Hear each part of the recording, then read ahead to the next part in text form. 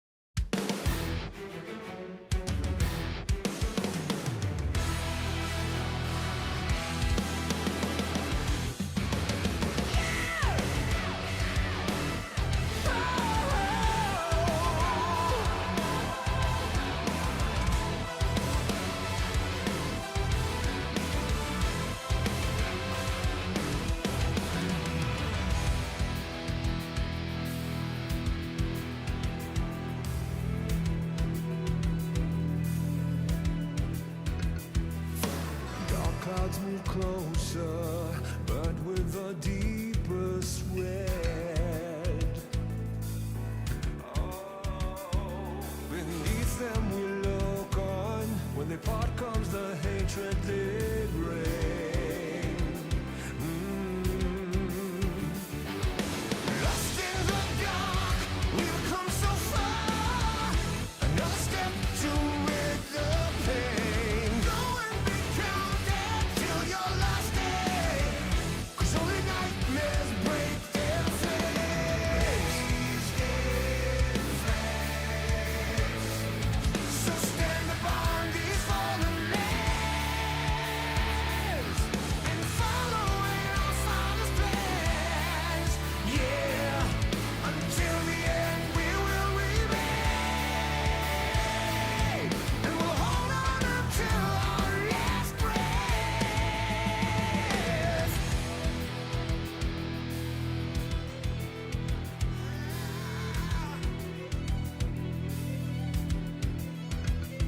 So what is to be left for us? My people look on and say, don't fear what you don't know, 'cause we're far from certain fate. And we'll make our final stand. Lost in the dark, we've come so far. Another step to rid the pain. Go and be counted till your last day, 'cause only nightmares break their flames. So stand upon these fallen lands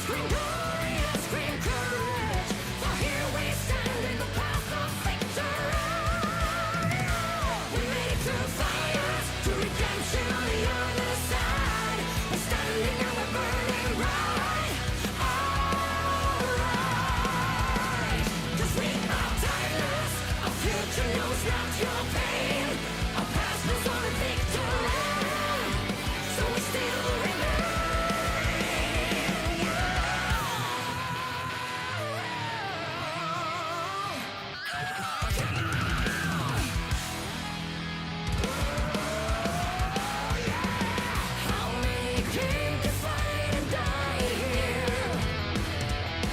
How many legions overcome? How many scars are left behind us? But there will be no rises. There's always light waiting on.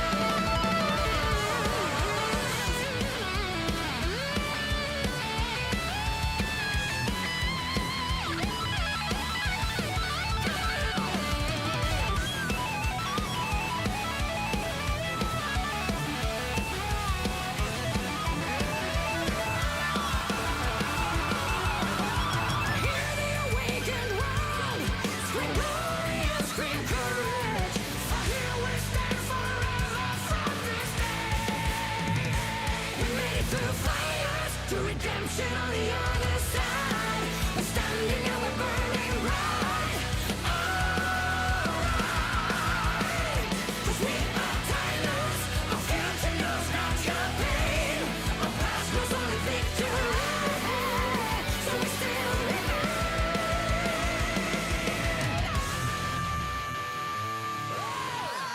We'll keep rising.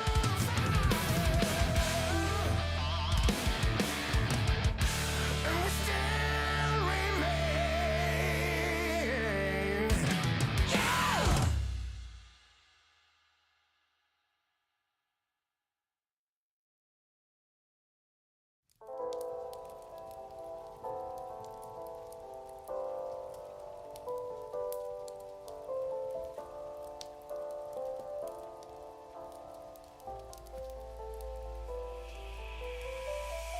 Fellow armsmen, I ask you, will you follow me tonight to break their spine and reclaim what once was mine?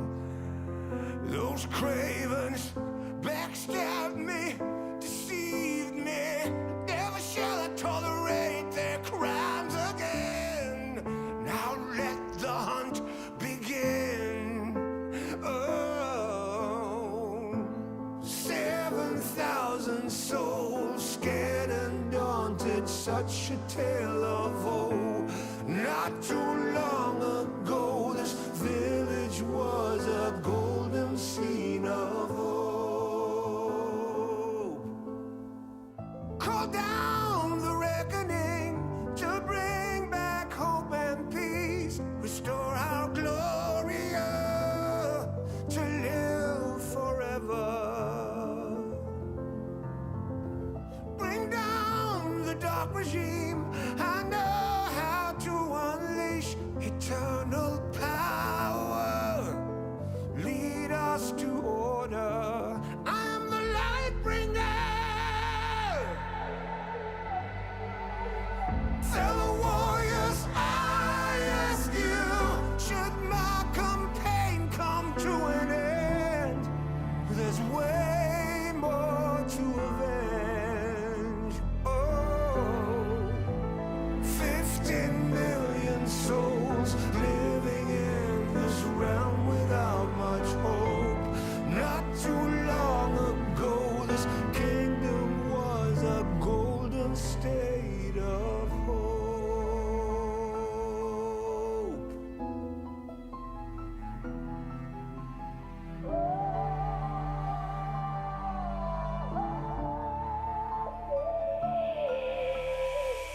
Call down the reckoning to bring back hope and peace. Restore our glory to live forever. Bring down the dark regime.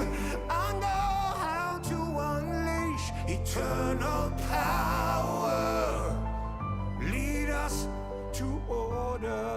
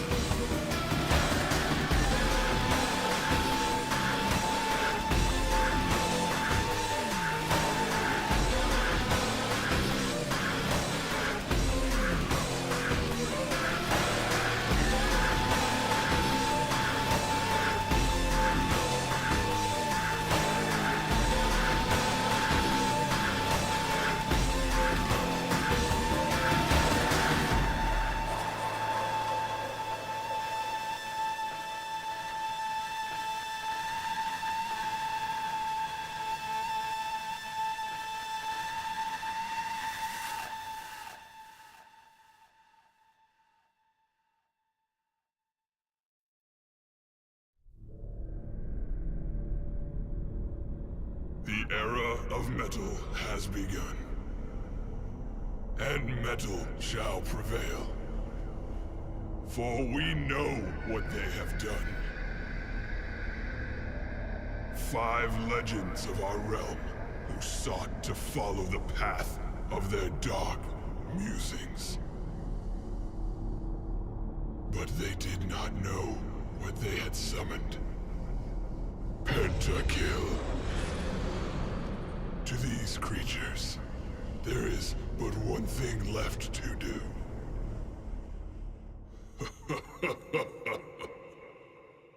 Heavy metal.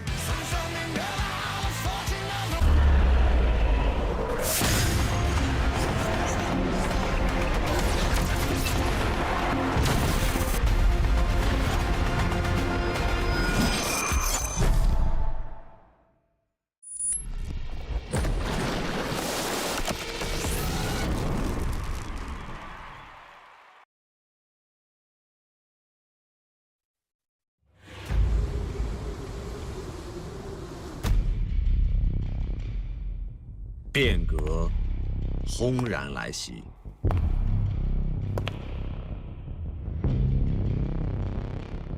峡谷亦是人心博弈。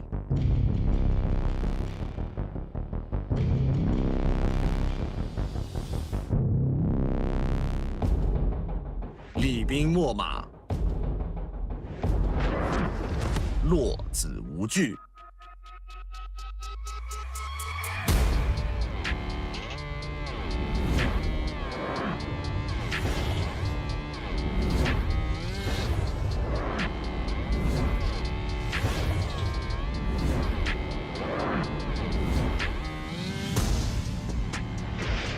棋盘之上，携一子去九州，乾坤未定。这一手步步为营。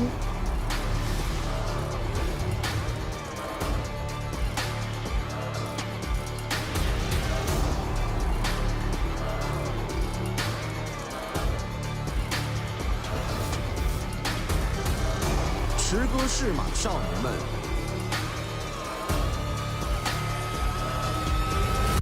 这个夏天，寸土必争。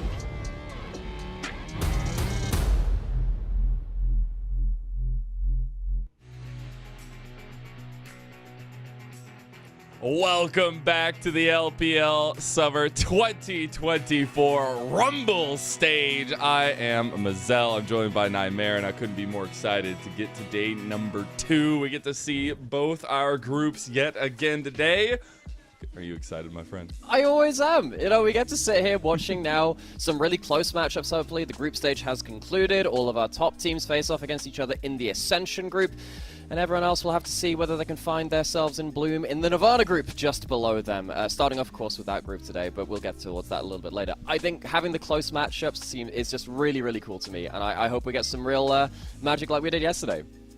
Really excited to see what kind of music Group B can make for sure. Group Nirvana themselves. I am interested to get your take on yesterday's games, though. I think particularly maybe not the exact roundabout way we got there. Flipped a little bit reverses, but also the expected victories. I think, yeah, these are the expected victories, but really important milestones. Because let's be honest, you know, we've seen them within their own groups. We hadn't seen them outside of that so far. So EDG proving that they are just a little bit ahead of RNG. RNG bringing in some rookies to start that day. Didn't quite work out for them. They did take one game. Anyone's Legend, FPX, though, fantastic series. Love to see that. I think that genuinely could be a battle between two world slot hopefuls. So for Anyone's Legend to take that early is really important. And we look at today's schedule ahead of us. We're going to be taking a look at both Group Ascend and Group Nirvana. TT versus RA, and then JDG versus Weibo. So, lots to talk about here. I think TT and RA, both of them have been on ups and downs. They've had some fantastic games. They've had some awful games. So we need to see what form they're in. For me, I did a little bit of a power ranking before we came into the Rumble stage to help myself kind of like picture how this should go. TT, for me, are towards the upper end of what I think should be being sown in this Nirvana group. And I think RA have struggled a bit more, but it is now up to these teams to show me exactly where they lie, you know? God, I just am so excited for what this best of 3 has in store. As we get into the Rumble stage here, you have to remember it is no longer fearless. We are back to normal drafts, no more craziness, but also these groups have panned out to be a little crazy. AL taking a early advantageous lead after being the only team to play from Group A. Obviously, EDG the same in their regard. Yeah, you know, we don't really get a full picture of this right now, does it? It looks quite barren in there. Just cut it right now. Cut the tape. Cut the tape, dude. Quick, send the pandas to Worlds. Awesome logo. They were sending them +2. Incredible stuff. But that is a breakdown of our groups, at least. But I also want to take a little bit more of a deeper dive into this first series as a whole, because I think on paper people may be not as excited for these two teams, but I'm here to change that narrative, I tell you, because I think this series itself has a potential to be one of the more exciting ones. Maybe not the highest of levels, but I think the excitement will definitely be there, and I think it's particularly looking at what strengths have come before this, especially in group stages and or at least the placement stage here in Nightmare. Yeah, and I think the most important thing about this matchup is that regardless of the other skill sets they have, and you know, I think that some of these teams have struggled. I think RF struggled with early games at some points. I think that TT have sometimes struggled with side lanes. Both of these teams know how to team fight. They know how to throw their carries into the fray. I love that. Hopefully it's going to be a bloodbath. I hope we see some big skirmishes. For me, I really want to praise 1xN on the side of TT as well. We see the full roster coming through the same as in groups. 1xN for me has matured into a wonderful player for this roster. And for me, he has been a standout for them. But the whole team is now looking, after a shoddy first round robin, to be on pretty good form. Yeah, I'm actually really happy. I feel bad for Chocho, obviously, but I'm really happy with the sticking with Feather. Kind of stick up with TT. UCal, obviously, a mainstay for a long time for TT, but also a mainstay carry. It's really 1xN stepping up that has made them look like a threat. And I really want to see how Beichuan kind of uses his activity to get on the map and facilitate these carries, because I think that's always the disconnect is... There's two parts going, and sometimes they don't go together. So we need to see it kind of come together itself. RA on the other side, they were so close to making it to Group Ascend. And you know, they had a pretty good run of it. They took down LNG in one of their series, and they lost the other one, of course, within that group. But the fact that they took down LNG, a team which has they've had their ups and downs moments, don't get me wrong. But however, they took a series off of them. And I think a lot of that has been through this guy in the jungle. So when you were talking about how active Beichuan being, that's very important. He has to do that against an opposite number who is so strong right now. I think that Xiaohao, for me, it has gone back to his level that we saw back when he was on Anyone's Legend, when he was really controlling that team. I love the way that this guy plays, and hopefully he gives us a good show of it in this matchup today.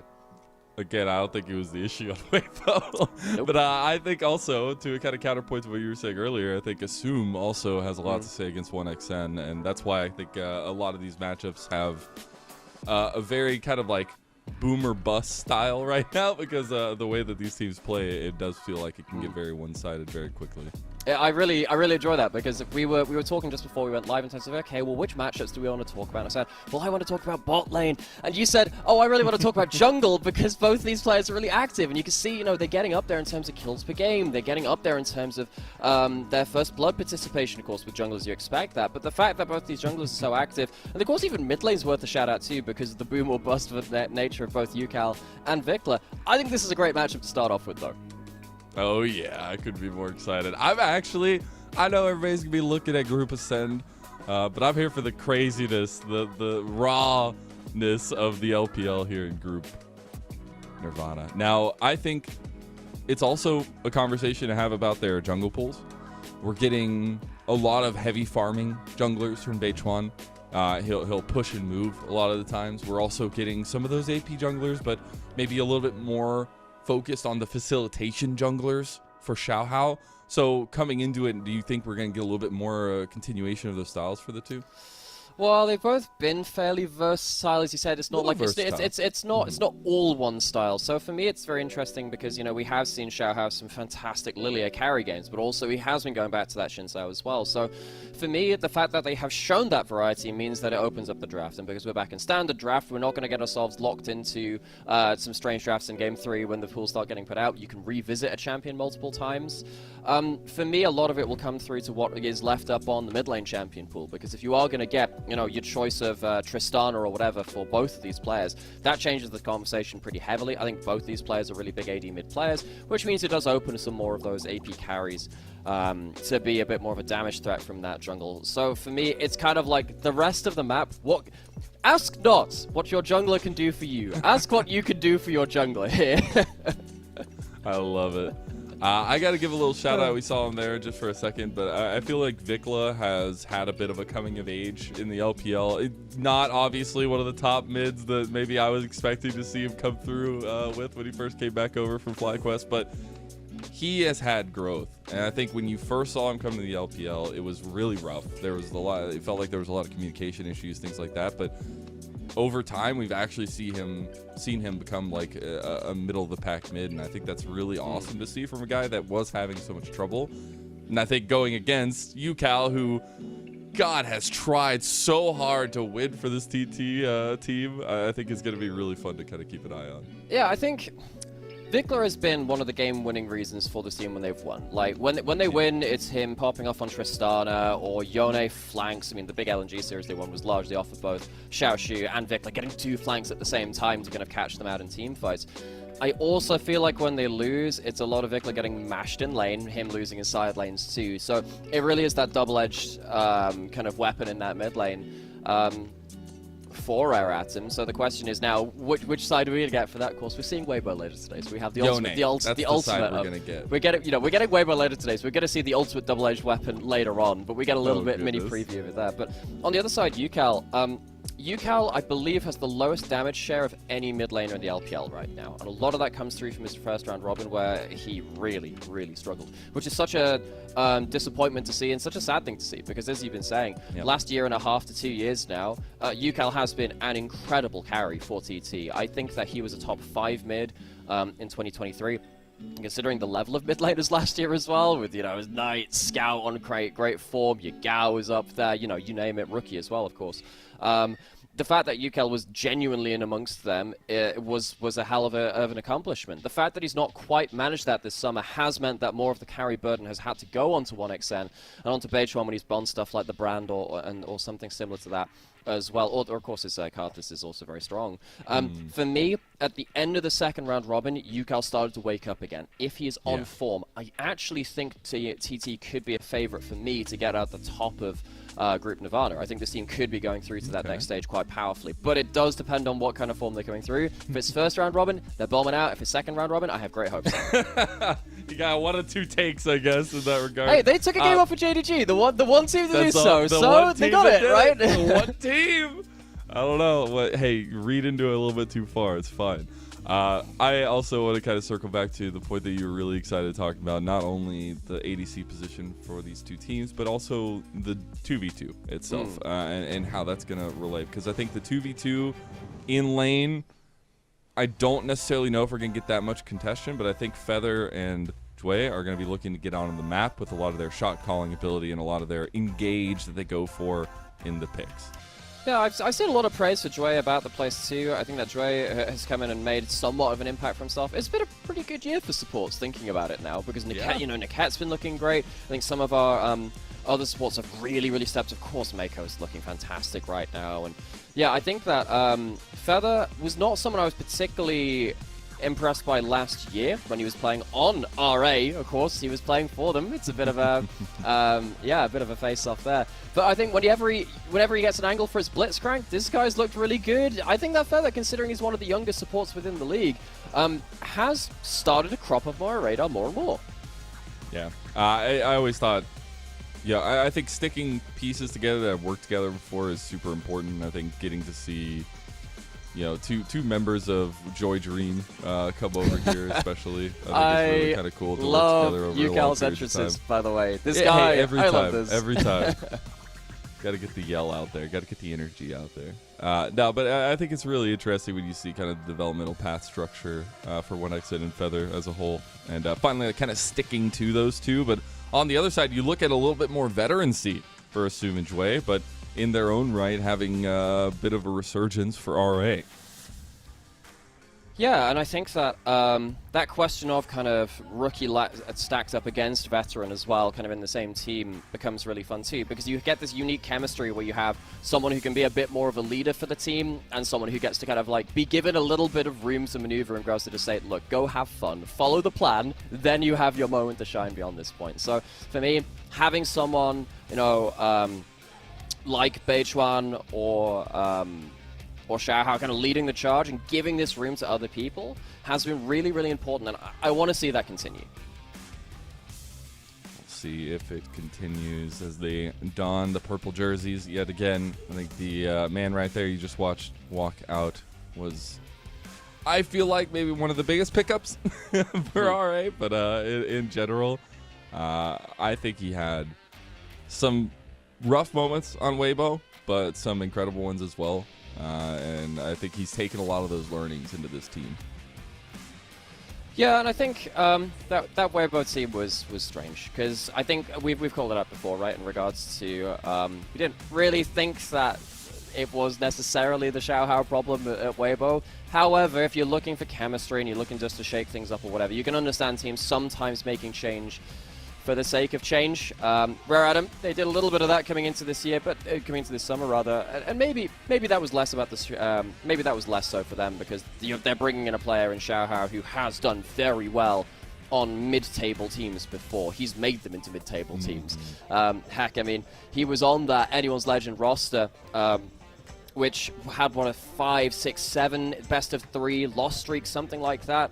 But he was carrying them all the way through that, so close to that finishing post. The fact that he is kind of viewed now as a player that can play towards the upper echelons and then still be picked up by teams here and become a key piece of them, to me that's been a fun story to track. Even if he's not found himself on a successful top team so far, I really like watching this guy play. That interview of him crying will forever be burned into my brain. It was one of the most heartbreaking interviews I've ever watched, but it also was one of the most emotionally charging interviews for Xiaohao. They used it for sure for the promos, but it was really cool. But we'll be getting into it here pretty soon. So I do want to ask you kind of your take on Rumble stage so far. Do you think we're going to get much adaptation from what we were seeing in the previous placement stage? In terms of drafts, yeah, I mean, the big thing yesterday is where the hell did Gnar come from? Well, where's Skarner gone? No, we've had like one patch. Skarner's gone, man. I'm sorry. I mean, Skarner's like had his Q nerfed a bit, so he doesn't have the same kind of laning pressure with the rock throwing. I guess they've made him into less of a Talia at this point. But yeah, I'm very surprised that Skarner's gone. He's still a fine frontliner. We're seeing Gnar being pulled out a decent amount as well, and I think we're seeing a bit of that in the LCK too from over in their draft. So maybe Gnar is just opening things up. Maybe that means we're going into more of a side lane style of play. We've already seen it from Tristana, LeBlanc, sometimes the Corki playing towards that as well. But I wonder if that indexes into it anymore. So in terms of the overall shift in the meta, we might be seeing more people looking to play on every lane at once, split pushing and trying to get people very fed off of tower gold in side lanes. That's something which I need to pay attention to kind of see whether that kind of continues through in earnest, or whether this is one or two teams doing that. And I guess the other thing is that now we're into standard draft, you're not going to have just that one game of the Tristana or something like that. I do think that works out really, really well for some of our teams. I think TT are a team that will work well with that because it means they get more UCAL's Trist or Jace. Beidchuan on stuff like the Brand, I've really liked him on that, and his Carter's been pretty good too. So you get more of that kind of AD, AP jungle, but like the first string of them, rather than having to fall back to champions, which maybe your players don't like as much. So that will change inevitably some of our games further on in series. And I think this is one of the series where I'm going into it wondering and still kind of questioning who's going to be getting counterpick in this one for R5. Because I think there's a lot of options available to you. I think AP junglers will be first and foremost in first phase, but I'm also looking to our previous conversation about the bot lane and see how much priority those take here, because there is a little bit of flexibility in terms of if you want kind of pushing bot lanes or safe bot lanes. And we are already neck deep into the bans here. TT on the blue side to kick us off. They got the Leona, the Yone, and the Zyra ban. RA going to ban the Brand, the Rumble, and the LeBlanc. So, Tristana first pick looks pretty okay. You could also go towards Ashe. That's been a really powerful kind of combo, and you know you're going to get one of the AD carry mids. You could go towards that and lock in something a little bit more utility. But Tristana also up on the table, very, very impactful. Those are the kind of picks that we're looking towards. They completely ignore me. It's going to be that Ezreal. Yeah. Yeah. You get the versatility of either mid or bot. Play around with that here early, but yeah, very surprised that they're willing, because couldn't you just literally lock in Trist Ashe here? I mean, that'd be pretty good. I mean, I feel like, right? Ezreal can deal with the Ashe somewhat, but at the end of the day, the Ashe still gets the push, still gets to be able to control that lane, so for me, that would be quite valuable. They could also go for the first string of AP junglers now if they wanted. You could go towards the Karthus now that the Zyra and the Brand are out. There are different options here. Well, these have been the names of the game for these supports. Anything that has a hook or has any kind of engage, and it's going to be the Nautilus locked in there for Chue. So that's just very consistent. have been noticing a lot with stuff like the Nautilus is that you end up being quite good in laning phase a lot of the time. Well, I mean, you could just lock in, you know, a Braum or something like this now and just end that laning phase because Nautilus hates stats champion. But yeah, it does kind of feel like Nautilus is very, very squishy later into the game, and you can struggle to reach some of these backline carries like the Ezreal and the Corki. So for me, Nautilus, while it was just such an insanely powerful pick throughout all of spring, and then, well, not all of spring, but like the back half of spring and then also into summer as well, I think it is becoming more second string now behind stuff like the Rel and Leona. Surprised to see it locked in so easily. And we did say that, you know, a number of the top tier AP junglers are off the table. Lilia comes in. What Lilia offers that Karthus doesn't is engage, so that works out quite well given that you have the Ezreal and the Corki, which provide absolutely none of that by themselves. Yeah, exactly. And I think you're also going back to the niche of what these junglers feel comfortable with. Fast clearing, AP style. We'll see them utilize that and a lot of setup potential for TT in that regard. But talk about setup. Those enchanted crystal arrows are going to be cold, cold, cold. So, Rare Adam, they don't have themselves any magic damage right now. I think TT, they are eyeing up something like a Cassante or maybe the Skada if those been nerfed, because going full AD into the hyper tanks of top lane right now just feels so bad.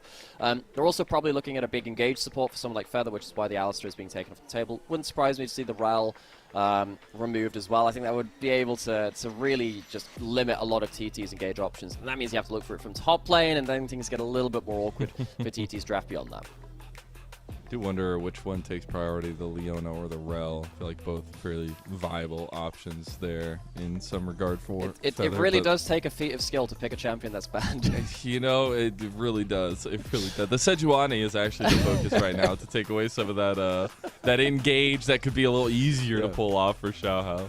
I'm surprised that TT are banning away that, because the Rare Adam, again, they don't really have that. Well, they don't have any magic damage right now. They could look in something like the Mordekaiser or the Kennen, I guess. Xiaoshu has been one of the few Kennen players that we've seen within the LPL, and they're just removing some of those Was the Rel. engage things.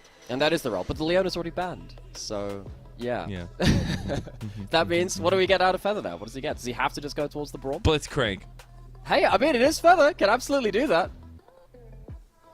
I'm here for it. I actually think that okay, so the Italy ban. All right, I was gonna say I really do think maybe taking away some more engage junglers would be really big, but they go for the straight up carry jungle, targeting Xiaohao there with an Italy ban. So Milky Way is the only jungler that has played the Diana so far. As it stands, it does tick the boxes. You want engage, you want magic damage somewhere. Diana brings both of those things. Now, good luck reaching the Ezreal and the Corki from that kind of range, but I think this can potentially be very, very powerful if you had one last piece of the puzzle to help pin targets in place or help them kind of like remove some of that defensive ability early. As we said, most of the engaged supports are further off the table. You can just deny Nautilus's laning phase by just clicking Braum, because Nautilus never wants to hook into that. But this still means that TT very lacking on engage right now. They do have decent range. They have the Ezreal, they have the Corki, and they even have the Lilia for poke too. They are gonna struggle when it comes to bigger team fights though, to get those clean team fights. It's going to be a lot about moving around the team fights. I really like this Cassante a lot more for TT. I think the Braum enables the bot lane so heavily that you have to kind of now play around that to some extent. The Cassante provides a lot more safety in the side lane as well, but also some of that late game entrance into the fights for Hoya. So, Xiaoshu, do you just want to take a big counter matchup out there? Because let's be honest, I don't think that I don't really think you want to be going tank for tank against the Cassante right now. I think Cassante is just kind of better than all of the others at that kind of moment. The Camille can struggle. I was listening to Jamada on the cast just yesterday, and he was talking about the Camille Cassante matchup, saying, look, Camille needs about an item and a bit, really, before things really start going the Camille's way. Xiaoshu is a notable carry player. He was very, very strong.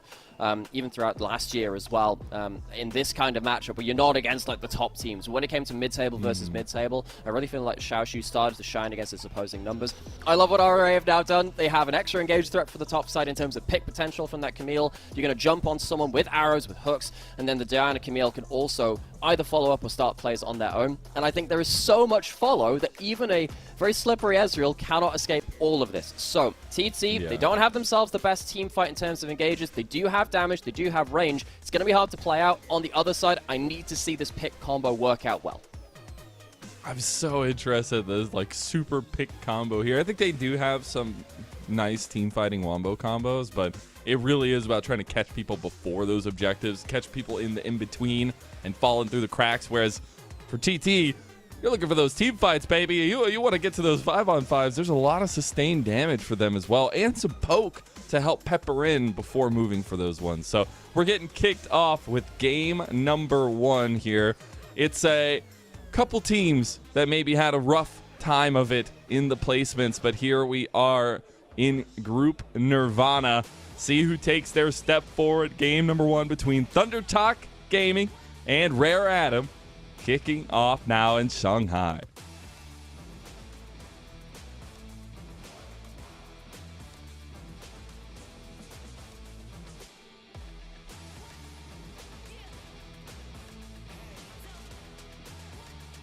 Now, we said getting into it, it's all about where these jungles want to go early, where they're going to be facilitating their carries, and also looking at this bot lane and how active they can be. I think 1xN and Assume taking the center stage here. We're going to get ourselves into JOs. I like to leave some room for them. Can't hear them right now. So, pretty early in the day, of course.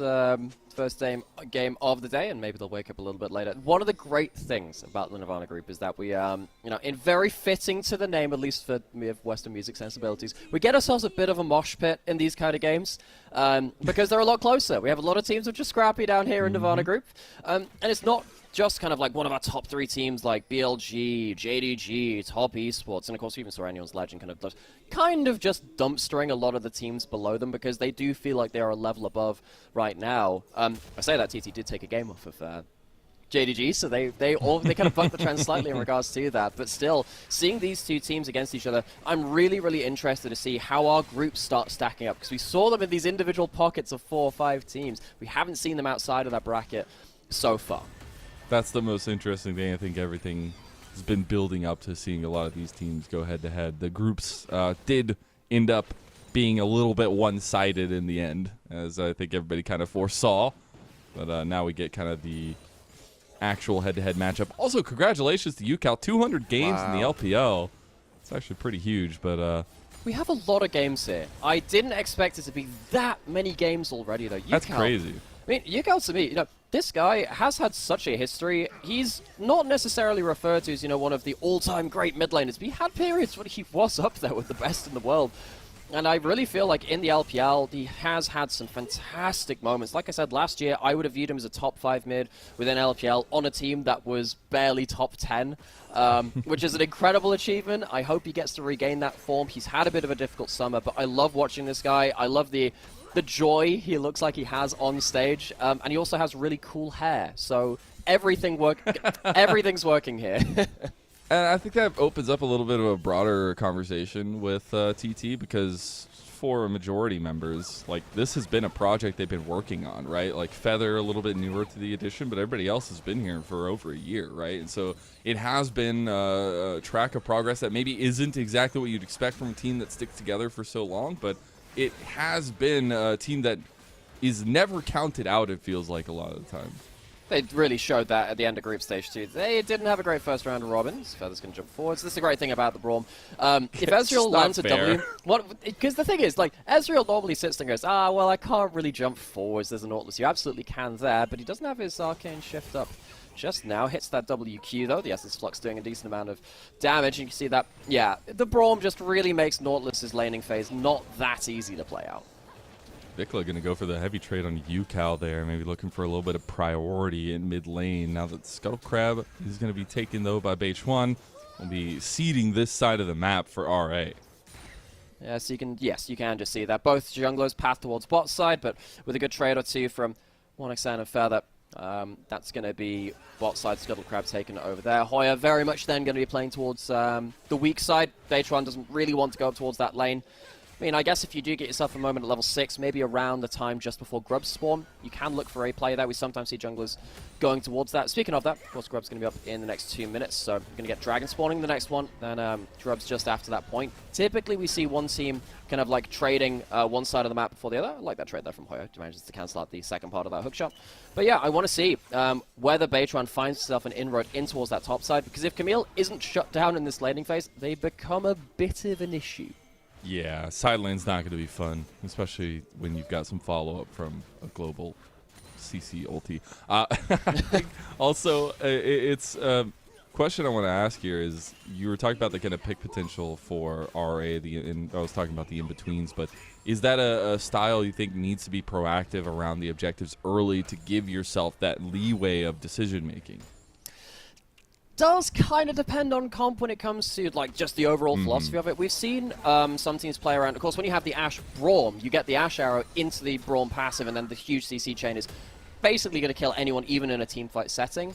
I think when you have the Ashe arrow into the Nautilus hook, it's fairly similar, but it can be a little harder to work around because, weirdly, Braum has a lot of damage if you end up hitting everything on the same target.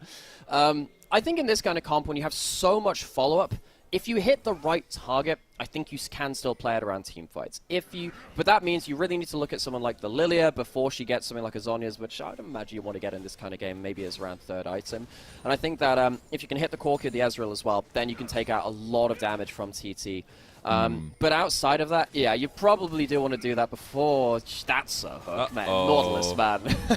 But yeah, before, if it's not going to be as easy to find those targets, yeah, you really do just want to get that vision control and play things around the back end of a team fight. That's a flash out of Yucal. Didn't quite see Xiaohao around the corner.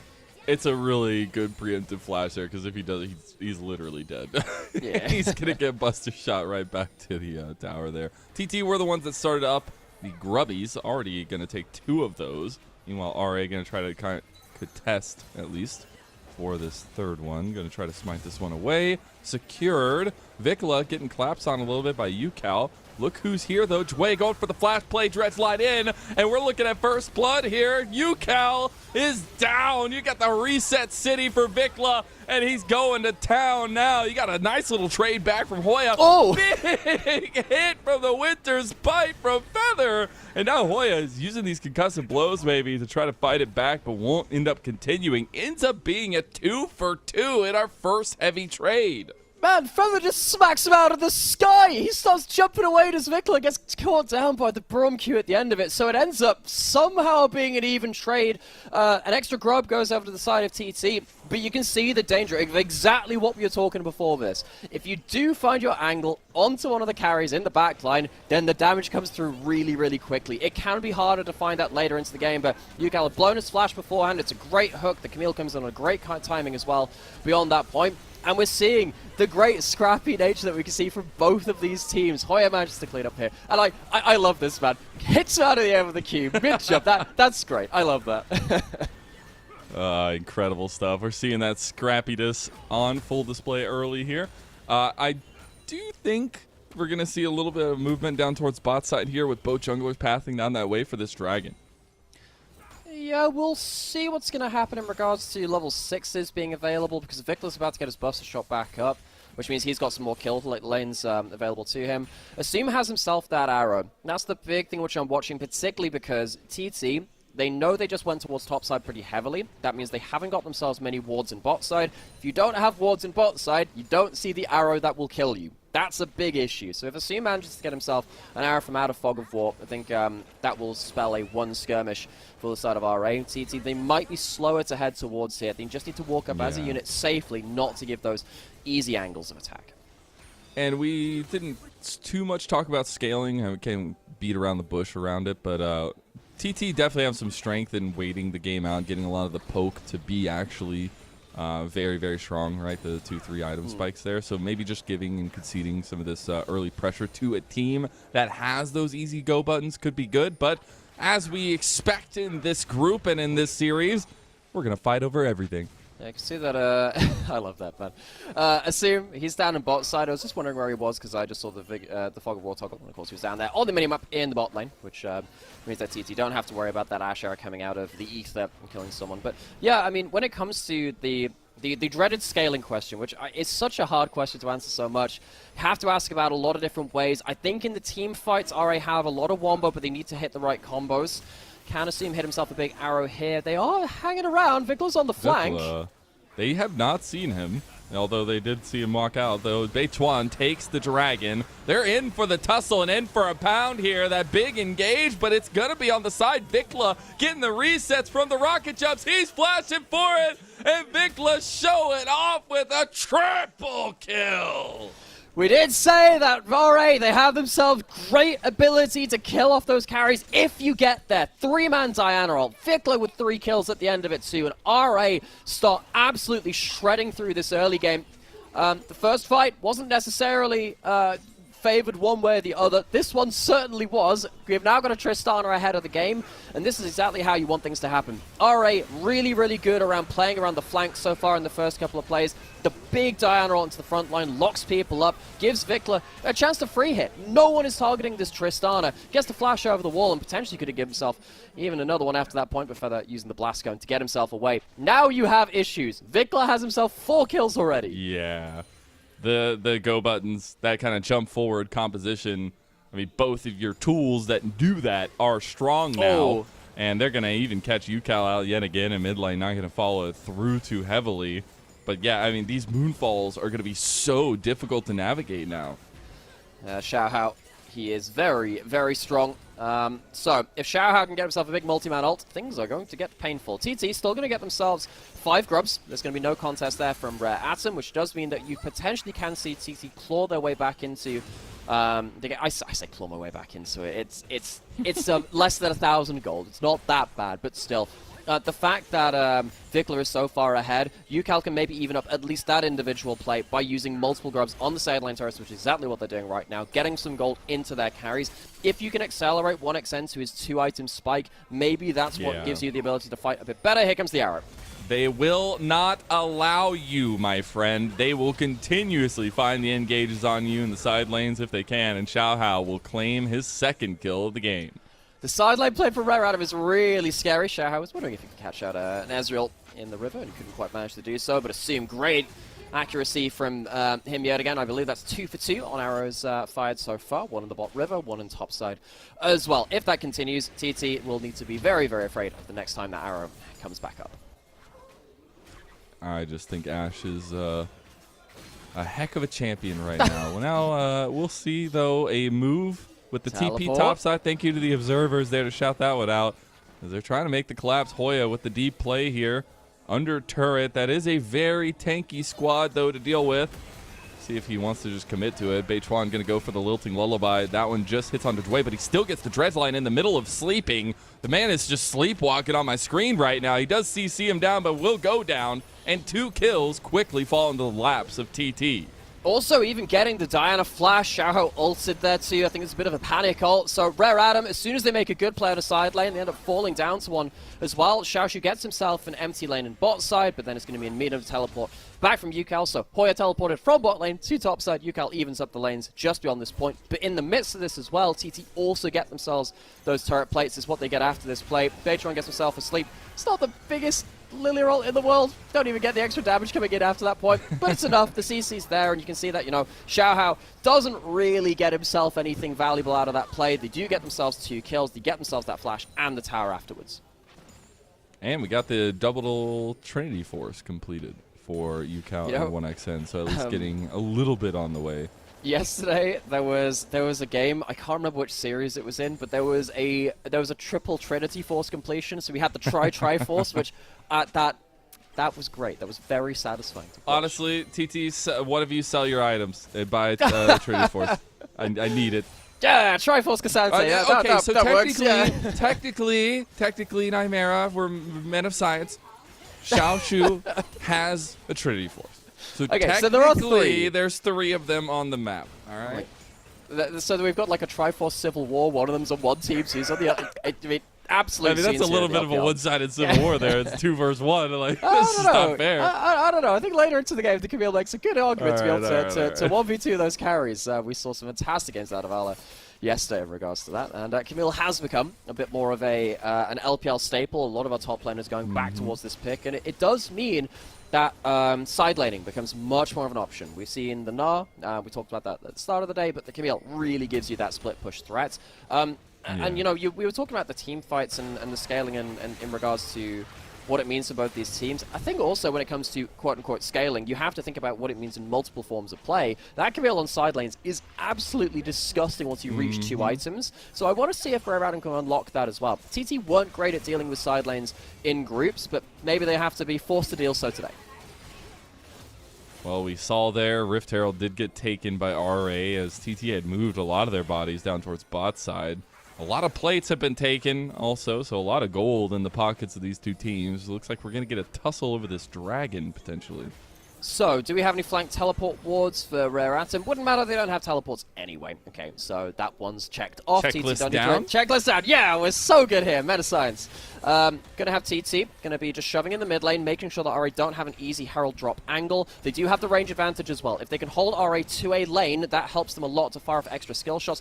Go back towards the Dragon, RA do bring up their Herald, but they're not looking for an engage. Dragon for potentially mid tower. Gonna try to drive this one in. Get a little bit of an awkward angle. The engage Herald! It's just the going engage for the Herald! Engage! Dwayne goes for the massive Herald engage. As the Moonfall goes, it's not going to really connect on anybody there. Xiaoshu is able to get Hoya down. Now Vikla with the resets moving forward. Somebody else going to drive this time? Nobody's going to get a charge. And that was the most wonky Rift Herald play I've seen in a while. You can't use the charge again. You have to kill a tower to get that back up. So RA say, yeah, we're going to use it aggressively. Use it as an engage tool.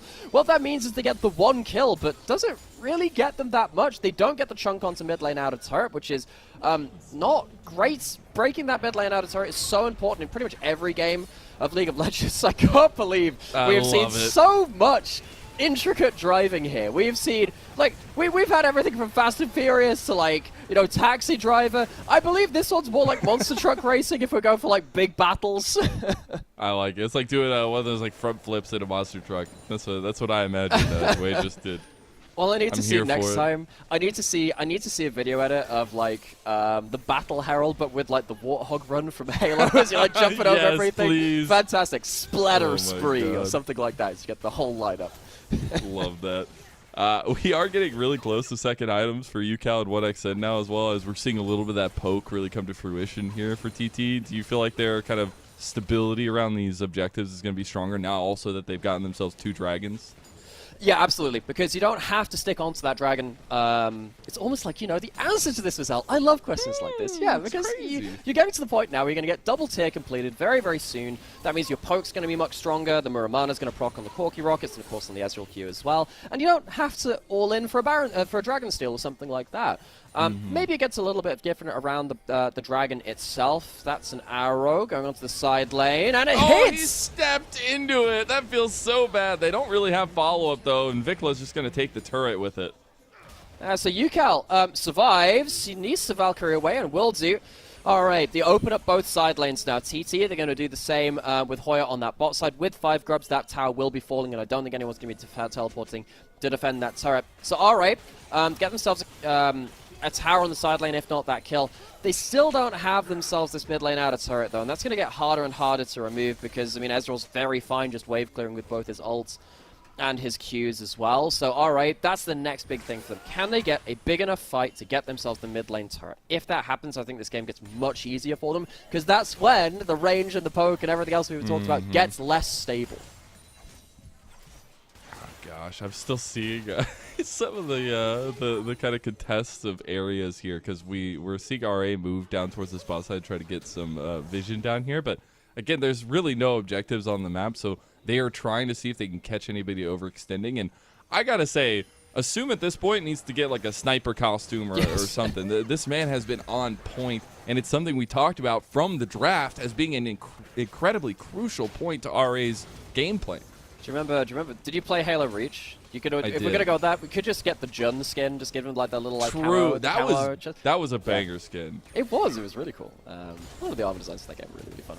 All the same, I don't think he's missed a single one yet. We were keeping track of it. I might have missed one, but I feel like he's hit every single one so far. I'm an easily distracted person when there's cool plays happening on the screen, but one thing which is helping with that is you were mentioning RA contesting over different areas of the map, getting vision control. I mean, that directly helps the Ashe, because if the arrow comes out of Fog of War... So, if we see these arrows at full spectator, it looks cool. cool, but it is not the same shock value as whatever happens on the other screen. If it is coming out of Fog of War, it's really dangerous. We're getting to the point now where a single arrow could potentially determine the game, legitimately. If you get a big kill onto UCal, 1xN has cleanse, Beitron has himself the Zhonya's, it's harder to kill them, but if you hit the right target, or force them, maybe Beitron to Zhonya's in the wrong place, that could potentially lead to a Dragon or a Baron, which could flip the game. Now we're actually seeing the culmination of RA moving all their bodies down towards bot side, because we're going to have a Dragon in about 35 seconds. We're still away from third item for Vikla, but I feel like he is the saving grace right now. Now 2 items for Xiaoshu completed as well. Big thing is those Miramanas going to be very close, at least for both of them. Yukal's already gotten his. Yeah, so we got one with the Manamune, one with the Muramana. 1xN really wants that upgrade before the next big fight. Dragon coming up in 20 seconds. I don't think he might just... Yeah, he'll get it midway through this fight, as long as he hits one more Q. Also, I mean, it will sack up a little bit over time, so he'll get that before that next fight. RA, can they get themselves a big fight? Currently, Vikla going towards top side, trying to take himself a tower instead. Doesn't have the grub buff, though, so can't full kill the turret. Hindsight's 2020. Wish you had your grubs. Yeah, absolutely. Make sure to eat your grubs, kids. It's like eating crust on bread. Got to make sure all of those nutrients go the right way. So, alright, have themselves Vision Pocket again. Assume on Vision. Watch whenever Ashe goes out of Vision. Those arrows become so much more deadly when you don't see that wind-up animation. They get the flash out immediately because they don't want to get followed up on. True Shot Barrage across 3 there, ringing in the ears. Xiaoshu goes in. There's the Hextech ultimatum. The ultimatum's been set. Big 3-man moonfall. He goes golden immediately, so he buys all that time, and now Vikla's off to reset City again. You got to get that man a season pass to it because he's there every single day. The Mountain Dragon will go over, and RA have taken control. Alright, they survive the first pick coming through from that sleep, and then they re-engage. They get themselves the Dragon, they get themselves some kills, and we're getting to the point now where TT, if they start losing these objective fights, are getting really, really worried. Because if they're not winning the objective fights, they're certainly not winning in the side lanes either. Xiaohao does get tagged up by the Lily Roll, but that's it. They get the flash out of that. Really good counter engage. I think Jue's timing for the engage here is fantastic, because he knows he will blow his flash, but it saves Xiaohao's HP bar in his life, which means he can go for the big 3-man ult again. The Diana, it isn't just an AP carry, it's an engaged threat as well. I love that RA kind of reconsidered this team fight on the fly at multiple points, forced TT into an awkward retreat after that ultimate came through, and they ran away with it. And Xiaohao and Vikla are having a hell of a game here. Like, it's actually incredible to see some of these micro moves in these fights. It's not only the holistic approach to them, but we're getting some serious mechanics out of these guys today. It's a pleasure to watch. 3 items now completed for Vikla. He has that Bloodthirster. Absolutely. You know, the big thing is that he's now going to be even harder to kill with that Bloodthirster. How do you get through that overshield? Maybe you can get that first pick onto him, but it's so hard to get towards Vikla the longer range he gets. And also, one thing we need to mention too, as we go into Game 2 beyond this point, he could also potentially play this Tristana again. No more Fearless Draft. We're talking about how that maybe favors TT, but I think for Vikla, getting multiple Tristana games, which he's looked so powerful on, maybe that's going to be a bit of a feather in their cap. A ticket to ride, if you will. I'm sure they'll be very happy if they can get their hands on that one again. All aboard the Vikla public transport system. Yeah, that's the one. Yeah, it's called the Big Vikla. I've heard that one before. It's a classic. Chantaquissa immediately cleansed out of. Vikla still wanted to go for it, even if they got the Scepter spells already. They will try to siege down, but they are getting a bit of a collapse from Yucal. Xiaoshu was on the other flank, though. Good damage check there from 1xN on the other side. Have talked about how TT have often relied on this AD carry to be their big carry. I think he's doing fine damage still. It's just much harder to get that onto one target, one key target, consistently in the way that other more traditional AD carries can do. If he can get good damage out, maybe that can break open a fight. It needs to happen before his whole teammates kind of started fleeing already from the 2-3 item Camille that will be coming up shortly. Xiaohao with the Lich Bane and the Zhonya's is also going to be a real pain to deal with too. If 1xN can get good damage down though, I think TT can still very much win fights. The game's not out of proportion just yet. Yeah, and especially that this composition that we were saying gets so strong on 3 items is getting very close to that here for Yucal and 1xN. The setup's always there. Get a big sleep. Beichuan can make the difference. It's all about the entrances, and that's the strength that RA have, especially when they're ahead, is their composition is always just looking to catch you out. And they're going to do that a lot more easily when they are pushing in these side lanes so heavily.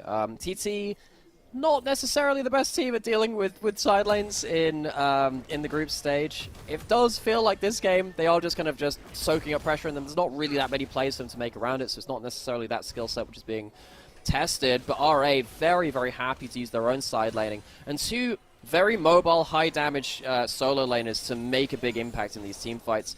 Another entrance towards this mid lane, but can they finally take this? They don't have the grub, so the bomb onto it might just do the trick. No, not quite. Explosive charge, not going to be enough just there. They didn't want to overextend for it. Asun does have the Enchanted Crystal Arrow to go with if he wants to pull the trigger on it. Not going to go for it anytime soon. They can't get any catch-outs just yet. And that brings me to a moment that I get to talk about, because I said something earlier that's been like kind of just ringing in my brain over and over again. An amusement park called Reset City, League of Legends themed, and it's just all the reset champions. All the rides are just reset champions. Do you think we could get like a parody movie as well? I think absolutely. Resets in the city. Plushies? Could you imagine? We're going multimedia here. Could you imagine resets in the city? I think that'd be great. Oh no, I don't know. Is that the TV show? Is that like the late night TV show? No, it's like, okay, there was a movie. Look, you know what? I'll tell you when you're older. Okay, thank you. Thank you for sparing me at least. All right, Dragon's over 30 seconds. We've got big item breakpoints. 3 items for UCal. That's a powerful point for him, but almost 4 items for Vikler on the other side. Beichuan, Flash, Zhonya's, or at least the Seekers, and the Ultimate too. I think Beichuan could also be a big game changer here. It's all about the entrances. 3 items. Still on the cusp there. Yeah, I think if Vikla gets caught by any of those abilities by Beichuan, the Lilting Lullaby comes out immediately. You start seeing that poke come to fruition here for TT, though. Yeah, that was a little bit close range for the poke there. You can see huge damage from 1xN. Even feeling like he can jump forwards, knowing that Feather can put up the shield just by him. Stops the Nautilus hook coming through. Really good poke work so far. Need to see if Vikla can get access to another wave. Then the Bloodthirster will invalidate some of that. They're trying to actually push them off of this wave, and that's where the arrow comes in. It does. You got Beichuan and Xiaohao going at a 1v1 jungle style there. He does end up getting him on the back end of it with the fadeaway triple buster shot, and RA get away like thieves. Beichuan dies and doesn't even Zhonya's. Xiaohao wins the jungle duel, and that might just open up a Baron opportunity. Never mind the Dragon. TT, great poke work, but can't survive through the fight. Now they have to start scrambling to see if they can stop RA going towards top river. Assume getting caught out a little bit there. RA caught lacking. Jue wanted to back. Now he's getting caught himself. True shot barrage going to be dodged out of there, but RA, they do make it out, even if it was a bit dicey. So that's going to open up mid lane out of turret. TT, they lose the jungler, somehow don't lose an objective off the back of it, and they get themselves the tower. I thought that RA, that was going to be a big moment for them. Xiaohao showing how powerful this Diana can be in dueling situations. Can't quite get themselves the big victory after that point. They're probably getting themselves Dragon now that TT are forced to reset, so it will be an objective loss off the back of the extended trade. But it's TT walking away with more than I would have expected, given how well that fight looked like it was going for RA. We're going to take a look back at it as well, how it all kicked off. That Enchanted Crystal Arrow going right on to Feather. And, he gets the shield up, so it's not like this part of the fight's a problem. Beichuan kind of greets this, doesn't flash away, gets killed by that last Q, huge damage coming through. And there was a chance that 1xN could have Q flashed to kill out Xiaohao, but the Buster Shot stops that coming through before the Q comes back off cooldown. So good awareness from Vikla, again, continually doing loads of work now on this Tristana. Vikla, this is one of his good games. I like it. I'm here for it. The Tristana is looking potent as hell.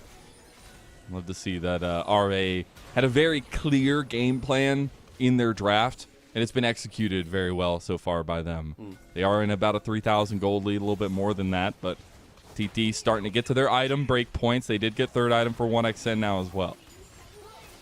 So that Cyrilda is going to come through and add a bit more slowing effect. I believe this is the Cyrilda buff patch, so we get a little extra bit of value coming in for that one. We've typically seen a lot of LPL Ezreals go towards Bloodthirster third, and then also Shojin, huge item on this champion, but yeah, thinking about it, a little surprised that the Cyrildas is coming through. It doesn't really feel like you need to have that much armor shred. I think that having something like that Shojin or Bloodthirster potentially could have been more valuable. You know what I'll do? I'll just wait until the Ezreal mains tell me, because Ezreal item builds at this point, they are kind of an occult science. Bring your pitchforks.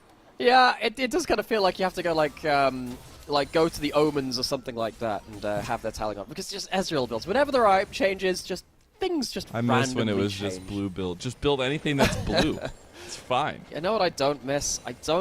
Well, double tier Ezreal was hilarious because he had the double AP skills, Oh, the it double was AD so AP skills. hilarious. Because that was like you chill for That about was 25 minutes ridiculous. and then he's the strongest person in the entire game. regardless Literally, of what. like- So disgusting. And then of course Death's Dance Ezreal. That was Yep. also feels like Tank a crime. Ezreal. And then I've got Tank. Oh man, Iceborne Death's Dance Ezreal. Blah, just take it away from me. And then of course there was Runeglaive Ezreal as well, which was one of the most broken champions in the history of League of Legends.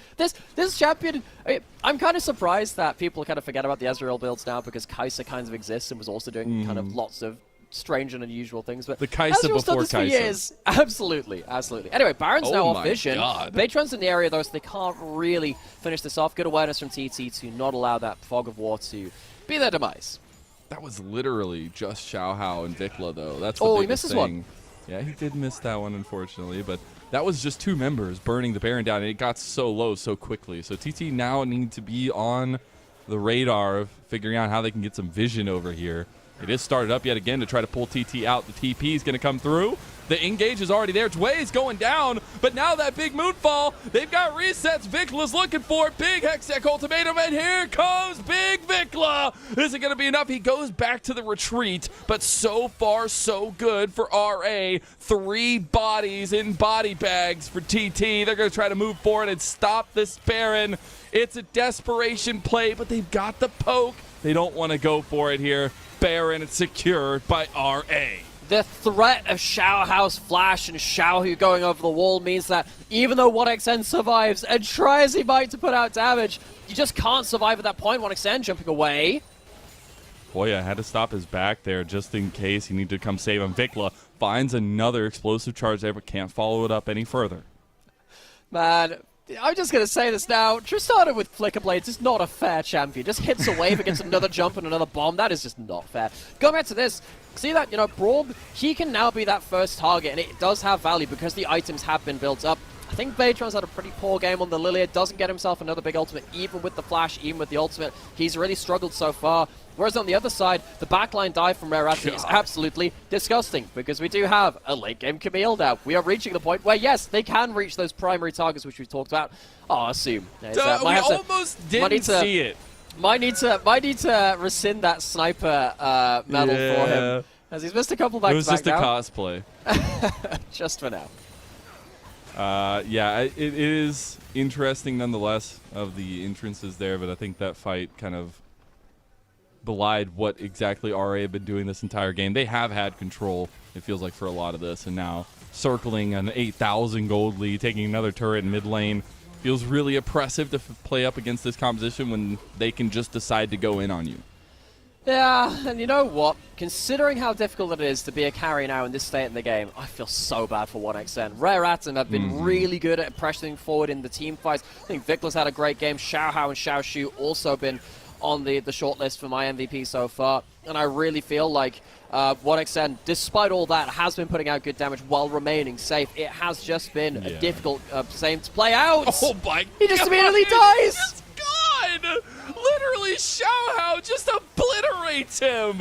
And RA, they made a statement in this game number 1. Welcome to Group Nirvana, as RA will bounce all over TT for this game number 1, and they're gonna clean house and take a 1-0 lead in this best of 3. Hoya's best advances are all that's left for TT, and RA come out swinging. I think Xiaohao took offense to us saying that 1xN was staying safe against this combo. Immediately, 100-0. The Diana, not a pick we've seen that much from, but I think Xiaohao really justifying that pick for the composition. Clean team fights from Rare Atom. Love the way that this played. They played the way through that win condition. And you look on the side of TT, they just couldn't stay safe. They couldn't keep their carries in damaging positions. RA ran away with the team fights. That's what's so insane is, like, we set up the expectations for this. There was a lot of, like, that team fight potential for the side of TT. Some ways scaling, trying to get there. They got to that point, but by then, the go buttons were just so easy that it was just like a big red button standing on the console that you could just smash and Press the launch all of a sudden button. confetti comes out and there's a bunch of dead bodies on the other side, I feel like. So it's really interesting how RA were able to execute this one. Again, it is not fearless, so we have to look at what the bans are going to look like in Game 2 for TT. We'll be back after a short little break with that game.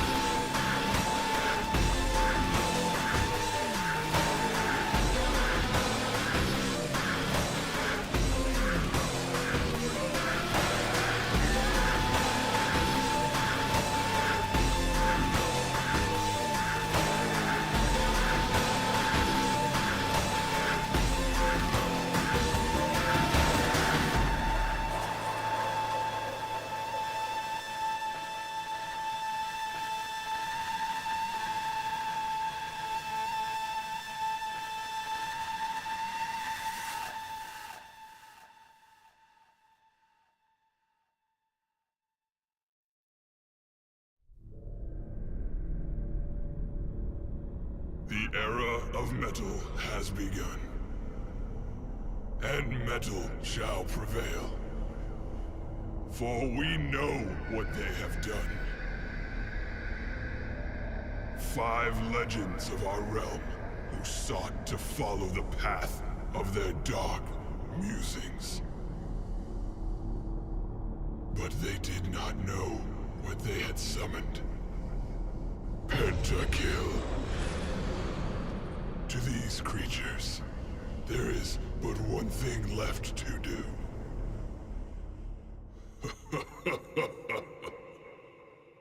Heavy metal.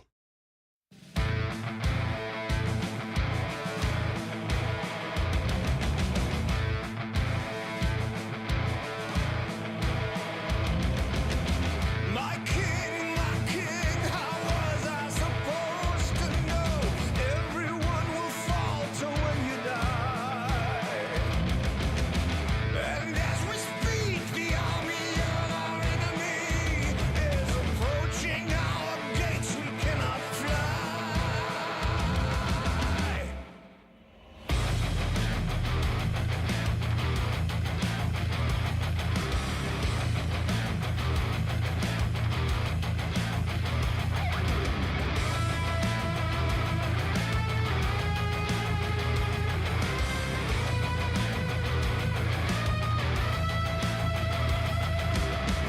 Behold, my son, there's a way to save you all. Don't you despair.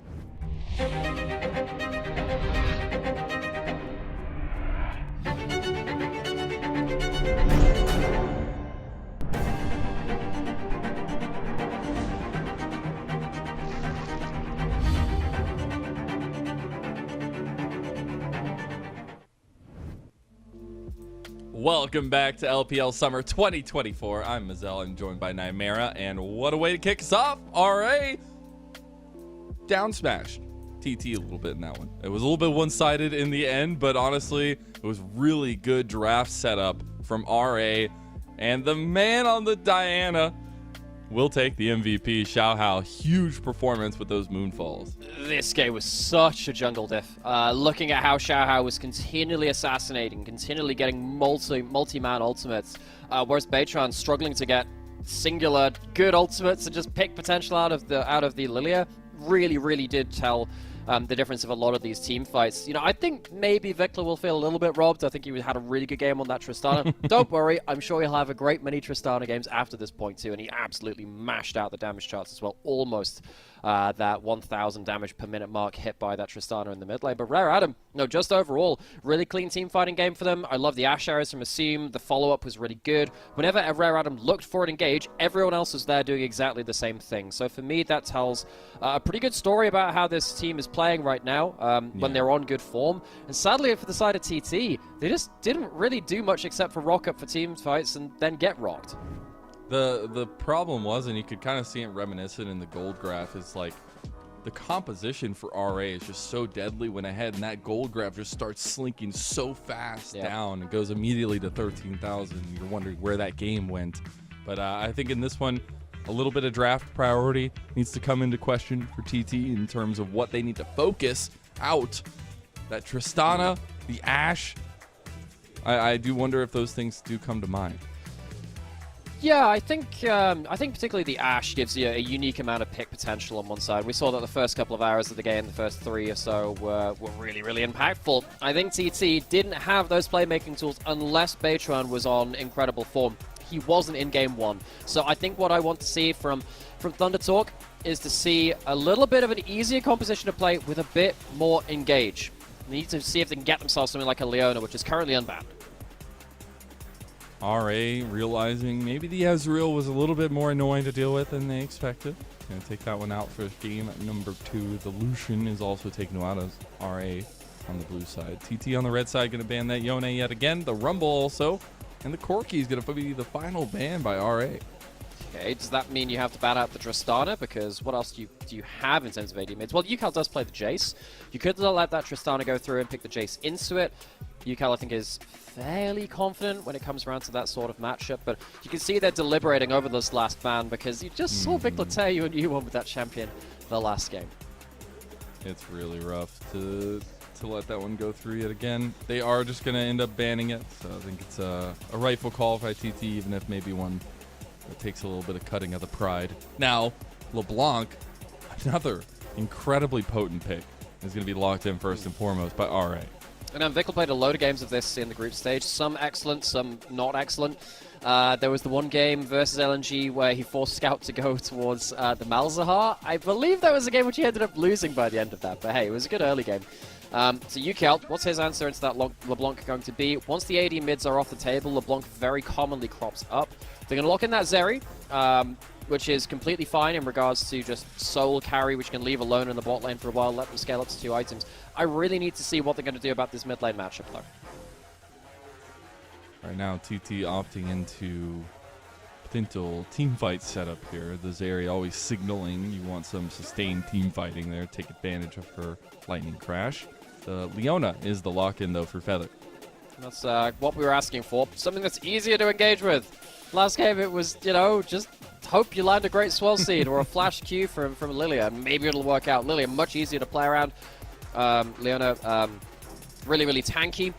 Probably the tankiest support. A lot of people will be, you know, saying, well, what about Alistar? Isn't he tanky because of his ult? The thing is, Leona is tanky all the time because Eclipse is not an ultimate, and you get it very, you know, very, very regularly. And certainly tankier than something like that Nautilus, which does mean you can tank up that hook somewhat. If you're going for a first pick kind of reset comp with something like the Viego being hovered, you'd much rather be against the Nautilus than you would be a Leona, just because it's much easier to kill that Nautilus than that Leona. Wondering if you're going to just give all the eggs to Xiaohao here to delve out or maybe take for himself. It is the Viego locked in, so a very particular style we're seeing from RA so far tonight. Yeah, it's a lot of dive, a lot of single target threat. This time you're leveraging that into a Viego that can reset, potentially win team fights. Now TT, you could potentially look to lock in something like a Sejuani here if you really wanted him to say, look, if you're going to look for that first kill, you have to go through a tank, and they go the exact opposite direction and say the Nidalee. Now this is surprising to me because one, Nidalee, really hard to play. At least you have that Leona for setup. But also, when we saw Nidalee pick towards the start of summer, we saw Viego answering that champion, because Viego can escape a lot of the early damage because you can just W out and E out to safety as well with the extra move speed from that Harrowed Path. But also, you're very happy to just farm up. You can be a bit easier team fighter than Nidalee by an absolute mile. TT have locked themselves into a early game snowball composition with this Nidalee. It is much harder to play it out the longer the game goes.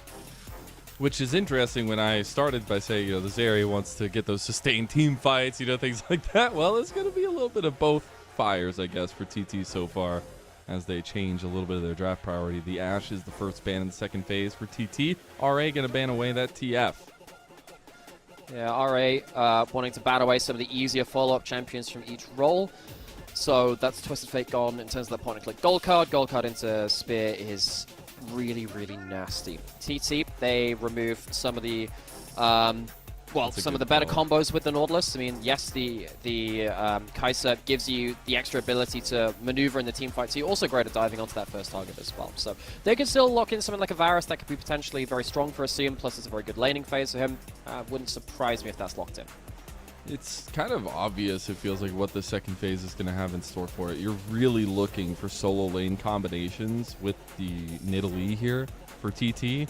And on the other side for RA, you're maybe opting into more of the sustained pressure for side laning things out now that you have the LeBlanc.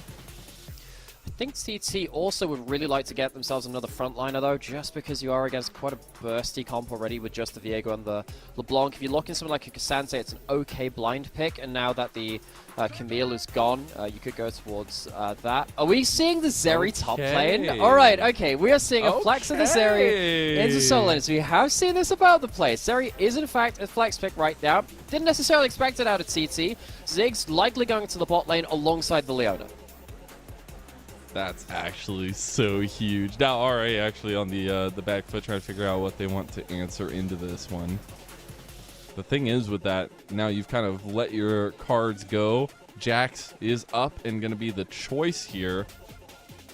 Don't know exactly how that matchup goes, but would assume that it's interesting to be able to get your pick knowing now that there could be some of that flexibility going on with TT's draft. And of course, you've got the counter-strike to avoid auto-attacks. Also, Zeri doesn't hit through the wave unless you've already used your dash, and if you've used your dash, Jax is going to jump on you. So if you stand in the middle of the wave as the Jax compared to the Zeri, you can get some really good trades. I think that this is not a bad matchup. Plus, also, Xiaoshu, very good player of the Jax. He used this champion to take down LNG in the group stage. It can also be a bit more of a consistent damage threat. The Jhin locked in against a very low tank composition from TT as it stands could be very impactful. Hovering over that Poppy. Okay, what are we doing now, folks? What are we doing now? Is this going to be Ziggs mid? Is it going to be Zeri mid? Is this going to be? Is it going to be? What I mean, is it going to be Poppy mid into LeBlanc? Does Zeri mid? I think it might be the Zeri mid. It does mean that you have the Poppy just tank matchup against the Jax. You can stop his leap strike. It's a fine matchup. You can be a frontline and another tank, which we said TT needed.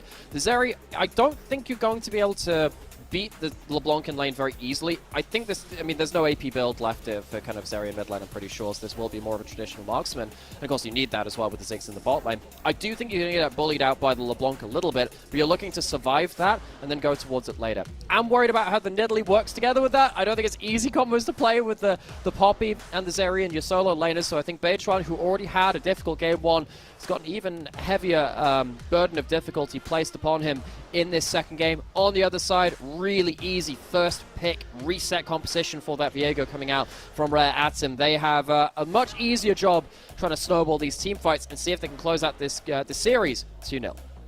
They also go with a little bit more of that style of some side laning, but also the resets. And I think that's really important to kind of keep an eye on as RA go through in this group and see if that's going to be a consistent style for them.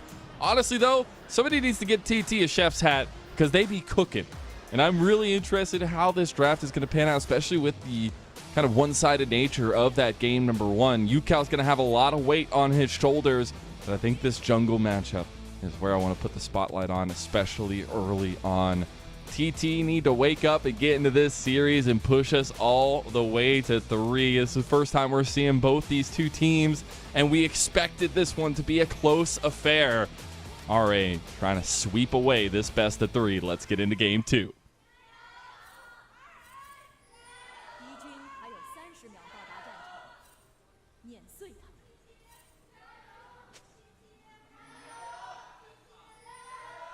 Let's go. Let's go. They're waking up. Let's go. Get a few GIs from the audience. I appreciate that. I think it's, you know, I have to say, what I mean, I don't consider myself like a super fan of any one team. Well, okay, maybe at different points. But on the whole, I just like being in esports events, and I like being in the crowd, so I just like cheering for the team. I'm not the person who decides that, you know, I just want both teams to have fun. But I am there to cheer for both teams because I think it just adds to the experience. It's fun. I love it. I want to be there. So, like, every time I hear the Gyos, I just want to be there, yell it alongside them because, you know, me and my roommates, we're all casters. We get to go to LCS, and every time we just cheer. We just get to have fun. You just get to be a fan and yell. And maybe that gets annoying sometimes, but it's a lot of fun. And just being a super fan of League of Legends as a whole, these pros is super cool. But anyways, getting into this game number 2, I did want to keep track of Beichuan and Xiaohao. They will be starting on top sides here, pathing towards bot, just like last game. And we did say that Beichuan needs to do a lot in the Nidalee. It's really hard to play this champion later out into the game. And against this kind of composition with a load of follow-up CC from Jhin, Nautilus, LeBlanc chains, Counter-Strike, it's really hard to play this out. So Beichuan needs to have a great early game. He's not going to be able to get himself very easily into the enemy jungle if we see TT losing this bot lane as well in terms of the early push, which you kind of expect with only just one level in the Ziggs queue. It's going to have to be lane gank rather than easy invade, which is not really what you want to be seeing. So I'm not really liking what this Nidalee is bringing to this composition. Not many people as well, in terms of junglers, have the Nidalee pass from me, where I say, look, you are good enough to make this champion work. I think one of them is Kanavi. I think another one is Tien. Should occasionally gets it. Depends on how he's feeling on the day. It's quite a limited number of people who play this out. I'm also I'm very interested that we'll get that action from them. I'm sure. Oh, this top lane getting a little dicey there. But also, it's a very double-edged sword in bot side. That's another point we talked so much about in game number 1 is kind of Assume versus 1xN. The Jhin is potent, especially with the Nautilus. The combos, the burst damage is huge. But if Feather and 1xN can catch that immobile Jhin, it's going to be very difficult once level 3s come along. So I'm very curious to see what this pressure lies in bot side and what the influence from the junglers will help out. See the Beichuan, Xiaohao both finishing their last camps right now. 1xN doesn't have himself that level 3 for the full combo from the Ziggs. Beichuan, what's he going to do? He might just settle for a Scuttle Crab contest, but even then, Jue's in river first. He'll be able to spot out what's happened with these jungle camps. We'll see that they've gone down right now. Beichuan's actually going towards top Crab because he realizes there's no real platform for him to play towards bot side Crab right now. Vikla.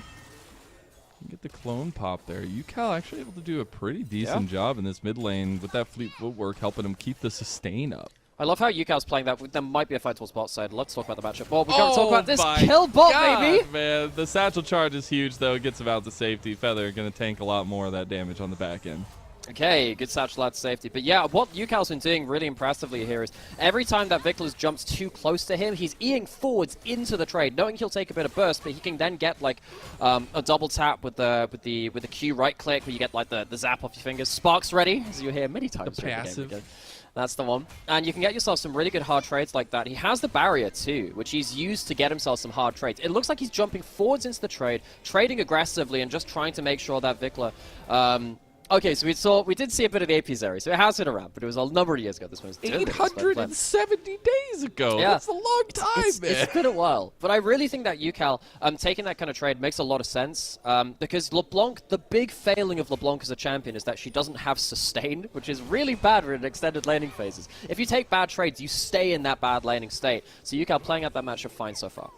Just went back to PTSD of when Zeri would go AP and just literally murder an entire team Funnily with Ultra enough, Shock Laser. Oh, God. Pretty sure I cast the first game of AP Zeri in Pro. It was M&S in the NLC in 2022. Of course, went on to be the C9 mid laner. But he played that right there. He played that into... I think it was when everyone was blind picking Corki mid. So you'd have like these really big punishing compositions where you could play AP Kai'Sa mid, you could play the Zeri as well. That's a really good dodge from Poya. That was really fun. But yeah, I'm glad that AP Zeri is gone because that is not a fair build. It was not okay. I got taken to a dark place. All right, I got taken to a dark place. Speaking of dark places, though, there's not a lot of vision for the side of TT around this dragon. Front and center RRA.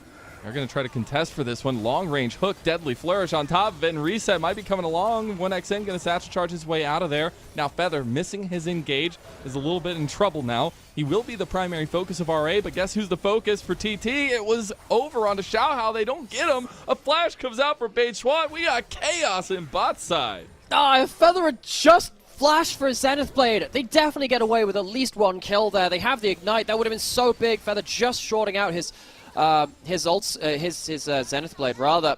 Didn't, of course, have that ultimate way too low level for that one. But TT very nearly setting something up for Beichuan. Losing the flash on the Nidalee instead, though, is not what they wanted. Again, kind of need the Nidalee to do a lot of work. He's not really managed to do much in this early game so far. Bot lane for RA is getting so much extra money from all that vision. They just double cleared wards in that Pixel Brush and the Tri-Bush. So, yeah, little things. But that's some of that 2v2 action that I kind of wanted to highlight earlier, is you do have that double-edged sword, the burst poke of the Jhin Nautilus. And it's been working out pretty well for them so far. Pretty hefty lead, 220 CS down there, as we see more trades in mid, too. Yeah, when it comes to Ziggs in bot lane, you kind of suck at early levels at points, particularly against long-range kind of pick kind of lanes like this where you can't auto-attack the wave because your Q cooldown's too long. Beichuan might have to hop out the back of the pit. Gets 2 out of this, though, before RA turn up to the party. That's actually where Hoya. He walks right into that bush. Xiaohao was waiting for him. He's going to pop that steadfast presence, make it out alive. Jue caught out in transition a little bit. Not going to tank the spear, though. Nicely done. Spider-Man in his way to victory. The last grubby is going to be given some tender love and care by Xiaohao. Although Beichuan not really wanting to let this one up. So the thing is, I don't think Beichuan should have thrown that spear. He might have been able to delay until his smite came back up. I think maybe he was just saying, well, okay, if I land that spear, maybe he goes for an early smite or something, and you can get the steal through that way. Still two of the grubs over towards TT. And UCal doing pretty well in this early game. Back to this, because he's doing very well at keeping up the CS. He's going towards a Hex Drinker first, which will stop some of that immediate kill pressure coming through from Vikla. Wants to be side lane against that LeBlanc for most of the game, I suppose, so he'll be able to go back and get that one. Considering that LeBlanc is meant to be a lane bully and wants to snowball quite hard, this is better than the lane matchup I had thought would come through, but he's showing that he knows the matchup. And I love this because we talked about this in Game 1. Yukal is a player which did so well in 2023, has struggled to be that more consistent carry through into this summer particularly. So for him to have this kind of matchup can help. Xiaoshu pressing the ult. Yeah, we get the little trade on top side. Nothing else gonna really come a bit. I guess the biggest conversation and kind of scratching my head moment is kind of impacts for both these guys later on. Vikla is going to be looking to one-tap, 3 members of TT as a whole, whereas Yukao will have a lot of that big AoE sustained damage in the fight. And he's going to have solo lane XP to work with that too, which is kind of important. Also, it's quite easy to get gold into mid laners when you get them onto side lane turrets. Because TT have already got those 2 grubs, you get a couple from the next one. Maybe Yukao can just get in towards the side lane. And the problem becomes he doesn't have teleport. He took the barrier, so he can take these aggressive trades in lane. I wonder how that's going to affect mid game. Typically, LPL mid laners love going into side lane out of turrets and using grubs to take them down. Not going to be easier to do that in this case. I think it's going to look to a lot of where Beichuan and Xiaohao want to put their pressure as well.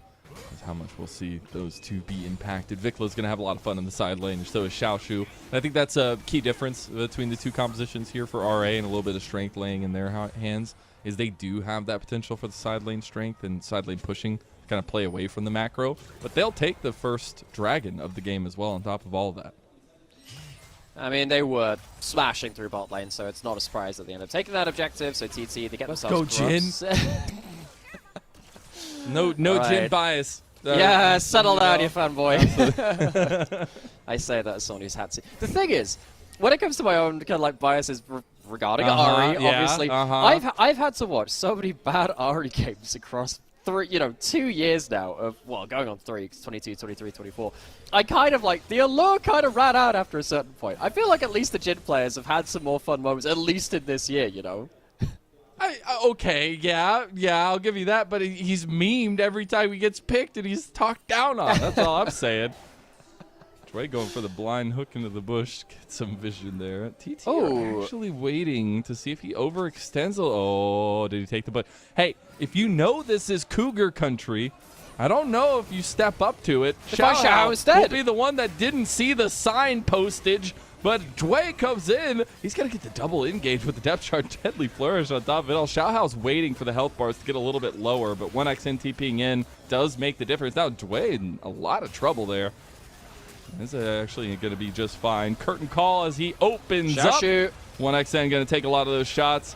Got Keeper's Verdict teed up, and 2 are out. Re-engage potential is there. Hoya going to knock him back, but 1 kill already goes over to Assume. You're starting to get the resets, but is it going to be that lightning crash over? He's immediately CC'd. Yukao's got to fight his way out of this one. He flashes, but gets counter-struck immediately. Now Xiaoshu, he needs to fight a Cougar with his bare hands here, feels like, and he's not going to be able to help as 1xN's the one that takes him down.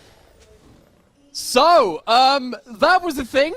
That's going to be just a fight out of nothing. In the top side, it starts with TT trying to find a pick in the enemy jungle. They don't cleanly find one, so RA, they go back into it. It ends up being a lot of gold over to the side of Assume. He walks away with a kill and 2 assists. On the other side, it's a decent amount of gold over to Beitron. We did say that he used to do a fair amount in this early game. That's something, at least. They tried to make that work. True. Also getting to walk away with the extra grubs as well off the back of this. I think that might even be the big victory. They hang around before the grubs spawn. They get themselves this top lane play, whilst also forcing Xiaohao out to a death while Beichuan remains alive. Means they get themselves 5 grubs, which can potentially help them play at their macro before. A lot of important things have happened by this point in the replay already. I think there was a kill combo missed from Beichuan onto Dway, as I think he didn't expect his own spear to hit. Beyond this point, though, it really just feels like the extra engage range from RA is fighting on one side, but they've already taken enough damage that it becomes really hard to engage fully into the fight. So when they use that range, they try and close that distance. It does get a little bit messy. Yukal very, very close to killing Vikla with that right-click passive auto.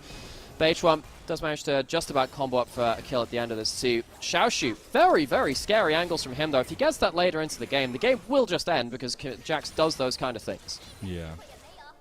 I will say very bold from Yukal to E over that wall into 4 people. I like the idea, though, because you're also giving a lot of distraction where 1xN is giving a ton of damage over the walls. And I really want to see how this dual carry works in kind of these team fights for Yukal and 1xN and who's going to take the primary onus, because we are on first item now for 1xN at least. And he's even gone towards the Seraphs too, saying, okay, well, I'm up against decent amount of backline access. Don't typically see that Seraphs coming out of the Ziggs anymore. It's typically gone towards the Ludens into the Leandries for the full burst combo. 1xN realizing, hey, I might get assassinated at some point. Let's try and stop that. I think it's quite telling in terms of his understanding of this game. We'll see whether that works out. I wonder if he could be more safe. Xiaoshu might not be safe here. Doesn't have himself that flash. Feather does have everything, but that's a loop strike out a little bit further, and that's out to safety, in fact. Pretty hefty level advantage there as well. Oh, Vikla just tanks the spear, and Beichuan will clean that one up. That is a nasty-ass combo. That's going to be the block from the Steadfast Presence. Stops the dash out. Vikla had used one of his cooldowns, and that would get you thrown out of a casino. You do a bit of cooldown counting. You can see that one of the distorts is down. Uses the Mimic straight into the face of the other one because that's the only escape tool he had left. And Beichuan gets himself 2-0-2. He's going for the newer Nidalee build where you don't go towards the Lichbane first. You go towards the Leandries for a bit more ability to kind of like just poke out with spears and don't have to force yourself into melee range. I don't know whether I love it. I don't know whether I love a lot of the Nidalee builds right now, but hey, he's strong right now. One AP item on Nidalee is still one AP item, and if he can start landing damage, this could start to be a very scary Cougar. Oh, we're getting to a tussle here. Jway gonna tank it. He has to go for the engage or he's just gonna die. Vikla on the other side getting a chain. Jway does end up dying. Now it's RA falling apart at the seams. Their atoms are being split by TT's lightning. Oh man, yeah, we are seeing ourselves a bit of fission here on the Rift, as it does seem like Vikla has just had a minute of madness where he ends up dying in side lane, dying in a fight. Hoya, he might be in a bit of trouble here. It's a good amount of damage from Xiaohao. That Kraken Slayer coming up clutch here. You also have Xiaoshu who's waiting over the top. He's got his lamppost ready to go, and it's Xiaohao that's going to claim it. So, side lane's really been the name of the game for the last minute or two. Sadly for TT, they don't have a cross map really in terms of towers. They're not going to be quick enough down to there. Herald's going to take potentially the top lane in a turret as well. TT, they have a teleport from 1xN if they want to defend it, but he's not necessarily the safest person to do this ever. Feather's coming to support, so it looks like it will just be the chunk onto that that turret. A little bit of the wave clear, but yeah, about half health on that one. Trying to take advantage of it. But all right, they're playing a little bit to their win conditions we set out for them in terms of the side lane pressure. Maybe taking a couple of little team fights that they don't need to take, but I think that's something that TT will be very happy with because, again, their follow-through damage is insane. Feather has the go button for them, and it's big, bright, and red again this time around on the other side. So, reminder that this is just after Vikla had died in a side lane, and he still doesn't have his flash. He really overstays, misses the first chain, goes for the second, but gets completely combo. He walks into melee range of a Leona. Look, this is why Vikla is such a confusing player to cast, because he has fantastic games. And then he has moments like this, where he just loses his team a team fight by walking into melee range of a Leona stun. We've seen both mid laners go into melee range here. Maybe we're back to melee mids, you know? Maybe they're just feeling really confident with it. But both guys have had a little bit of questionable moves this time around. There's so much copium with that. If LeBlanc is going mid lane... I want a melee ADC besides Samira. I mean, Tryndamere well, is right there. Not. Tryndamere and Yasuo are both right there. Doesn't fit my narrative, Nightmare. Well, we'll see whether we get any advancement on that later on. So, TT, I feel like they've been playing around side lanes pretty well on the whole, in this game at least. It's something that they struggled with in groups. It's been better today. Now we've got Feather, Beichuan roaming around again. You've got Beichuan again, strong point of power. Vikla has flashback up, so a bit more safe. And still bold though against the Nidalee. You're just begging to have your displacement spaced out with the spear. They're gonna siege this one here too. I mean, Beichuan is really, really strong. Each of these spears, if one of these spears lands, that's going to be a turret afterwards, but he doesn't have the cooldown right now. They didn't get the comp. Tway tanks that one and even takes a ton, but here comes resets for Xiaohao. That's the big one. Zenith Blade's going to be available for him. They're just going to clear some of this one. So TT overextend. I mean, yes, go for the combo as the Leona, but do it when your Nidalee has the spear cooldown. He does it after he's just thrown one. You can see that already, so he doesn't have the immediate javelin toss. Follow-up, 1xN doesn't throw the bomb afterwards. That feels like just a sloppy combo coming in from Feather and co. I don't know who made that call, but that's going to be a death for nothing, and it does mean that TT slow down on bot side, maybe to the point where a fight starts. God, Beichuan, he's walking straight into the maw. We'll see the flash from Xiaohao, and they're going to go straight on to Beichuan. Assume is coming over as well. Deadly flourish over the top, and the man is a showman for a reason. He'll pick up the kill from length. TT, they fail that first combo due to the poor combo from TT. Xiao Well, Hao. they're just going to catch that back. Xiao Hao! He just walked straight into there. Oh my goodness, this is a little bit back and forth here.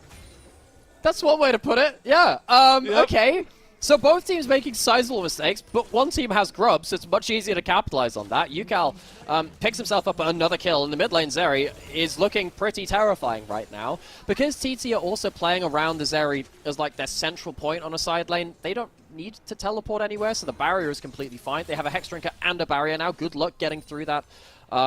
As particularly Vikla, but anyone going through that extra shield is going to be really, really annoyed when they come through. Where are we starting with this? Okay, we're starting with this. Look, so, folks, this is after the combo had already come through. Baytron flashes away from that deceptively large hitbox from the Nautilus. Baytron uses his W early, but it's not like he can really get out safe by that point. So, I don't know, this feels like they overstayed after they missed that combo just before, but then Xiao Hao does exactly the same thing just after. Spotted an award, knows he spotted an award because it's just like, swept nobody's out. in there. Walks up, and look, just because you have 3 people on the same side of the map doesn't mean that all 3 people are ready to, and in range to follow up on something that happens after.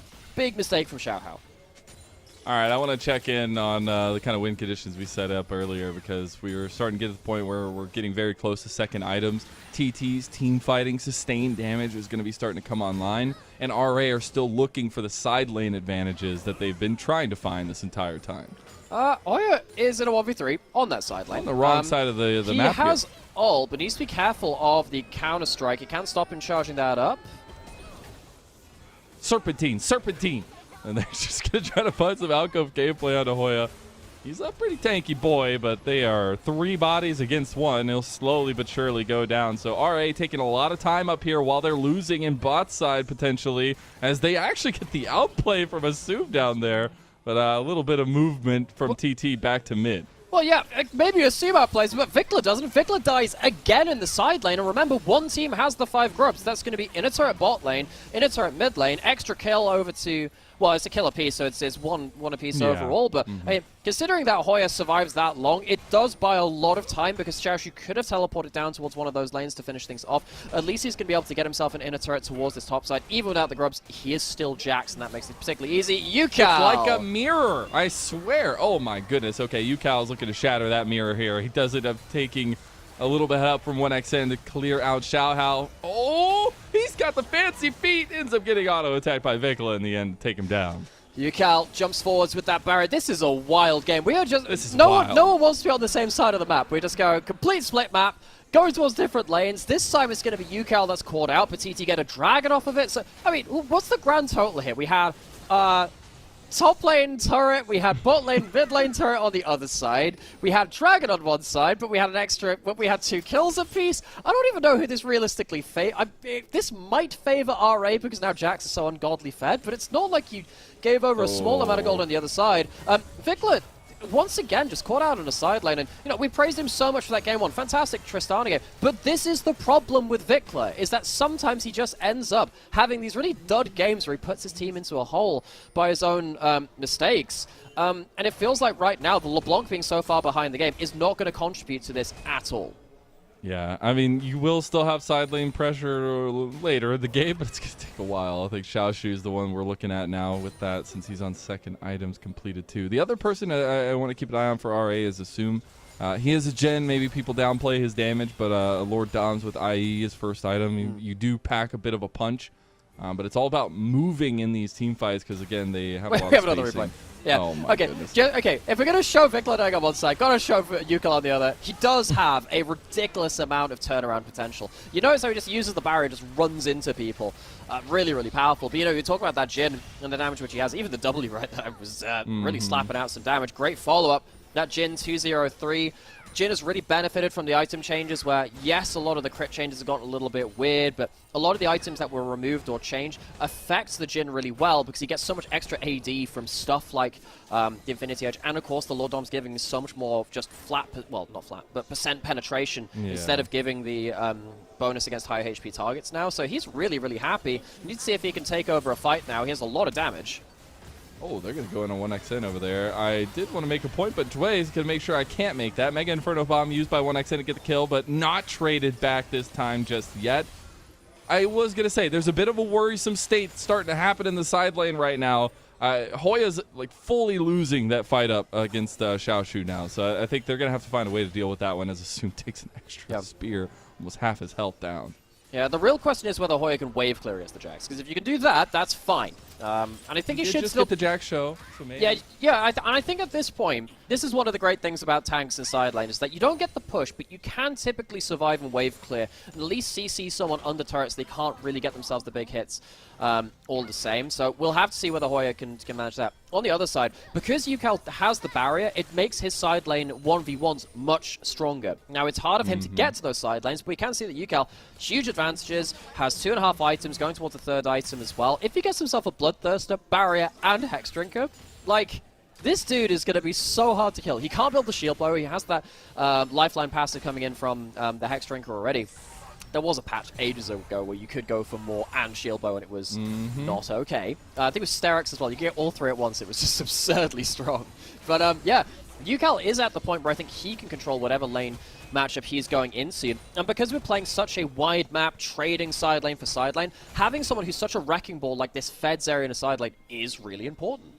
I love to see UCal flexing his muscles. Probably the favorite amongst a lot of fans for TT on the team, the guy who's most expressive on the team, but also he's been a tried and true member for 2.5 years now, and might not be having the best split of all that time with TT, but he's paid his dues. Now he's being able to pop off in this area. Unique pick in its own right. Yeah, we don't get to see this one too often. This is one of my favorite things about the LPL. We have 17 teams, and it would be quite easy for a lot of these teams to fall into the background. A lot of our teams do a lot of pretty insane cooking in the kitchen, though, if they're given the chance to. It's one of the reasons why LPL is just really fun to watch for me, regardless of which teams play, because you just know that there's just that occasional chance that someone's going to pull out something a little bit wild. I'm here for it. But again, it all goes back to how it works out for the composition. You're talking about a little bit of the side lane strength, but it's also going to have the duality of being extremely strong in the team fights as well. Almost on 3 items now, having completed that Navori Flicker Blade. Going to be really close to that one. We are getting some movement around this barren side of the map, but TT, they're a little bit respectful of what RA can do on the map, even with no turrets out here. Yeah, both teams have got to be respectful of each other, because if you get picked off by Nautilus Jhin, yes, that's very, very dangerous. On the other side, we know we've been talking about how Jhin is really strong. 1xN has the same amount of gold as this Jhin, despite Assume's high kill participation, so that Ziggs combo is going to be absolutely disgusting. That's the Jhin W. This is the problem. They're opening up. Xiaoshu on the flank here. He's going to end up finding out 1xN and just absolutely smacks him with the lamppost. Now Xiaohao is going forward. They're looking for resets, and they're going. Another season pass here for RA as they're trying to get more. Hoya is going to go down, but it's traded immediately back to health bars. Not so high for RA. One spear could make the difference, but Beichuan can't land it. And it is the Jhin W which comes up trumps. 1xN doesn't even get his ultimate off. That coming through could have been the difference between these health bars being slim as they are right now or just gone. So RA, they find themselves a pretty clutch play within that mid lane. It doesn't lead to that much though, because Xiaohao goes down and Beichuan is still alive. Smite to no smite, so Dragon is still available. I think that Beichuan might even be able to go for a solo right there if he wanted to, but he knows there's a Wooden River and he wouldn't be able to get there unseen. Where do we start with this? We're going to start with the Jhin W. It's, the problem there is that multiple members of TT end up stacking on top of each other, so UCal can't step out of that Jhin W, and it means that Hoya is then forced to kind of go in on the other side. Great flanking teleport, timing at the same time rather, not teleport, from Xiaoshu as he gets himself onto the backline. This was very close to a wiped out team fight, but UCal manages to thread the needle just about to stop the resets coming through. Yeah, UCal had some serious damage potential there. Is now on that 3rd item completed. As the Static Shiv gives him a ton of teamfight potential here. 1xN also on 3 items now with the Crypt Bloom completed. RA can try to move in mid lane with a TP from Vikla to rejoin, but Dragon is still on the table. TT had started it. We're looking at both teams moving over for a tussle. Yeah, UCal won't have the barrier this time, but will have that Bloodthirster. It's going to be RA walking forwards, looking for poke, using that LeBlanc to set up for the Jhin W. Dragon should just go down. It's burning. TT not going to move in just yet. A lot of vision to clear out before they can. Some poke back through as the Mega Inferno Bomb got used. Zenith Blade not going to connect there for TT. Both teams walk away. Now they do. So, 2 dragons apiece now, and that means we are in for a very even game. 2 dragons, we are within 200 gold. The kills are exactly mirrored across the board, which does mean that, yeah, these fights, and I love this, we're hopefully getting ourselves, again, a real mosh pit of a load of fights here in the Nirvana group between these 2 teams in their first series down amongst all of the teams that finished bottom 2 within their groups. It is a fight for survival. It doesn't always feel like it, but when it is, a lot of teams which have struggled to find their footing, getting series like this early onto the board to start stabilizing your own gameplay is really, really important. And this is a very difficult game to call at the moment. And I asked TT to get their head in the game a little bit after game number 1. They definitely have. I mean, this is a stark contrast to what we had in game number 1, where RA was completely dominant the whole way through, it felt like. TT definitely gave them a run for their money here, and their composition will be very strong as we move forward and the scaling starts coming online there. I do wonder the entrances for RA, how easy they're going to be to execute once you just get this meatball composition for TT. Yeah, well, the thing is, if you get that Jin W on someone who's not part of that meatball, which is, you know, one of the 3 squishies stood behind them, then things get very, very interesting. 3 for 5 chance, you know? 3 yeah, out of 5. That's exactly how maths works. Yeah, who was that? There was that one wrestler who was like, oh yeah, 1 in 33 chance of beating me, or whatever it was. So you're saying there's a chance. That's the one. Look, anyway, I can't remember the whole of that speech, and it was all over the place. Maths is important, you know, folks. All the same. RA, if they get themselves that Jin W onto an important target, then things open up. Then you can see that assume really good accuracy on the Ashe and then on the Jin here in game 2. Baron started up. RA will have to answer, but TT, they can't stand in the pit. Such dangerous terrain for them against those skill shots. Red side Barons are one of the hardest things to do against long-range compositions because they can just shoot at you like a fish in a barrel. Yeah, there's really no way out, and your exits are very long and thick walls. Not very easy to traverse there. I think that RA want to buy a little bit of time, though, because Vikla is very close to Rabadon's. TT not really wanting to give them any room for that one, though. They're going to try to invade into the jungle and take away this blue buff as well. That's something, and remember that team blue buffs now. It's one of the changes that came through at the start of this year. If you kill a buff beyond 20 minutes, it gives it to the entire team blue buff for the Nidalee and for the Ziggs in regards to getting more heals from the Nidalee, which can help mitigate some of the poke, and then of course more spears and shots across the board anyway. Very, very powerful. So nice to take that one away, and also just takes away some extra gold away from the side of Rare Atom in terms of those jungle camps. So we are on 3 items for majority of the entire game. 4th item for Xiaoshu if you're special, I guess. But the Knight's Vow completed for Hoya, so going for a little unless bit you more have of that 4 utility. items. I guess, yeah. That's what I'm saying, and I'm sticking to it. But Hoya with the Knight's Vow going for a little bit more of that defensive nature as well as the utilitarian build for his team, which I actually really like. Depending on who he put it on. Yeah, I would imagine it's gone on to UCal, because now UCal will have the damage reduction, Bloodthirster, Barrier, Hex Drinker, which might go into a more before the next fight. If he's been given a lot of farm, they gave him the Krugs as well.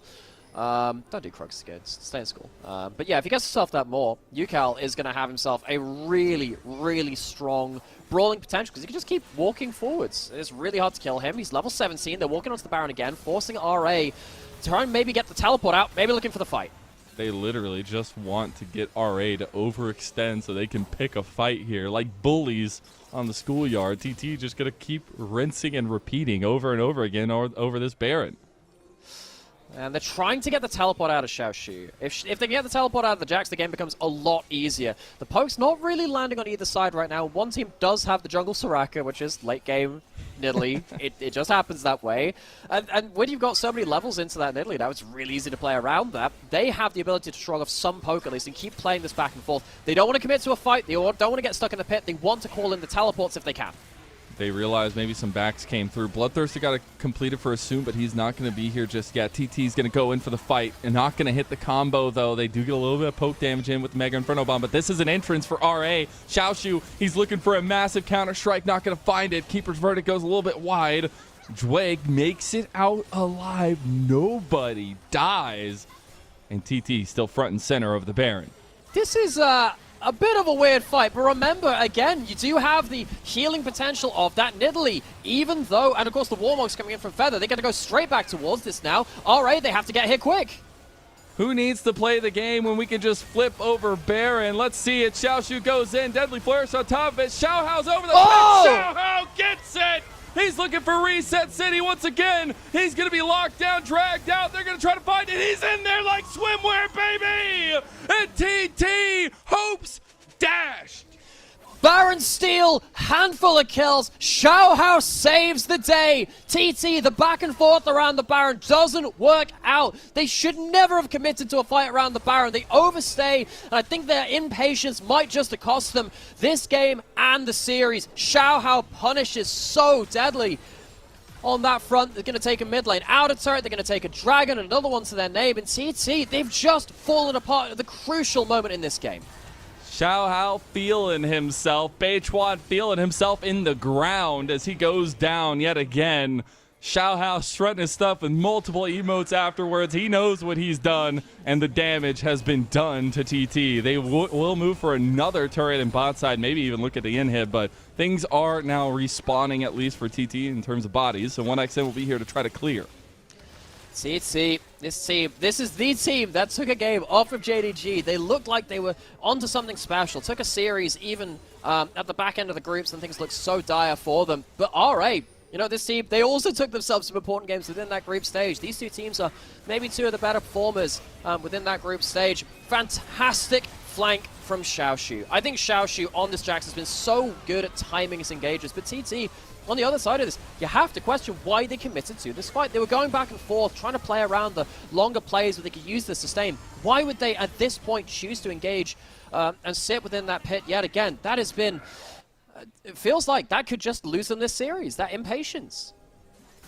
It's a bit unfortunate there, and unfortunately, Beichuan not able to get his smite off in there. I think he was more worried about trying to deny Xiaohao there with the execution that the Cougar Claws bring. But now RA front and center with all these powerful buffs. They have like a 5,000 Baron power play right now and still a minute to go on it. TT will have to be moved out of their own jungle. The wave's starting to crash in mid lane here. So, TT, what do they have left? We haven't really seen one of those clean Ziggs combos for a while. There are a lot of items on 1XN that could potentially change an awful lot. Vikla is strong on the other side now, though, despite having a difficult game for himself. He now has that death cap. He can start being a bit more of the assassin. LeBlanc, again, TT, what have you got left? You need to be able to land these skill shots and find a combo. And we've reached a breaking point, it feels like, for both sides, where we started seeing so much promise from Beichuan's Nidalee, but we're also starting to see those conversations that we were having from draft, that what does the Nidalee do in these styles of compositions, and especially in later games. Because if you're not able to land those spears, you're not getting those 100 to zeros. Xiaohao's going to have a lot more ease of execution as long as bodies are falling for RA. Yeah, absolutely. Beichuan, he is a bit of a heal bot now. He is the Soraka in the jungle. That is exactly what you end up doing, unless you're very accurate with your spears, but it's just not many players get to do that unassisted. Beichuan, he's a little harder to kill than most because he's gone towards the Leandries and then the Zhonya's after, so he has a bit more HP. He has himself that stasis and he's high level as well, but it's just so hard to get value out of this. I think also one of the big things which TT have been struggling with so far is the fact that, so Yukal has a lot of gold, and he has done some decent damage, but it's so hard for him to stay within a damaging range, because Xiaoshu is continually forcing him to E over walls out of the fight, rather than into the play where he can start getting those big ballsy plays. I think now he has an Infinity Edge, and again, the barrier's back up. I've got real eyes on Yukal to see, can he have that play like he had earlier into the game, where he can find that moment to go into 3-4 people, get the lightning crash, and start to execute people in the way that we've seen the real glorious Seri performances of the past. If he can manage that, I think TT very much still have the damage to run away with this game, even from behind. Yeah, I mean, they do. If they don't get caught, though. As long as the spear doesn't land, there's the keeper's verdict. Curtain call has been used. Ultra Shock Laser going to be on the back end of it. Fourth shot going to be blocked. Nice teamwork there from TT. They make it out alive, but they will have to be a little bit more careful as they extend out onto the map. Yeah, so hard from TT here, because they feel like they were the ones that made the pick onto Dway there, but they're the ones who ended up losing more HP from it. Hoya's going to go back, and yes, he's going to be fine there. But the fact that TT can't even finish off these single target picks onto the Nautilus is a problem, because Nautilus is not that tanky at late game against all of these items. You'd have to think, but they can't cleanly finish off these kills, so RA, they walk away with that. I think that Dway, being able to survive through those situations means that he can face check more appropriately. There's a minute until the next dragon, which means that, look at the blue wards which they managed to put down from this. If they can protect that vision line, use that to maybe even get the drop on TT with a big Jin W into a big combo, maybe that can change things. Assume has himself the Yuan Tal Wild Arrows, that extra kind of mini second Infinity Edge with the burn over time on auto attacks on crits. He's going to be very happy putting out damage with singular auto attacks at this point. And Vikla has himself some reading material. He's got himself a Magi Eyes too. From this early game to saying, yeah, I got Death Cap and Magi Eyes, I love the mentality. Yeah, I definitely do too. We got full items completed for the carries of RA. Also, UCal just completed his last item with the Maul coming into completion there. Joy not going to get the back into that spear on the other hand. And yeah, I think the amount of setup that RA have right now, they got to be careful of how TT want to navigate these team fights. But with Dragon coming up, they've got to get a little bit of presence around this mid lane. Looks like TT will have that first though. Yeah, I can see Vikla jumping forwards, jumping backwards, Jin W. Yeah, Feather missed his engage, and it immediately meant that RA is going forward. Now you're getting a nice lightning crash, though, from UCal, and this is the kind of fight you like from TT, as things are a bit split from RA. You've got Dway getting flashed on here, and UCal going to take him down. Now Xiaoshu's here, though. Assume is huge. You've got to watch him. Xiaoshu going in. 1x in is down. Assume getting jumped on, but here comes Big Vikla, and Assume is still after the grave. Going clutch. Xiaoshu with a double kill, and that might just seal the deal here for RA. It is a mess of a late game team fight, but Rare Atom clutch it. It's gonna be the Jax running down the mid lane. There's a teleport back to base, so I don't think Hoya will be cancelled. I don't think the chain will get it in time, so it will be Hoya back to defend something. Vikla tried to cancel it, couldn't quite manage it. It will be an inhibitor and out, so it's not the end of the game. TT, that looked like the kind of team fight that would win them everything. Full item Zeri, walking into big team fights, giving some space to auto attack. But honestly, Xiaoshu has been such a strong member in these team fights that all of these plays feel like they are determined by him cleaning up at the back end of this. Watch this again. You can see that Vikla gets hit by a spear. Vikla is not able to play towards the first part of this. He has to come back in beyond this point. And UCal does get himself a really good team fight because of the fantastic peeling from Hoya and from Beichuan and the rest of it throwing in heal, CC. UCal, you'd think that the late game level 18 Zeri could run away with this, but Xiaoshu on the Jax is such a monster at this point that he can start to turn things around again. I think Assume chooses this moment well. Vikla's teleported back into the play because he doesn't end up dying. RA somehow improvise their way through to a team fight win. I honestly, there's a little moment in there that caught my eye. Xiaoshu getting the counter-strike, then flashing, so he leaves behind Hoya. Just little things, man. But now RA forced to fight around the Baron. Last time around, Xiaohao got it. Xiaohao's going to go on resets, though, now as well. RA trying to put the nail in the coffin here. Xiaohao gets his GA pop now. Over the wall comes Xiaoshu. TT starting to run around like chickens with their heads cut off. They got Baron, but they might lose all those beautiful purple capes as they find the backline. And RA, they have swiped them clean. Beichuan makes it out alive, but he's the only one left for TT, and maybe not for much longer. Oh, Thunder Talk have been silenced. The Zonyas for style points. Beichuan, he is the last remaining member, man. and even that will not last. RA come out in spades here for their first series of Group Nirvana. They will make good on the almost of making it to Group A from the placement stage, but here they are with a 2-0 over TT. Sublime team fighting from Rare Atom. I think Thunder Talk will want to bleach that game and that series from Group Nirvana's records, because it does feel like they were just bluntly outplayed in the big fights as the game went on. I think that there was some back and forth. I think that UCal had a great game too on the Zeri, but it wasn't enough. For me, I think that Xiaoshu showing up again. I love when this guy is on the right kind of timing with the rest of his team. Vikla had some ups and downs. His Tristan was fantastic in Game 1. Game 2 had left a lot to be desired. But the fact that Rare Atom has multiple members which can stand up and be accounted for when one player steps down is really important. That's the kind of game plan which might just end up seeing them through this Nirvana group. God, what a way to get there, too. And it was very obvious, the strategies that they were employing into their drafts, right? Like, both games, they had side lane pressures that they could use to flex around the objectives and pull attention across the map. And it was helped a lot by the machinations of Xiaohao. I think he had a hell of a series here, but it was a holistic team effort.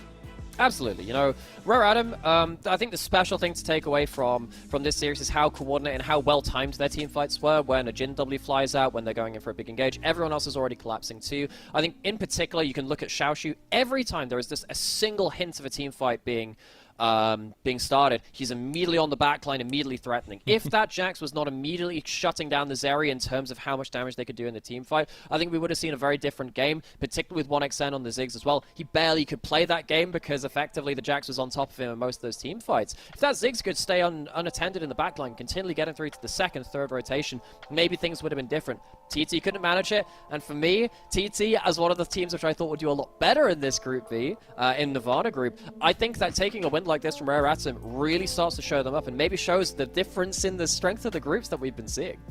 Yeah, it's another story of heartbreak, it feels like, for TT, where there are moments that look so promising, and you get these spicy picks, you get a little bit of momentum going your way, but then it falls just short. I know I was looking forward to 3 games with this one. This was the one I expected to go to 3 because I expected to be very close, but RA, they've shown a lot of improvement over these last couple weeks, and especially coming into Group Nirvana. It's been really a pleasure to watch. And Vikla, man, like, I know as a whole, like, we were talking about top lane, we were talking about jungle, but I think Vikla had a lot to say in this one as well. And maybe some bad well, this is the thing, in both ways, because I'm glad that he has himself a game in that first game where he really does take over and carry, but Vikla is a two-edged sword. Occasionally he does have those moments. I'm glad that he managed to pick things back up again in the late game. He was key to setting up for the Jin Ws, but the fact that he was so far behind is quite concerning. But hey, you know what? Hey, did more damage. I much prefer a guy which can just go into a game and just say, all right, I am not going to be a coward. I am putting myself into this game. I appreciate that at least. But hell, this was a long slugfest. I love these team fights. I love the cross maps. It was very dynamic across the map. I do think that TT are going to be really, really ruining this opportunity in Game 2. I think they had multiple moments, particularly before that first Baron steal, where they were winning out in regards to being able to play around those big objectives, pull Rare Atom across the map, bring them into and out of that Baron pit. They couldn't quite manage that, and it does feel like Xiaohao really just managed to thread that needle in multiple of those objective fights, set up some of those late game resets as well. Rare Atom really just clutching it out overall. And we're going to take a look back at it, because these are positions where TT was actually in advantage. These are some of the overextensions, but Xiaoshu always finding himself in the right place for most of these. Obviously getting booted out there, but it was some really gritty team fighting by RA. It was, and you know, I think this series was determined by team fighting. Realistically, both games, you know, whether it was the backline access from the Camille in the first game or the Jax in the second game from Xiaoshu, the follow-up from Assume with his big long-range utility carries as well, it was all about these team fights. And I have to say, when I was viewing teams coming into the group stage, even if a lot of these teams, I mean, there are some teams like, say, Invictus Gaming or Rare Atom, teams like this, right, where they can struggle in some stuff. They can sometimes struggle in silence. Obviously, RA did well with that today, but sometimes they can struggle that. Sometimes they can struggle with their early games. That is okay, as long as you can team fight. You can do a great many things in LPL, but the one thing you can't do is flub your team fights. And if, as long as RA keep playing like this around these big moments, I hope they can go far, because I love watching these. I think Xiaoshu had an incredible series, as you said again. The whole team just working together really well as a unit. And I want to talk about this play in particular, because it felt like this was the breaking point, the steal by Xiaohao. This was a dance that TT were trying to pull off for like a good 3 minutes. They finally do, but it was so long after they had started it. Yeah. You know, that's the thing. They were playing this dance. It was like the back and forth, but then it felt like they just got a little impatient at the end, and that's what set things up for RA to start winning that Baron. It opened up the map. Then they have, what, a 5,000-6,000 Baron power play, which got them ahead of the game. And I think after that point, it meant that Xiaoshu had infinite angles to approach the fights from. Look at all of these clips. 1xN really, really struggled to get any damage off. Yukal could get some off, but when you're dealing with a melee range Jax, and then also the Zeri, Jax can match the damage of the Zeri, as long as he's continually hitting targets, which he did time after time. Yeah, you see just all that long range setup there. Some really, really good curtain calls as well. But it really was some of these moments that just felt a little bit over the edge for TT. So TT lose their first series of this Nirvana group. And I think this is one which I don't know. I'm looking at the power levels across the entirety of Nirvana. When you look at, I think RNG and OMG, they're definitely struggling a bit. I think that Team WE and Team RA as well. They were not teams which I was expecting huge amounts from. If RA have leveled up like this, and you're losing these series to teams which maybe aren't looking like the super prominent teams within Group B within Nirvana, this is a bit of a warning sign. You don't get many chances like this. This is a do-or-die group. Single round robin. You're not going to get a chance against RA yet again for TT. So really, really difficult to take these losses, but also in the way it happened. The game one, very, very one-sided. But I guess that's more props to RA. I'm wondering now who's going to get the MVP here. It's got to be Xiao Shu. Oh, I mean, the thing is that Xiao Hao got the Baron steal, but for me, Xiao Shu was so critical. That was the straw that broke the camel's back, though. I don't know. Yeah, the thing is, it really depends on the people, the powers that be, not us. What they value more, which are not us. No, if it was my vote, it's Xiao Shu 100%. I think his team fight flanks were just chef's kiss. I love the way that this guy made his way into the back line. I think he carried a load of this back end of the fights. And it is him! There we go! I am the powers that be! Xiao Shu gets MVP. Just been really cool. I mean, the guy's been around for a while. Obviously, he was a Royal Club developmental prospect for RNG in their LDL squad, bouncing back and forth there. But obviously on LGD, I don't feel like he had the brightest of showing. But now over this last year with RA, been really, really cool to see so far. Yeah, I think this guy has been an unsung hero of the teams that he's been on. Every time which I've seen him in the last year or two, and even the LGD roster, it did feel like Xiao Shu had some really good moments in that. Glad he walks away with an MVP. A rare Adam, great team fighting series from them. Well, I'm excited because we got to see some fun and RA walk away with a 2-0 victory. But now we get to see what kind of present we're going to be gifted for our second series of the day. It's JDG versus Weibo. You won't want to miss it.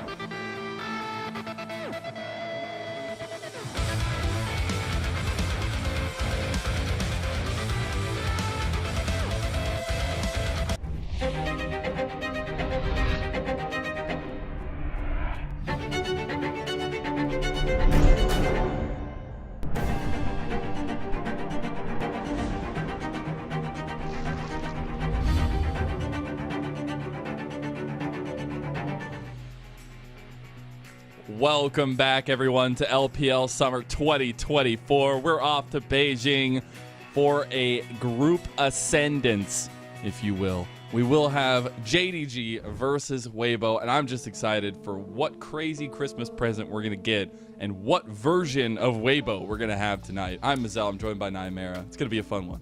Absolutely. Weibo, consistently inconsistent. Last year, they were one of only 2 teams in the world with a winning matchup against the JDG Super Team. They haven't managed to keep that into this season so far, but they could potentially draw it even. JDG on the other side, for me, they're looking like maybe the second best team within the LPL. I think Top Esports looks fantastic, but I think JDG might just be better than BLG right now. So they are absolutely no slouches. We're going straight onto stage to introduce you to both these teams. JDG in the home arena. You know all these players, you know Ruler, you know the likes of all of them. JDG, they want to start off strong here and not get tripped up by this absolutely confusing team of Weibo, which can be godlike or god-awful on the same day. I think that's the craziest point and why the question mark comes and which Weibo we're going to get here. But I want to take a little bit of time to harp on JDG. Warhorse, a big addition in the offseason, but really the culmination of the disappointment in spring coming in like a red-hot fire this split for JDG. It has been a split of revenge. It has been a split of dominance. They only lost the 1 game to TT. But besides that, that dominance has been honed in by Kanavi himself, who is having a heck of a split so far. Kanavi's on shortlist for MVP. Straight out there. You don't need to flower that up with anything else. Kanavi is on incredible form. He's one of a few people, I guess, the Italy pass right now. He's one of the few players which consistently makes that work on a mechanical and team level. He's up against Tarzan. Tarzan is a player who struggled in the first round robin in Group D. I think, though, he has really come to life. He walked away with a double MVP, I believe, in their last series of the group stage versus Invictus Gaming. The guy looks on incredible form now. For a while, it looked like Weibo needed him to be on carries like the Brand to pick up extra damage. I feel like now with Xiaohu even having a rare good series from him in the back end of groups, he was able to play stuff like the Sejuani and more initiators as well. If Tarzan can step up to the plate and contend with Kanavi and bring that versatility to bear, because the team now allows him to do that, I think that could be a fantastic matchup.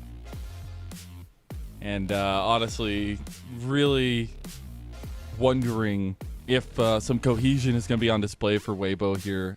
Crisp obviously had a little stint out by Xpair, but he's back again. And I think the cohesion lies between some of these star players that are legends in the LPL coming together for a common cause. I think finding a style that works for them, because that's the biggest question mark for me, is that we've seen every style under the sun. It used to be that side laning was the case for Weibo, but we haven't necessarily seen that work out as heavily as it did, say, in spring. Yeah, and I still feel like even through 2023 and in spring when they played towards side laning, it was one style amongst a couple which they could still pull out. I don't feel like Weibo have themselves a solid identity right now. They're still building up. So that's something which I'm questioning, whether we'll see something more solid. Will they keep more of that variety? Will they really hinge around certain things within a game? On the other side, JDG feels like they do have an identity, regardless of what they're playing. They typically chill in the early game unless Kanavi individually starts popping off. He's the real early game go button if anything is going to happen. And then they chill towards about 1-2 items into that mid game, and they look for that one big power play which opens up the game. And typically, they're very good at finding that. Kanavi and Yagao, very much on the same page with that. In the last series, you will have heard us praising Rare Atom for having very well-timed team fights. When one person's making an approach, everyone else is making their approach as well. That is the skill set of JDG. I think that Kanavi missing in Yagao, and also Flandre when he's playing, but Sheer, of course, as well, too. And he is starting here today on this game, too. That has been the skill set of JDG, and I wonder if Weibo will be prepared for that kind of mid-game explosive team fight if they allow JDG the run-up to it. And that's a conversation I want to open up a little bit more, is that conversation on the top side, because it feels like when Sheer is in, JDG don't miss a beat. He's the little brother of the team, the youngest member, and newest member at least, coming to join the main squad. But it really has been a season of growth for Sheer. They started using him a little bit in spring. Now they're fully committing to him so far, at least in the Rumble stage. Yeah, well, so what they've been doing in groups is we were kind of trying to figure out, well, what's the rhyme or reason to this? It feels like they're giving one series to each player. So they're giving Sheer one series, then Flandre the other series. And I have to say, I think it's looking pretty good, either of them playing. I think Flandre brings a lot of Oh, yeah. experience. I think his team fighting instincts are really, really good. I do think that Sheer is a fantastic laning phase player, and he can be a topside carry. It means you have a bit more of that. Remember the 2018 IG Sword and Shield? You had the Shy as the Sword, Duke as the Shield, and you can play towards either of them. I wonder if JDG will be experimenting with something like that. Veterancy, the rookie, the hot shot, and the cool head. Getting into the first draft in Beijing, JDG on the blue side. They've already banned away the Leona, Ashe, and the Rumble. Also, the Nidalee, Navi being the main target for Weibo so far as well, because the Lilia ban joins it up. The MF has been starting to slink up a little bit, but is the final ban by Weibo. So, with both of the primary AD carry mids left up and available, Yagao will snap up that Tristana. I think Yagao has been on incredible form on the AD carry mid, so locking this in for him makes a lot of sense. On the other side, though, we did say Tarzan has been going back towards more of these initiators. They have a strong snowball-like bot lane with the Kalista potential locked in already. Tarzan would likely path down towards there and secure bot side some extra pressure from the jungle. And I'm just going to take a minute and say we're so lucky to get to see this jungle matchup again. Tarzan not having played in spring, but this is one of my tried and true favorites. I think both these guys think really interestingly about how jungle goes early in the pathing especially. I really want to see what they're going to take into each other now that Tarzan has played his card of the Sejuani. It is the Ezreal locked in already by JDG, so they'll have the double marksman comp here. AP jungler expected. I hadn't even thought about this. This is the first time that we see this matchup since the finals last year. The Game 5 JDG LNG where Tarzan was against Kanavi in that jungle matchup. It is going to be the fast clearing Zyra versus, of course, the tankier Sejuani. Sejuani won't be able to keep up in terms of clear speed, but can impact the game a little earlier, and also typically has better early game options because Zyra is kind of leashed to her plant spawning. She wants to get that first clear off. Are you going to be able to do that, though, when you're against a Kalista Renata on the other side? Look, Ezreal is a safe laner. No one is a safe laner versus Kalista Renata. You're going to expect that Tarzan is either going to go into the enemy jungle to mess with what Kanavi's doing with the plant spawns, or is going to immediately run towards bot side. Kanavi needs to be on his A game to make sure this bot lane doesn't get snowballed out of control with the help of Tarzan. And Crisp has been a bit of a master of Renata since she came out. One of the first ones to really use the kind of flash volt combo as well, proactively at least. Now, the hyper focus on top side here, maybe rightfully so, as Shear's had some fun up in that top side, but Breathe wanted to be a little bit stable up there. We do get the Cassante Renekton ban, followed by the Jax. So the thing is, if we've got this huge bot side pressure, you're expecting top lane to be left alone in a 1v1. That is perfect for both of these top laners. Sheer, fantastic individual laner. Breathe, one of the very best to do it in the LPL, though. I think he's had a fantastic laning phase if you specifically look towards that. So the fact that you're batting out some of the better kind of like do-it-yourself champions that are very self-sufficient, the Cassante, Renekton, Jax, they just tend to sit on an island there, maybe opens up an option for Breathe to get counterpicked towards that top side on R5 and get himself a really good matchup. Of course, you're going to have the known matchup in mid lane, Shahu likely going towards that Corki. That means that Breathe very happy to last pick. I was wondering if maybe we get the Jace, but it is just going to be the Corki lock in there to answer. Tried and true matchup we've seen so far, Corki and Tristana. But honestly, both guys getting their primo comfort picks. Obviously, most played in group stage by Yagawa's Trist, and most played by Xiaohu in group stage was Corki, at least. I wonder now, though, what this top lane is going to look like, because I think there needs to be a lot of setup for JDG. And I think there needs to be a lot of follow-up for Tarzan from Breeze. So the Skarner is the pickup for JDG so far.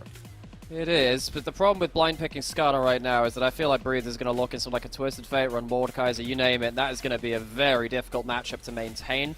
Looking to see what the last support will be. If you are looking to contend in laning phase, Karma might just save your early pressure, and that is one of the big things we are worried about. Kalista Renata, no one's really safe about that against that. I don't even mind this Karma, even though it leaves you at a very large lack of engage. This could be a problem in terms of the team fights later, but if it helps you survive against the Kalista Renata, it might just be worth it all the same. And as we said on the other side, Breathe, very much likely locking in something that can just dunk on the Skarner in lane now. The other thing I see here is it's a lot of onus on Sheer to be the engage, it feels like, for JDG. The Mordekaiser is going to be locked in as they realize they really only have that one frontliner. We could just take him out of the game, and maybe that makes the difference here. I think also the other thing too, if you logged into Twisted Fate, Missing's probably going towards the first item, Mikhail's, and then you don't get to use your gold card that easily, even if you pull the ult. So I think this is a good adaptation. You can't QSS out of the Mordekaiser ult anymore. You can't stop someone from going into that. Breathe, going to get a winning matchup versus Sheer on the top side, especially since the Skarner nerfs as well. And I think Weibo, they have... Well, we'll see how the bot lane goes. Kalista Renata can still explode the Azrael Karma, even though it's a famously powerful bot lane. Mid lane's a bit of a wash. Tarzan will be clearing slower than Kanavi, but can impact the game earlier, and that might just flip the lanes into a winning game state. I like this draft coming out of Weibo. I feel like it's got a lot of lane dominance and a lot of ability to snowball through anywhere on the map. This is a lot on Kanavi to make sure that he can bail out his lanes.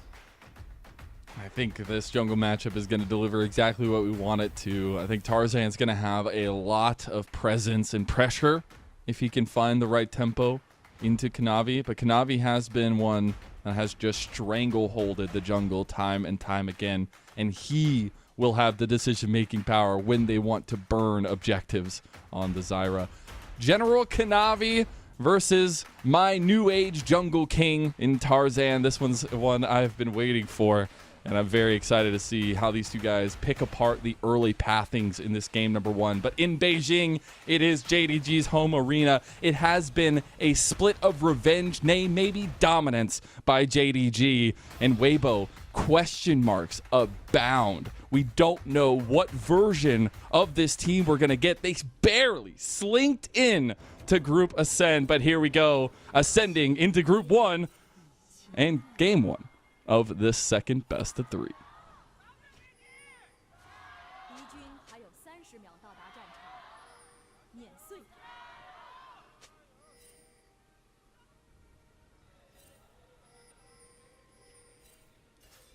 Hey, we get started with some Gyos this time. Let's go. We do. He's woken up in Beijing. I like to see it. One thing, there was a really cool interview by Ruler after the stadium for JDG was kind of unveiled and they started playing it. Ruler was saying that it feels like you're playing Worlds every day when you're playing in that venue because it holds, what, 2,500 people? It holds a lot of people. It holds multiple thousand people, which is a lot for regular season games. And when you've got teams like Weibo, which have a lot of famous players on them, JDG, which of course been such a notable team within the LPL for a while now, then yeah, you do get yourself a decent turnout there as well. So JDG, one thing which I want to note very interestingly here is that JDG have, of course, a lot of lanes which are potentially going to be under threat. Yagao has gone for the press the attack and not the fleet footwork. If you're going for the press the attack in this matchup, you want to be taking hard trades instead of looking to get that wave push and keeping yourself topped up with the fleet footwork. If Yagao does get someone into his lane early, like Tarzan, or maybe, well, Chris might find it hard to roam in this kind of lane, that could potentially flip the mid lane matchup. And now our eyes are on the bot lane to see if anything will start off there. We have the Kalista up, we have the Azrael Karma, very powerful lanes which we were focusing a lot on in draft. Yeah, I mean, JDG going for the full poke central down there as well. I want to talk about one more room before we get too far into it as well. What do you feel about the phase rush for Tarzan on Sejuani? I mean, it makes a lot of sense when you're going into big ranged characters when you need to get in or get out. It's very hard to stick to targets. The Aftershock not necessarily going to get you the most value. So we'll have to see whether he can use that to great value. Xiao just walking up and taking a really hard trade against Yagao. Yeah, he'll pop those potions, try to immediately heal back a little bit of that. This is kind of the knife's edge that we expect between these two mid laners as well. But mid priority is oh so important when you're playing around these two junglers. Well, particularly because Xiaohu now has fleet footwork and Yagao doesn't. He's already used the pot. Xiaohu has fleet footwork and the biscuits and also took a decent trade there. I think that now Xiaohu is going to get himself decent amount of control of this lane up until Yagao gets himself a teleport back into it. So keep watching and see where that wave has been pinged about. Yagao has the XP for advantage for now, so we'll at least get that push. But still, not bad from Xiaohu. Xiaohu, a player which has been under a lot of fire for his group stage. And let's be honest, a lot of fire for the last year. I think his last series against IG was fantastic. I think he walked away with some really powerful games at that point. We do now see bot lane. Ezreal Karma gets the priority. Kalista Renata has killed pressure. Kanavi not able to steal something over the wall, but he's on bot side now to make sure that his bot lane can continue the push and make sure that Kalista Renata don't get an all-in angle where they can flip this lane. Yeah, I mean, they've gotten push in mid and bot. It enables Kanavi to move forward anywhere he pleases. Will be spotted out, though, on his way out. Tarzan going to finish his clearing, though. Scuttle Crab will be secured by JDG on the bottom side of the map, at least. And back has to be completed by Light and Crisp. And that's also something I want to talk about a little bit for Weibo is this has been a bot lane that has come into question as well. because some of that consistency that was there for them in their Worlds runs and things like that hasn't necessarily been there. But we get a collapse here. Coming. Yeah, Tarzan sniffed this out. Kanavi's still going to be down here too. Do they know that Tarzan's here? I'm not sure. Not. They don't know that Tarzan's here. He's skirted around vision. So, Tarzan, ever so good at this, spots him now. The heal immediately coming out. Oh, Tarzan! He over-predicts it, but does end up getting the CC from the Arctic Assault, and first blood goes to Weibo. Now they're fighting tooth and nail over missing, but Ruler's trying to take one back for him. Can't get it in the end, but does end up getting out to safety. Still has flash available to him. Missing, put himself between a wall and a hard place. That handshake gonna bring Ruler right back. He's trying to fight him back, gets the barrier, gets the kill, the flash out to victory, but Xiaohu steps in and takes him down! Weibo comes to play. Tarzan's early jungle pathing makes the difference yet again. Sniffs out the gang coming up towards bot side and really throws a curveball into them. I love how JDG were looking to play around the Karma to make sure that the early lane power of the Kalista Renata wasn't going to be as easy to get, but they throw it around that bot side, and honestly, this could determine so much in this game. Tarzan gets himself that level 4, gets out of vision. JDG have no idea he's here, and yeah, Tarzan ends up overplaying this a little. I think he's trying to, I think he's trying to get the flash Q just to predict whether Kanavi was going to flash or not. I think he was assuming that he wouldn't sue. Gets himself that kill all the same, and they walk away with a huge set of kills. Yeah, Tarzan does go down towards the end of this, but it ends up being, what, a 1 for 3 overall? Massively worthwhile for, of course, the side of Weibo. I will say Missing's pathing there a little questionable. But definitely punished by Weibo in plenty as Yagao gets aggressed on in mid lane by Tarzan and Xiaohu. This duo is going to be enabled now super heavily. We do have Dragon up on the table, Grubs spawning on the other side, so the trade timing will be there if Kanavi wants to transition to the other side of the map. Yeah, there's no summoners down in bot side, so a little harder to force the kill trades down there. The thing about Ezreal Karma, after you lose a play like that, is that you are meant to be this lane which locks people into lane. You force the enemy team to take worse backs than you do. You tend to get them to lose some CS as well. Now you've ended up losing those first kills, and you don't have any summoners, and you can't really stand a strong side on bot side now because, you know, the enemy jungler has won that individual battle too. JDG, the value from this Ezreal Karma is going to go down an awful lot. They picked the Karma for laning phase. That's not necessarily worked out. JDG need a fallback somehow. Now you're like, oh yeah, check in after like 25 minutes. We'll be fine. It's fine. We'll make it there, right? Right? If it's JDG, your odds are probably I'll call likely. you back. You know, I'll send you an email when I know. Okay. You know. My people Check will get with your people. Yeah. That's the one. So, Weibo, can they use this Kalista lead in the bot side to do something special? Because now they have themselves the kill lead, the CS lead, and they have themselves a lot of resources thrown in towards the bot side of the map in regards to vision and jungle attention. That is going to be oh so important. While all this has been happening, we've had Breathe on load on the top side matchup. Ults put in. A little bit of a weird combo going off there as the death round was popped on Kanavi. Breathe going to make it out alive there. Do end up getting his ulti out. Maybe try to follow it up, but don't end up doing so. Really nice from Breathe. Just ignores the second part of the Strangle Thorns by going into the Realm of Death, because when you've summoned something on the Summoner's Rift, it doesn't come with you into the Realm of Death, so you don't get the plants and you don't get yourself Strangle Thorns at the back end of that too. Tarzan is level 6. There is a barrier coming just up on Ruler, but he doesn't have something like Cleanse in this lane either, and that does mean that with Breed surviving topside, seeing Kanavi, free reign for bot side to start snowballing from Weibo, and this is what we were wondering whether we'd see. Are we going to see the good version of Weibo? This seems like they're really coming to play.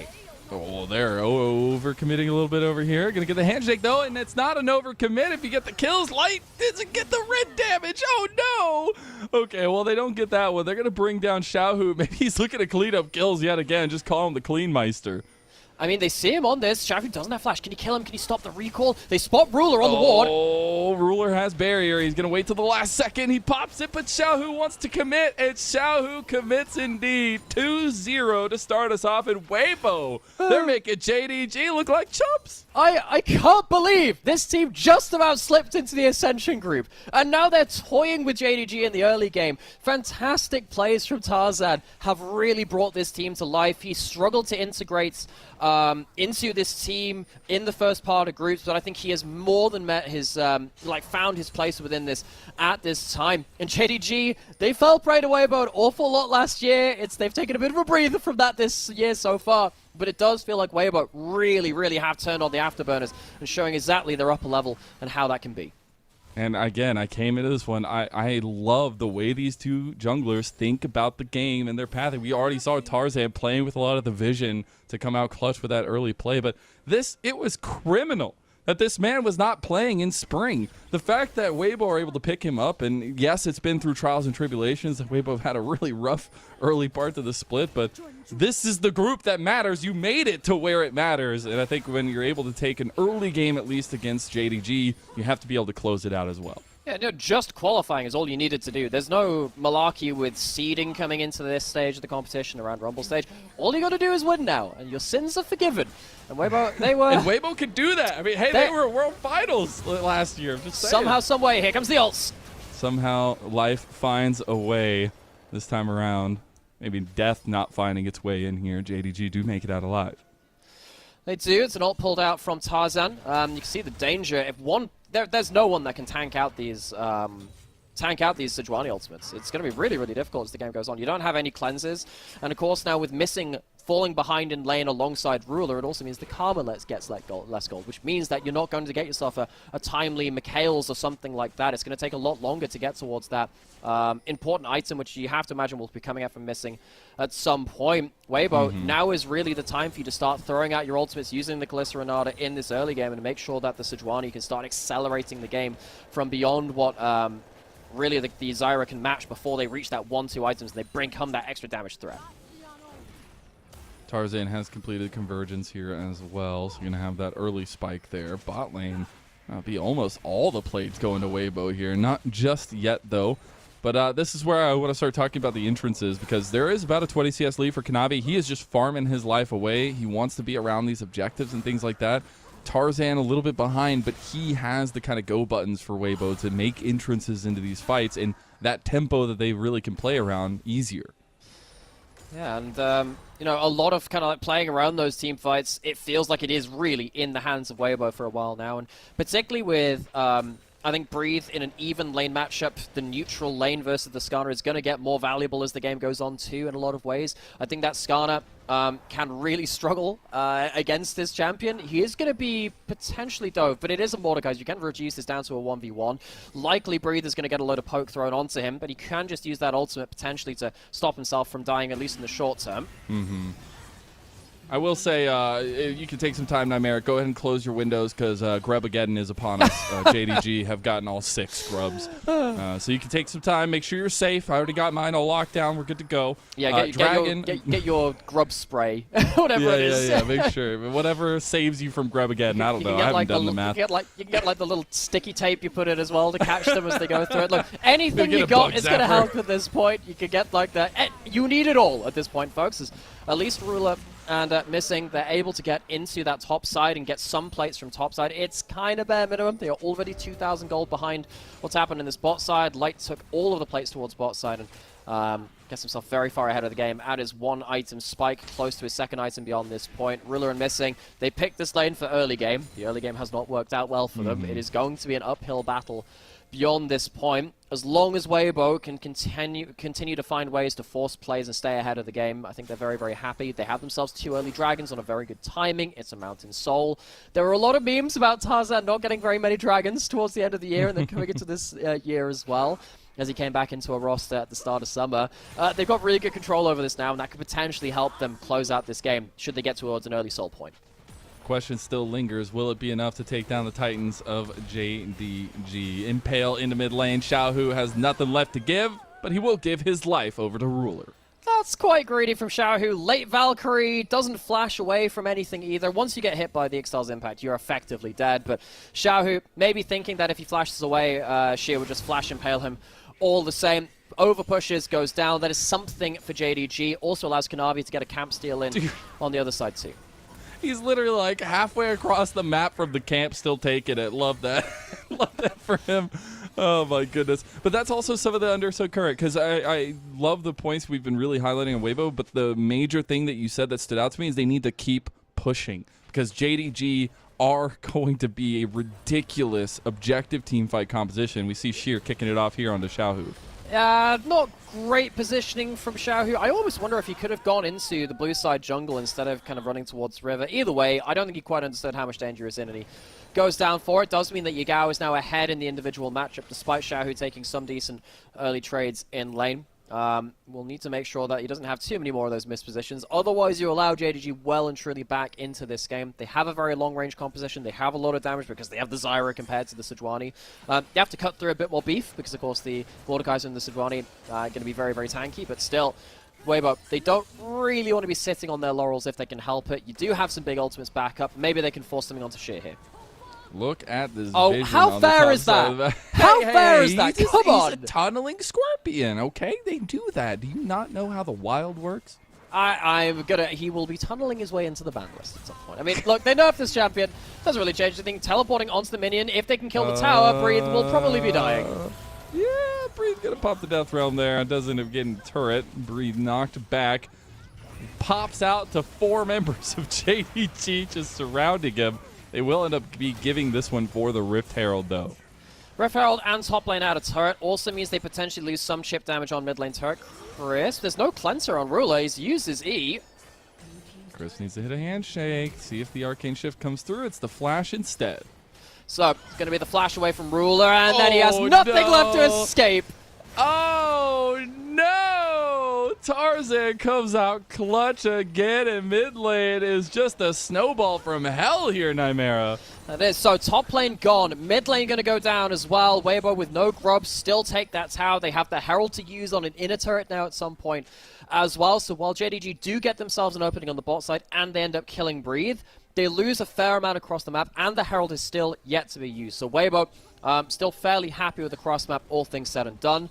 The only thing really left on the table is to see whether Breathe can get himself to more important breakpoints and not just be left alone on the weak side. Couldn't quite survive that last time. Do end up getting the reset there from Tarzan.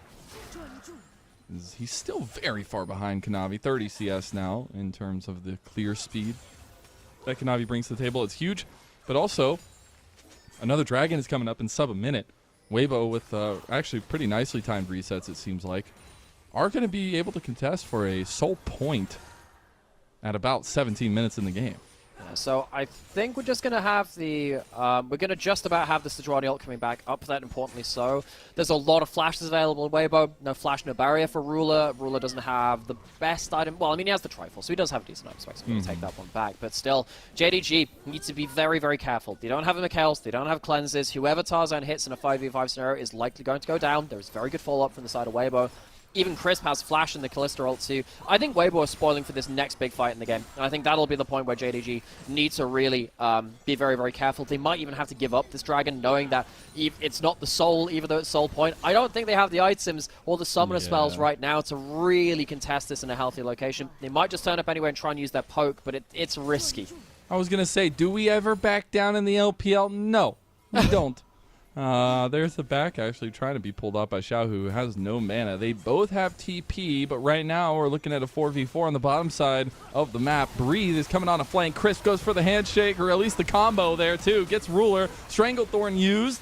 A little bit sporadic by JDG as both junglers trade their ultimates. We got TP on the back end here. That's going to be Xiaohu joining the fight to try to get some of this poke down. Sheer in the Death Realm. Not going to go down, but does go down immediately afterwards. True Shot Barrage is popped there in the end. The Rift Herald also gets summoned in the middle of all that fighting. Breathe is just 1v1ing missing over here. He's going to flash over the wall and try to get to safety. A little bit of chaos breeds for Weibo's victories. Yeah, so JDG, they do lose the one, but they end up taking so much damage, well, giving out so much damage to the other side that they will be able to at least survive without Weibo going towards the dragon itself. Ruler, I thought he was dead to rights at the start of that. Makes it out because Weibo don't quite manage to get the follow-up damage. Then Kanavi had a fantastic set of peel abilities to make sure his carries could live. And Weibo, in a moment where we thought it was going to be a bit of a slam dunk, felt like they had the right items and the right cooldowns available, couldn't quite land themselves that first kill. Watch this right now. See that it's Ruler who ends up getting caught as missing flashes away. Look how much CC goes onto him, but he somehow gets the Arcane Shift midway through the CC chain, and the CC can't lock him in place long enough for him to die. Knavi doing a hell of a lot of work too. While all this is happening, though, Breathe, we're starting to see the problems of the Mordekaiser. If you have a split fight, he will just solo someone out on the side of it. I think that way, but even with all of this, though, they'll probably consider this worse than what they expected. JDG showing exactly what they can do in the clutch team fights. Little things going both ways, right? You see some of the pokes, some of that instant burst damage can be turned around by JDG, but you also see what happens when Breathe takes away JDG's only real front line. And it becomes a lot more difficult to kind of micromanage the fights itself. We are getting second items now. Light having the Guinsoo is pretty huge as he goes back onto the map, but Yagao has had constant side lane pressure and has a pretty massive CS differential over Xiaohu as well. This is something which JDG have done an awful lot. If I were to say, if I were going to point out the one big thing which LPL has done as a macro sense for the last couple of years, it has been throwing your mid laner into a side lane, getting gold out of side lane turrets and waves. It's a pretty common thing, but LPL has really gone towards that. They've drafted compositions towards that before. And I think it's also why we've adapted so well to 6 grubs plus Tristana kind of meta, because the LPL has always been confident at that. They did the same thing with Azir with Nash's Tooth in the side lane last year as well. Yagao has been carrying very effectively for his team when he's been able to get that gold. He has the only gold lead on his team individually. He has himself 2 items. He's on a Tristana with Grubageddon behind him. The Zerg Rush well and truly alive here. I think JDG will once again have to rely on their mid laner, who has been a big carry for them in summer. They're still trying to do the meatball dance here as well, because that is where their strength is. Arctic Assault is going to go wide. A double impale does come through, though. Sheer getting chunked out by his own team. And Light ends up claiming the kill there. And now one body down means JDG can't really fight. And some of that proactivity really working out for Weibo here. They want to go back in for a fight. Yeah, you can see that they managed to survive that turret push. Here Bates comes the Callisto ults. Yeah, not able to get the distance, but Tarzan goes for the flash play, missing. Just completely caught out there as well. And Breathe will claim that one freely. Weibo might overlook to the Baron, but not going to overcommit there this time. Yeah, they get themselves a kill. It's quite a lot invested for that, but it does mean that JDG maybe can't stick around and push down that mid lane out a turret. The next wave is a long way coming off. So yeah, that will save the mid lane turret and the last bit of siege through here. I'm loving the way that Breathe is approaching the side of these team fights. We've seen this earlier in the day from our first series. We saw that Xiaoshu had some of these flanking Camille's and Jax's. Feels like LPL top laners, one of the big things that they're all showcasing is just being able to approach the side of the fight and forcing Yagao to flash out here from so many things. I also think that Chris, a player who's had a lot of criticism leveled towards him on the Renata, has shown himself some big ultimates already in this game. Weibo continuing to show exactly what this team competition can do when it has been proactive and ahead of the game. JDG, they're typically very good at this point of the game, looking for that first big fight. Weibo are not giving it easily to them. But that's also the shocker. Like, everybody were Weibo doubters coming into this one. They barely made it into this group nonetheless. And here they are, taking JDG to task. We asked them to be proactive. We asked them to keep putting the pedal to the metal, and they're consistently keeping a 2,000 to 3,000 gold lead over a team that we've seen is so dominant so far. You know what's the real sad thing about this is that Wave have had a really good early game. I'm really enjoying what I'm seeing for them. I still can't believe that I'll see it for more than one game in a row. The next game, things can completely flip apart. Shear's over-engaged into Breathe. He has. Now Xiaohu going to commit to it as he comes out of the Death Realm. He realizes there's 2 enemy bodies there. He will end up getting traded down for that mid turret. Not going to be too much there, though. Yeah, I think when we looked through to this draft, we did say, oh, blind picking that Skada could give Breathe a window to really do some damage in this game, and he has absolutely done that. 2 items now with the Riftmaker on top of the Rylai's. Weibo, they've managed to dismantle this new top laner for JDG, Sheer. We were wondering whether he'd be starting or over Flandre. It feels like they were trying to go for a sword and shield approach. If Sheer is the sword, he has been blunted very effectively by both draft and play by Weibo. And I would say that this might be, one of the first times we're really seeing a top lane difference here for JDG, where Sheer has stepped in pretty dominantly for most of the games that he's been able to play. So we do see second items completed for JDG across the board. Is that going to give them enough gas in the tank to take fights or even sustain fights? I don't think so. As Handshake comes in on a ruler, he has flash, he has barrier, he is perfectly fine. As now that hostile takeover used, the impale from Sheer bringing him back to the team, but he might not be able to take him down fast enough. Stranglethorn goes down. Both top laners traded immediately as now Yagao jumps his way out. Not going to use the resets easily here, but now that poke damage is coming in. Clutch Kanavi away. The general from the front line, the explosive charge, it's enough. They're going to get the resets now. JDG, they knew that they were a beast lying in wait, and that beast is roaring to life here 23 and a half minutes in. Weibo just don't have the damage, and they can't close down who they want to. Xiaohu's over the wall. He has flash. He has good damage. He has a big one in the inventory as well. If they can wait long enough, Breathe can TP back in, but Xiaohu's got to live. Yeah, Gao sidesteps it, able to get push out on Xiaohu. That'll be the Dragon's soul denied. A game that was going so holistically in favor of Weibo has now been cut down to size. A 3,000 gold lead dwindled down to 1. All right, so Weibo, we said they needed to be ahead of the game. They barely are now, only 1,000 gold. A couple of dragons definitely help in terms of those extra stats, but as you were saying just before this, hey, 2 votes for JDG. Does that change anything? Well, apparently it does, particularly the big damage coming in from JDG stays alive. The first combo didn't end up quite hitting onto Rilla, or at least it did, but he had the Mikhails, and we talked about how important that is. Missing doesn't have it now, though. Oh, that's a lot of damage in a short amount of time. Not able to get the peel out of that one. Blastcone going to cause a little bit of chaos, but Sheer will shortly join his teammate in that gray screen here. Light claiming that one now. Pings onto the Baron here by Weibo. Last fight, you could see that the Mikhails and the disengaged play won out for JDG. They didn't have the Mikhails, missing the first-person court. JDG can't get their damage down. Weibo fail in the mid lane. They don't get themselves the soul, but they pick out the enemy support and they get themselves the Baron. Weibo back onto the lead. God, it just goes like a rubber band back and forth. Maybe a yo-yo is a little bit more of a better analogy. But from a 1K lead back to a 3K lead, Yagao will end up taking a tier 2 in the bottom side, so JDG still trying to trade to some extent. But you start seeing if items are going to be coming online, if we are going to get to these big team fights, I think JDG are just on par. Well, it really does depend on who gets caught at first missing. You know, he doesn't have himself the cleanse right there. I think it's still on cooldown from that mid lane. At the same time, Sheer once again caught out by Breathe. Breathe has been monstering this individual match. Yeah, yes, Breathe has absolutely. died occasionally in the 1vx scenarios where multiple people kind of go down onto him. But honestly, this guy has been so dominant. I think Breathe has been one of the more consistent members. I say that, he might be in a 1vx scenario again, but he does have himself a good amount of tank. And it is just the one person, and it'd be Kanavi over there. Breathe. Oh, wait, he spots him.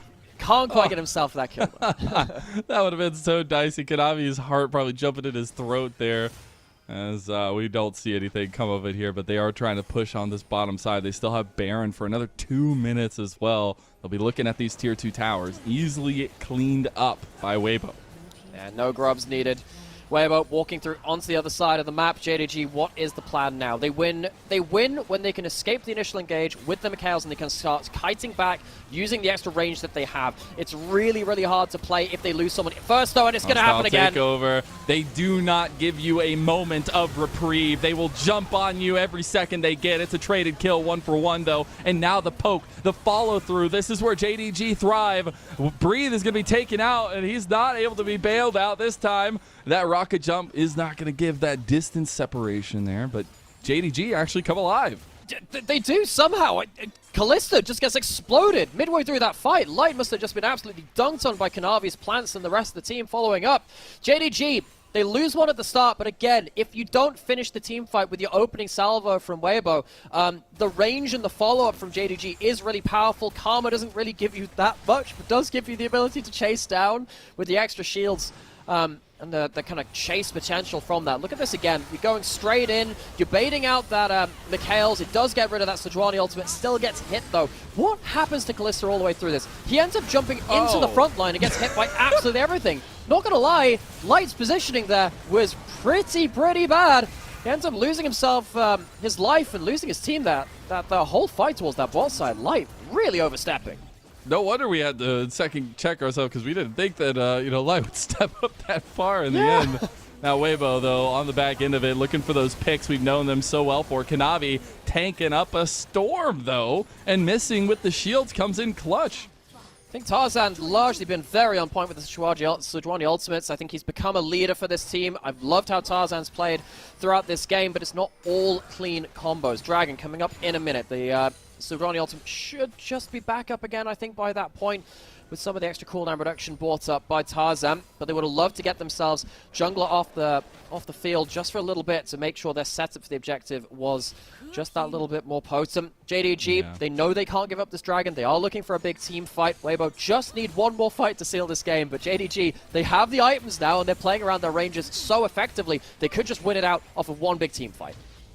They definitely could, and I think taking a little bit of stock of how JDG can approach a lot of these, Kanavi is having a ton of damage underlying all of the team fight here. And I think it's rightfully so that we put such a heavy focus on Kanavi Tarzan. The Griffin bros that have come over to the LPL, obviously a lot longer of a stint from Tarzan, but these are the moments that matter. A dragon's soul on the line for Weibo, and JDG are going to try to contest. Breathe will be spotted if he flanks a JDG. They can't let this go over. It's against the Ren. This is really difficult. Oh, it's so difficult. Kanavi's getting CC'd down. He's going to be brought into the death realm, and he can't do it. Tarzan's going to take the soul. Now they're going forward. Tarzan overextends a little bit, but Light is hop-skipping his way to a potential victory. Kanavi is down. Now Sheer, he's dragged down as well. The damage is not going to be enough. Ruler is trying his damn heart out, man, but they're chasing him down. Tarzan able to survive with just a sliver of health. Luckily, Ruler is able to arcane shift his way to distance. So much damage done. But there's the TP to bot lane for Weibo, and they're going to try to stop the backs. Yeah, they're going to try to. Ruler, can he get out of this? I think he can. I don't know if whether Weibo will spot this out in time. Missing will die. It will just be Ruler defending the base, and he might just be under threat from the Mountain sold up solo laners of Weibo. Need to be careful. Looks like it's just inhib and out as it stands. Missing slowly but surely. Going to make it out alive. They do lose that bot inhib, but not too bad for JDG on what could have happened, it feels like. But that soul secured for Weibo makes it a lot more difficult for all this poke from Ruler to really stick. Ruler really tried at that last fight. Just about makes it out alive. Has himself that Shojin as third item. Just look how much damage Ruler does across this team fight. Sadly, it doesn't matter. Both top laners tried to stop the engage coming, or the smite fight coming through. You can't end up Mikhailsing Kanavi out of the Mordekaiser ult anymore. You can see that was put onto him, maybe just missing, panicking, just thinking some CC was going to hit him. He gets put into the Realm of Death all the same. Smite goes over. But look how much damage Ruler is putting through this. Very nearly cleans up a couple of kills. Only just about gets out with his life as well. And Xiaohu having a hell of a step up there in that fight as well. Honestly, some question marks early from him on the Corki, but now sitting at 6-1, I think there are no more questions. He will be packing the punch for Weibo as they start up the Baron. I don't think there's really any contest coming through here. Kanavi is walking out from base, so he won't be there for a smite still. You're against the Rend. Really does feel like JDG, they've lost their window now. The Mountain Soul is through. The ability to force the engages is very, very high, and Tarzan is so tanky at 3 items with a Mountain Soul, with the double Mountain Dragons giving percent resist increases as well. I think JDG, they might just have run out of damage. Now that Soul's come through. And Tarzan leading from the front as known. They will try to take this tier 2 tower easily in top side of the map. Yagao is trying to get as much of a push in bot side before he has to TP to defend. He is going to pull that trigger here, so the defense is standing strong. 2.5 minutes left on the Baron buff, though. And that will probably be enough to at least crack an extra inhibitor. JDG, they don't have great engage options. This is one of the problems. They have, what, a long-range route from Kanavi. It's slim pickings of that. Sheer can occasionally get himself into a good position, but he's so far down in this individual matchup, and here comes Tarzan. They just go straight onto Sheer. As why not, I guess. But that is a big ulti down, at least the go button for Weibo. So they don't want to get caught on the back end like we've seen them getting poked down time and time again. Xiaohu is waiting on the edge with a Valkyrie to potentially get a play on the Ruler. Nothing else going to come of it. Crisp is on a bit of a flank here on the other side. He has flash too. If he can flash over the wall, potentially go for that ult flash combo. There's only one Mikhail's, only one person using will be able the to wall survive through against that. them. Yeah, he's going to come out of Fog of War. Here it comes! He did it. He was the one to bring it into the league, and he's going to pull it off here yet again. The Flash Renata hostile takeover. They do end up getting rebuffed, but they take the turret itself. Now Yagao, he's starting to get those resets going here for himself. Chris going to be in a lot of trouble. He's going to get grasped, though, and Fate's call will get Chris to safety. Man, Yagao is still really scary.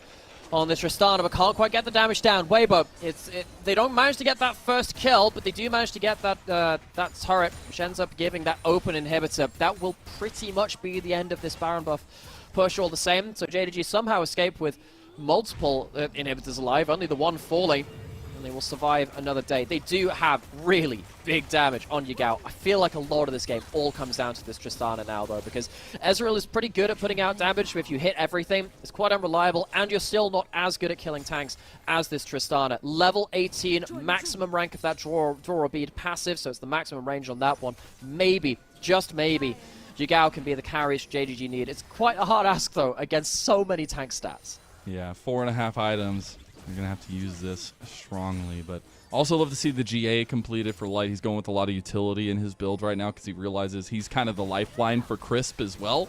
So I'm wanting to make sure that there's some extra strength in that regard. But I think that's where I want to take perspective of how JDG can win these, because we know how Weibo win these fights. They just pull the trigger and all of a sudden you're dead. But JDG need a lot of sustained timing in these fights, and they're going to have an Elder in less than a minute to fight over.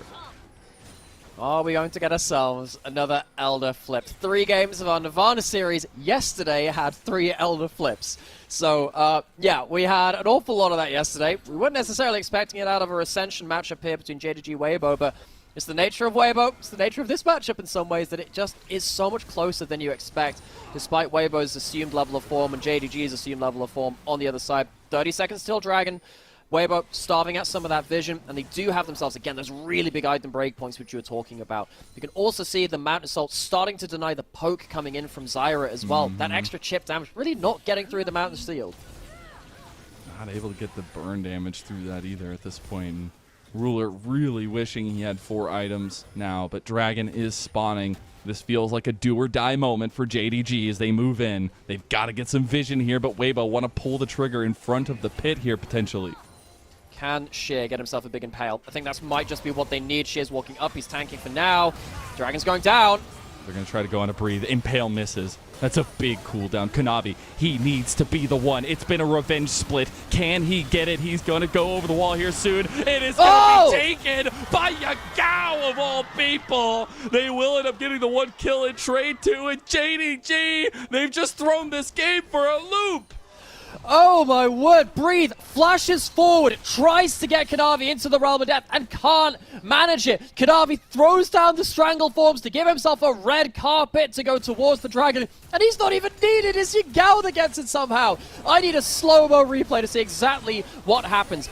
Breathe doesn't get impaled. See that the rend is on one side as well. How does this go through? The flash forward from Breathe tries to get onto Kanavi, doesn't manage it. Charge. And the explosive charge on the Mordekaiser steals the Elder. Explosive doesn't do it justice. Yagao, hero play.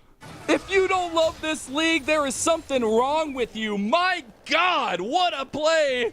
And JDG, they come away with an even fight now, having the Elder for another minute and a half. They can try to push this up into permanent damage against Weibo. I can't believe the amount of drama that we're seeing with this. Breathe gets punted back after flashing forward, trying to deny the jungler. Jungler wasn't the person you need to be worried about. It's that carry in the mid lane. Yagao has been so stalwart in summer. Can it be enough to see this out? Here comes the ults. Mikhail's immediately through. Tarzan starting to struggle to use his ult on cooldown before that Mikhail's comes back up, especially against that Elder. JDG taking a bit of the map back. The push with Grubageddon, it's so deadly. They don't even need the minions. They've got the mites there to help out as well, and they're just outright taking an inhib tower in mid lane. So the range comes through. Even with the Mountain Soul, the range and the burn being put through from the Elder is really, really powerful. It's going to fall off in 40 seconds. That's a long time to defend the base, though. Hostile takeover comes through. They got to try to defend the minions. They aren't able to do so. So Baron falling at least up now maybe is the follow-up for JDG if they want to pull back onto it. They still have this Elder for 30 seconds. They won't be able to keep onto it for that long. I think by the time they're on the Baron, Elder should have fallen off. So however, Weibo, do they have teleport options? They have one on top side. I don't think Weibo are going to be able to get hit just in time. It's going to burn down just at the end of that Elder, so they time it just about right. JDG, inhib, Baron, and out. They get themselves a safe reset too. Now we are truly into the late game. I want to try to catch the stragglers, but that is not what you want to hear. those words are like nails on a chalkboard if you're going against JDG, because they are the ones to put you to bed as time goes on. They are the ones that can absolutely pull you apart in these team fights, and they have the comp to do so now. So, JDG, they have themselves big items. Full build Yagao. Ruler almost got himself to his last item as well, has a Shojin and a Cerildus, so he has much more ability to kill the tanks than he did before. His individual damage has gone through the roof. On the other side, though, it's not like Weibo don't have a load of damage, a load of tanks. Breathe, if he gets someone into the realm of death, is probably just going to outright kill them. I don't think many people can survive that. Even the AD carries from JDG need to be so careful. So Weibo, I think they're relying on Breathe to take someone out of the equation, and I think that particularly Tarzan needs to find himself a big target. It's a 4v5. They're going to try to take the play here for Weibo. They will get stopped by the Stranglethorn, but Breathe has come in for the flank. He's going to pop the Realm of Death on the Ruler. Ruler is locked down. JDG are going to have to stick this fight. Yagao is running over to try to be the saving grace. Hostile takeover across 2. And Weibo, they've got a front to back that they've dreamed of. They take Sheer down. They're not going to move any more forward, but Ruler is still waiting to try to pick people off on the back end. Weibo do strike true. Insane kiting from Ruler. I thought he was 100% dead. Gets the Arcane Shift just as the ult was being cast by Mordekaiser, but it's not enough. I thought that would have been Mordekaiser just killing him straight out. He gets the cooldowns back, gets to shift over the wall again, and then while he's in the Realm of Death, the Renata ult can't hit him. He's in another space entirely. He's in an alternate dimension. Weibo can't quite get themselves that explosive fight that they've been looking for time after time. And you know what? I thought this Karma was going to be like, you know, just the laning phase pick. This Mikhails has really blunted Weibo in the late game around what they want to do with that Sejuani ultimate. And Weibo, they have been really held to account by JDG. Their team fighting has been so good in the mid and late game. If Ruler is going to get that full item here, needs to get that completed before the next big fight. We have another Elder Dragon, about 1 minute and 15. Big thing is, though, Xiaohu and Light, they're on full build. Mercurial Scimitar is completed for Light as well. Still a little bit left on this Baron buff, but not much to give. We're going to take a look at the setup around this Elder. Tarzan walking forwards. Remember, they still have the Mountain Salt. Really does help them in regards to the front line, but they just can't stay in range. Again, you get all this damage to Tarzan. Cool. He has a Warmogs. He has the Mountain Salt. You're not bursting him. He's going to regen up back up to full. All JDG are doing is holding their vision line at this point and trying to push in some wards across the map. JDG, it's really hard for them to get themselves that meaningful poke against that Mountain Soul. This is such an interesting late game. Really got to see how Weibo or JDG can burst someone out from full at the start of a fight. If that happens, I think the rest of the fight goes with it. It's really hard to do that, though, with so much range on one side and so much tank and shielding on the other. All right, full build for Ruler completed. He will have the Bloodthirster. Dragon coming up in 20 seconds. He has sent the True Shot Barrage topside to try to clear that one. It's not going to be up for a little bit. He will get that cooldown down in the team fight, though. Yeah, so as long as he gets the target to hit with Qs, he'll be able to regen that one up really quickly. Elder spawning right now. The Zyra plants.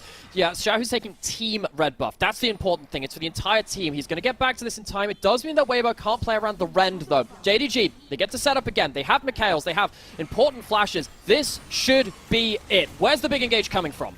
Tarzan and Kanavi, two of the biggest brains in the LPL in the jungle sphere. We'll see them go toe-to-toe here. They're getting locked down. It's going to be Tarzan that comes out big. Elder is taken, so they have that fight potential. Kanavi already taken down. The clap of the Elder wings starting to come alive here. They will end up leaving Breathe out. TP to mid lane right now by Xiaohu. He wants to try to finish the game. Multiples coming through from JDG to try to defend in time. This won't even be the game. So it's going to be, what, 1-for-1 in terms of kills? Ruler's caught out. He doesn't have empowered recalls. He does have a lot of slippery ability to get away from this, but Tarzan has vision on him. He's going to need to pull his most famous 007 moment here. That Elder Dragon's going to make it a lot harder, and Chris coming over the edge. They will get that shutdown over onto Ruler. Now they'll push in mid lane as well. Oh no, that is disaster for JDG. Somehow, Ruler gets kind of left out to dry around the Elder as the teleports go back to base. Weibo go a hunting for just one inhib, and then also Ruler. They kill the AD carry and they march in with a numbers advantage. It's been Weibo's all along, but JDG, they gave them a run for their money. They fought them here now. They're going to try to defend. Sheer getting low. The Elder Dragon wings are flapping once again, and the Dragons have taken over. Weibo, they won't be able to finish here. JDG with Kanavi and Yagao in tow will defend, but Weibo are waiting for another wave. They're going to get a TP in for Breathe. They're going to have to, but the wave clear is going to be really significant from JDG. There's no Baron buff, remember? The minions still have to stay alive. Light moving forward. He's going to cleanse. Hostile takeover moves over. Is going to tag Yagao. Xiaohu getting low. Chris immediately just takes down Kanavi there. Now Tarzan moving forward, and JDG, they're on their last breaths. Who would have thunk that Weibo will deliver only the second game loss to JDG of this entire split? And look at that smile. Weibo come out represent.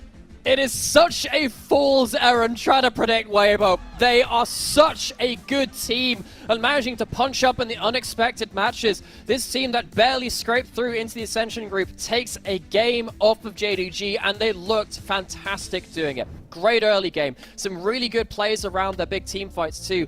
I want to see this for more than one game in a row, but if this is the upper level which they're bringing, Weibo might just be back in the way that we knew them. They can always punch up at the most unexpected moments. Man, it's just a treat to watch Tarzan and Kanavi go to work. There were such bright moments for both of them in this one. I look forward to seeing what the teams have to offer for game number 2. We're going to step away for a short little break and rest a little bit. We'll be back with game 2.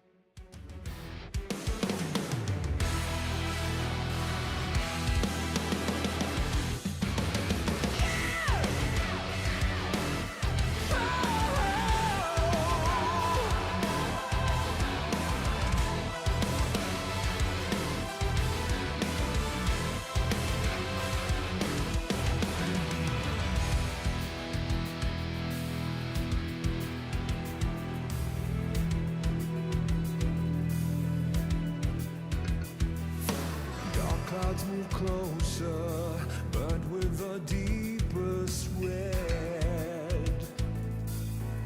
Oh, beneath them we look on. When they part comes the hatred did reign. Lost in the dark, we've come so far. Another step to rid the pain. Go and be counted till your last day. 'Cause only nightmares break their face. So stand upon these fallen lands.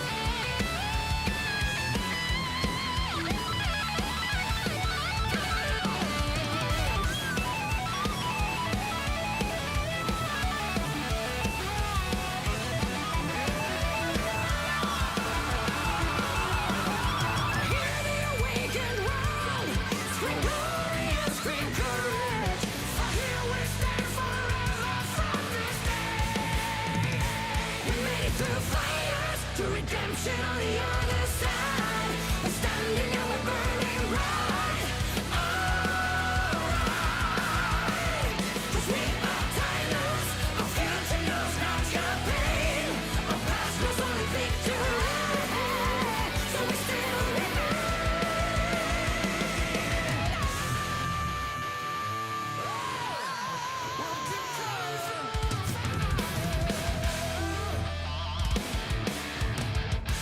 And we still remain. Yeah!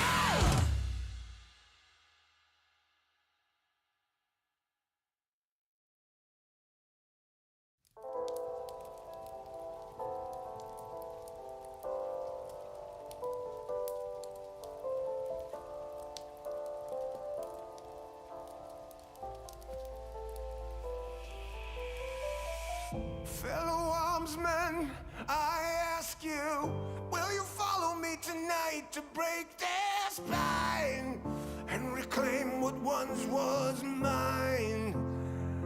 Those cravens backstabbed me, deceived me. Never shall I tolerate their crimes again. Now let the hunt begin. Oh, 7,000 souls scared and daunted, such a tale of woe. Not too long ago, this village was a golden scene of hope. Call down the reckoning to bring.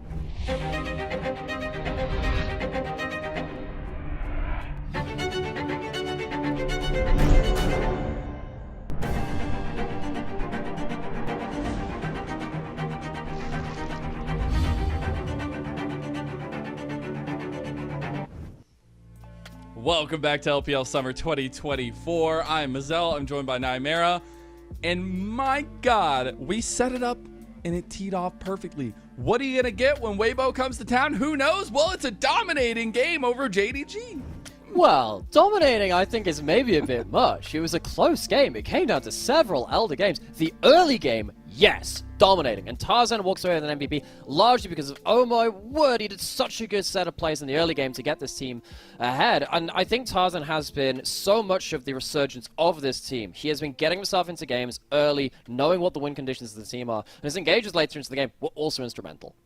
Yeah, obviously known for his time on LNG, being a core pillar of that team during all their runs, but really taking it to Kanavi a lot of the way, losing a lot on the farm for a majority of the game, and then still having those big impactful moments. But it was what we set out for Weibo from the beginning. They have a composition that if they can keep the tempo in their favor and keep being proactive, it will work out for them. And even if it got a little slippery at the end, we saw the execution come in. Yeah, and I mean, honestly, I'm still astounded by how JDG team fought that game. I think that Kanavi was caught out a couple of times and still put out a ridiculous amount of damage before going down. I think Yagao was doing absurd amounts of damage, as was Ruler, whilst also largely remaining safe. The fact that they could end up disengaging through the first part of that fight and the first big play, but then being able to turn around that big damage was a huge part of this game. Weibo didn't cleanly win, they were pushed. I think this was a great high-level experience. If this is what we get to expect out of the Ascension games, I'm all for it. The games yesterday between AL and FPX were fantastic. This first game was the equal of that. I am secretly hoping that we go to 3 games now, not to be biased towards a certain team, but I just want to see more of this level of play. That was a fantastically entertaining game. Yeah, I just love getting the big brains on the Rift, right? We have some seriously known names on this matchup here, but it's also nice to see them actually execute on it. But those two guys right there take center stage yet again, and we gotta wonder what the adaptation is gonna be from Kanavi. He took the Zyra, not something he played a ton of in the groups there, at least the placement stage. But here, now maybe taking a little bit more onus in his hands with something more aggressive. It is the Nidalee and the Ash ban from Weibo on the blue side this time around. The Tarzan Sejuani banned away, as well as the Kalista from last game for Light. So we still, again, have the AD mid laners up, so you're expecting a Tristana and a Corki at some point, especially with the Yone now gone as well. Kanavi, I wonder if the answer is to have something that can be more active in the very few early levels of the game, because someone like Zyra can't really impact the game at that point, especially in not the same way as the Leona did for Tarzan in that last game, and of course throughout the group stage as well. The last few games from Tarzan were absolutely disgusting. Leona has been incredibly potent though. Wouldn't surprise me to see that locked in, and then we get the trade of the AD mid laters after. I do actually want to bring up an interesting conversation that the hover of Leona actually brings up here, as the Tristana is the one that locked in. JDG have found a lot of consistent strength by getting missing out on the map. The Enchanter setup, the 2v2 and bot side, didn't really enable that last game, and I feel like they were missing that a lot. Oh, Literally, sure. I mean, pun intended. I mean, missing did try and roam into mid at some points, but how do you play a Karma from behind after you've lost lane? That champion is there to win you lane. So yeah, having that Leona, I think you're absolutely right to bring up the fact that missing wants to be out on the map. Hopefully you can combo up with Kanavi as well. Ezreal, Leona, not a bad laning duo because of the individual strength of both these champions. Ezreal also pretty good at kind of timing up with Leona's engage and being able to follow up with that. On the other side though, no Sejuani. The next best champion for Tarzan has been the Brand. He will be an AP carry now, and this is pretty terrifying. He's a very good Brand. The speed of clear, but also the threat around the team fights, very scary. And the Renekton, speaking of scary, is going to be logged in for Breathe, a classic for him. The Corki answered on the other side. So AD mistraded. That's kind of the hallmark of LPL meta right now, unless they've been banned out. I am very interested now into what's going to happen in this top lane matchup, because Breathe has been one of those Renekton players which has played so dominantly through lane it justifies the pick. There aren't that many players which will play it very well. In regards to that, I think 369 is one of them, I think Bin is one of them, and I think Breathe is one of them. Those are the three players I look at the Renekton and say, yes, this is an impactful champion. You're likely winning lane. You're likely going through to mid game to do something with that. Sheer might have some of his champions taken away in regards to surviving that lane. There isn't that much which really does that much against Renekton early on right now. So they could also go towards jungle as well. But as we said, that top lane also likely to get taken out. And Weibo, honestly, off the back of that one, feeling very confident in Breathe over Sheer. And I like the fact that they were exuding that confidence by just blind picking the Renekton there. Because I will say Sheer got handled pretty heavily. One of the first games that we've really seen him go down super heavily, at least one of them. Now the Braum is the final lock away against Crisp. So Weibo, they don't have good engage right now. The other side has Leona, so they have engage. Leona is enough to guarantee that. That champion is really fair when it comes to that. Results-based analysis. So, well, no, that's not results-based analysis. That's just Leona is just the one-man engage machine. Just does so much work in that case. You're probably looking now at either Alistair or Rel for the side of Crisp. You don't have that big go button at the Sejuani on one side. I think JDG, as it stands, they probably can play towards hyper range. If they go towards this Tarzan Karthus, that would allow them to have 3 long-range carries with not a great amount of engage on the other side right now. And Kanavi's going to be perfectly fine just taking a farming jungler as well. I think we've seen the Brand and Karthus matchup get a little bit more aggressive than others, but I'm really interested at what kind of pathing these two guys are going to take, especially after that first one. We also get that double marksman lock in here for Weibo as they get the Senna and the Ornn for Light and Crisp. I like that lock-in of the Ornn an awful lot, because JDG, they don't well, before that lock-in, they didn't have to be that respectful of any of the engage coming in from Weibo, because it's like a flash Renekton and occasionally a Brand stun. It's not that easy to land on very long-range carries like the Karthus, the Corki, and the Ezreal when they're playing at their maximum range. Weibo with that, it allows them to play towards an engage from the Ornn. It also allows them to put the center of the Ornn on an island if they want, and allow themselves to play towards potentially a dominant Renekton topside matchup. Sheer goes towards this Jax. He is a Jax specialist. It can be a good lane into that Renekton. It is Breathe's Renekton though, and if Tarzan gets to go towards topside, that Brand is very, very good at comboing up with the Renekton stun to get kills. I think this can also be a bit of a flipped game from what we saw in Game 1. Game 1 was all about bot side pressure, leave top side alone. I think Tarzan has all of his options now to go towards that. See if Weibo can bring this to a 2-0 and not even up the series. And I love it too, because we have 2 pole engagers on each team. It's top and support for both of them. I really wonder how the early game is going to look, what the priority, because again, in Game 1, like, early game was so interesting, even though it was a little bit one-sided for Weibo, because of the priority that lanes were giving, and it enables play around Kanavi and Tarzan. That's what I expect more of going into Game 2 here. So, JDG find themselves in a rare position where they have to bounce back. Who else but against Weibo? This team, Of they got to course. take after their namesake and not just tap. They got to tap. They got to double tap. Got to get that 2-0. JDG, they almost team fought their way back into that game one. That is the level we're expecting out of this Ascension group. JDG, it all lies on this game. 欢迎来到英雄联盟。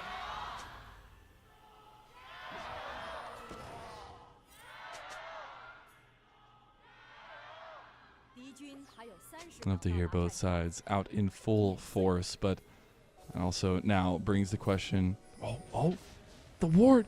Oh, it's over. Oh no. Okay.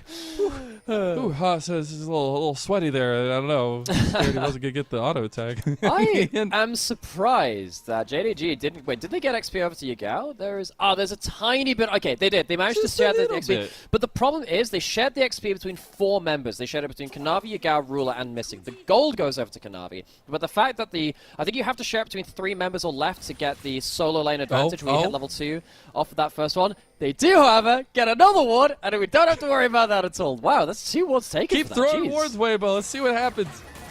Crisp is going to be a lot of trouble here. Yeah, that's a little bit of a late invade coming through. We'll get a little bit of support here as JDG don't really want to continue. They might actually just go for the red buff here. But you can already see Chris has to blow his pot because he's going to get zoned out from that laning phase. Ruler and Missing, they're going to be benefiting from the fact that probably Weibo don't want to be forcing on towards bot side. They want to be forcing towards top side instead. It's easier to leave the center and that alone. Missing, buddy, you don't want to be going into turret with that. But it has the aftershock, so he gets a couple of resists. JDG, you get themselves a camp steal, but it's going to be matched by Tarzan on the other side.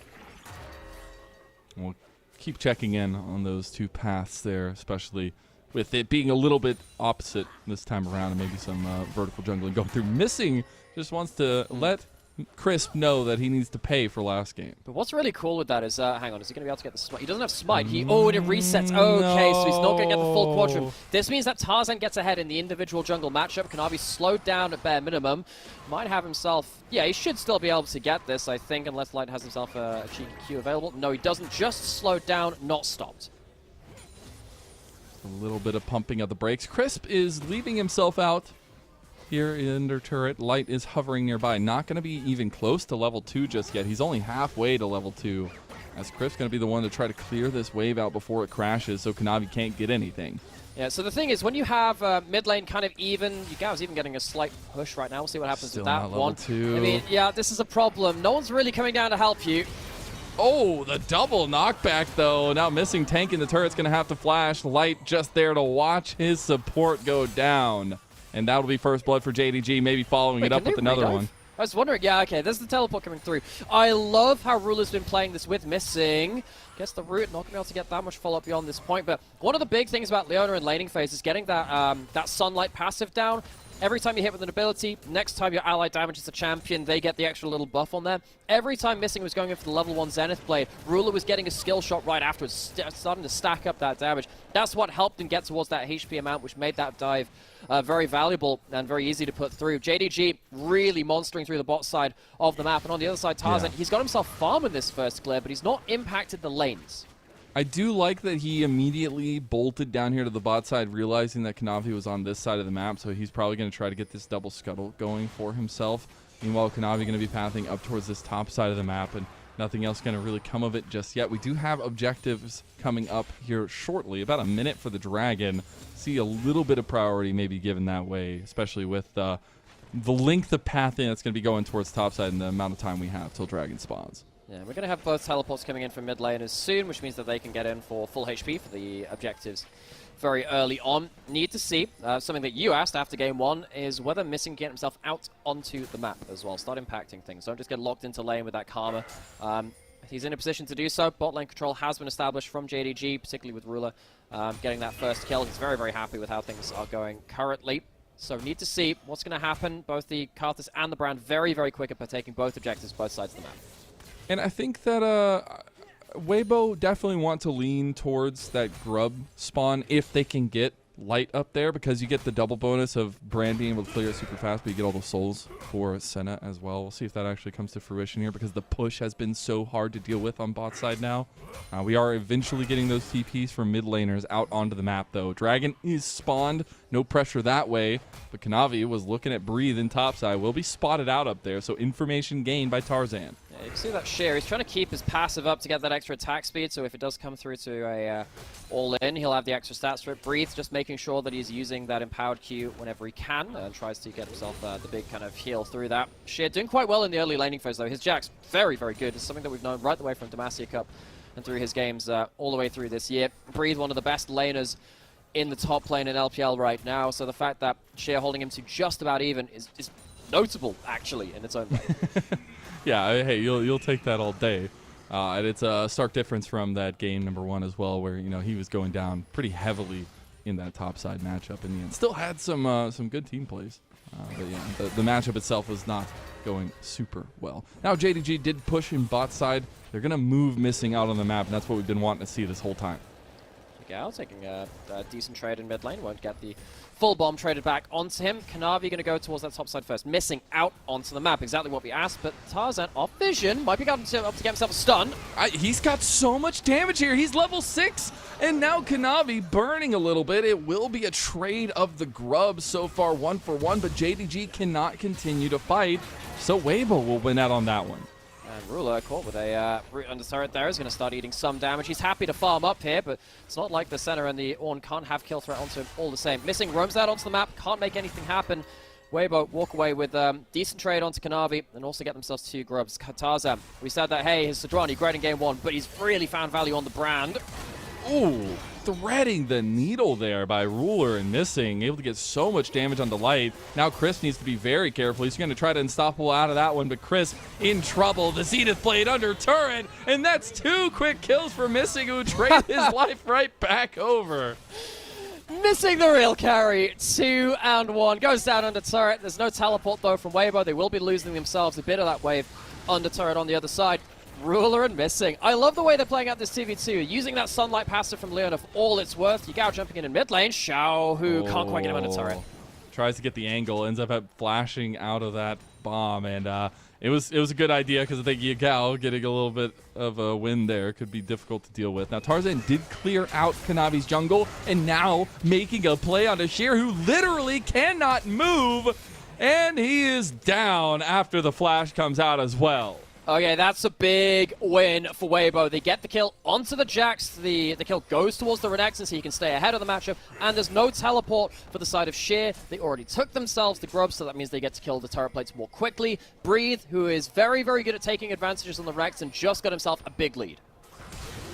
Breeze showing up big here so far. The horn is sounded here. Double knockups. Not going to be able to follow it up with any CC from Weibo. Again, they only have engages through Crisp and Breathe in reality, but now maybe Tarzan trying to fight right back, going for the flash. Kanavi's answered right in return. A little bit of damage back too on the back, but Dragon still hasn't been taken. It's been all about these little tussles. Yeah, everyone roaming across the map. Some fantastic little micro plays happening across there. Tarzan tried to go for the Q flash E, where you get the guaranteed stun, but Yagao was quick enough on his flash to not get caught up by that. You had the punish almost coming in from Chris.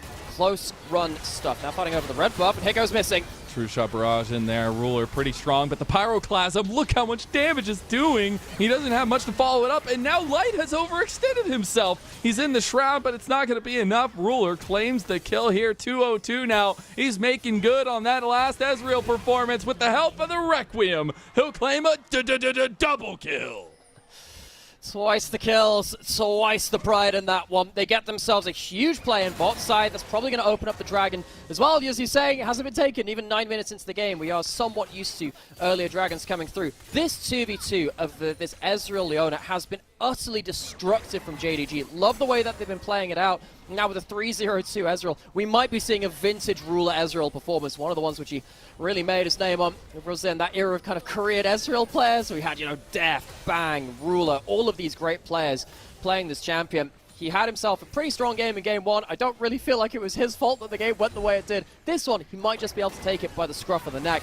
Love how Missing keeps, again, applying this mark over and over, makes it easier and easier to get the big damage through. I think Light really mispositioned his here, though. Tries to get himself that last hit.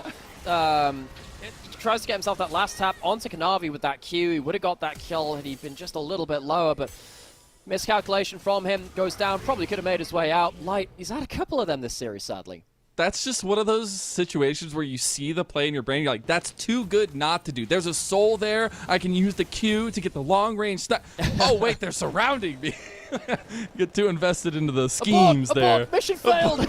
But it's too late. The hatch is already closed.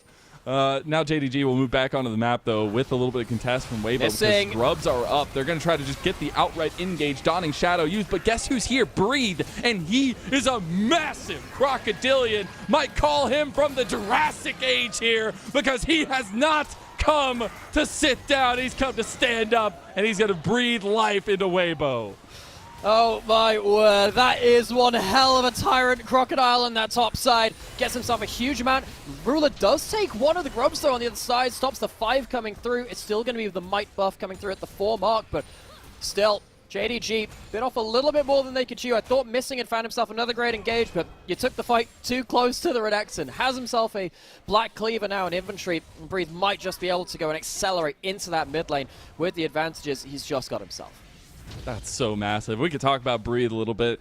Maybe not the biggest splash into the season when he was picked up by Weibo. Maybe some question marks after seeing some of the rough games early on, but he has turned it up here, and especially against Sheer, who he confidently handled in the 1v1 in game 1. But in this game, he literally blind picked Renekton, and you can only do that when you're feeling oh so confident. I have to say, I have been a Breathe apologist. I've been supporting this guy, because even when Weibo had that crap first round robin, it really felt like he was still stable, still doing so much impact in the team fights. And he gets right into a great position again. He gets himself onto the flank, gets himself onto an important target. Kanavi had blown his flash earlier, knows he has the just about enough mobility to get himself onto the key target. Getting these kind of kills is really, really scary for JDG because you've just lost yourself a big moment to potentially get yourself the big grub buffs, and you've just given gold over to a person who's very strong at this point in the game. You can outlast the Renekton, but it is very hard to do so when he has this much gold. And I'll forgive you if you thought that this is how this matchup should go. JDG have literally strangleholded almost every opponent they faced against. They have had 10k leads across multiple series. And this is not the JDG we were expecting here in Group Ascend. This is the Weibo that maybe some true believers could see coming. The thing is, you know, it's like, is this the JDG we expected, blah, blah, blah. There's a lot to say about that. I still think JDG are playing largely very well. It's just, look, I'm going to throw it this way. If you didn't expect Weibo to have the upsides, that's also a problem. You always expect the downsides because they're really, really visible. But you got to remember the upsides too. It was quite hard to see them in the group stage, but I mean, there's only so many times we can say it. The inconsistency of this team is legendary, but it's so goddamn entertaining when it comes to matchups like this, where you just completely forget the fact that they have so many international title holders and great individual players that occasionally they play like it sometimes.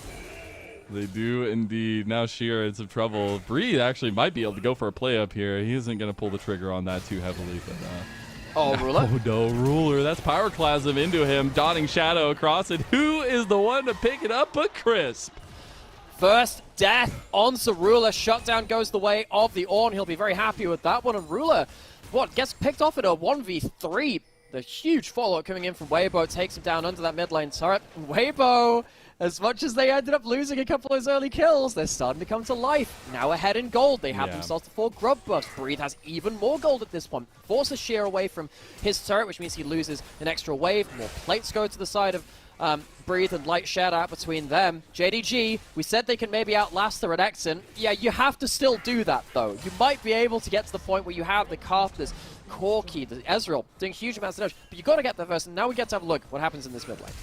Yeah, they just get the flash play. Oh, he did it finally! He did it! He did the QE flash. Tried it earlier, failed it, but I love to see that. Great stuff. And big gold over to Chris. But this is also something you have to bring into perspective here. Weibo barely slunk in, but all you had to do was make it to Group Ascent, and now they're here in a single round robin. They have JDG breathing out a potential loss for the first time in this entire summer split. Oh, it would just be the way of things, wouldn't it? It's just another day at the Weibo office. So, Herald being started. Weibo, they have Flash and Dominus coming up on Breathe very soon. How's the Flash, Dominus, and 5?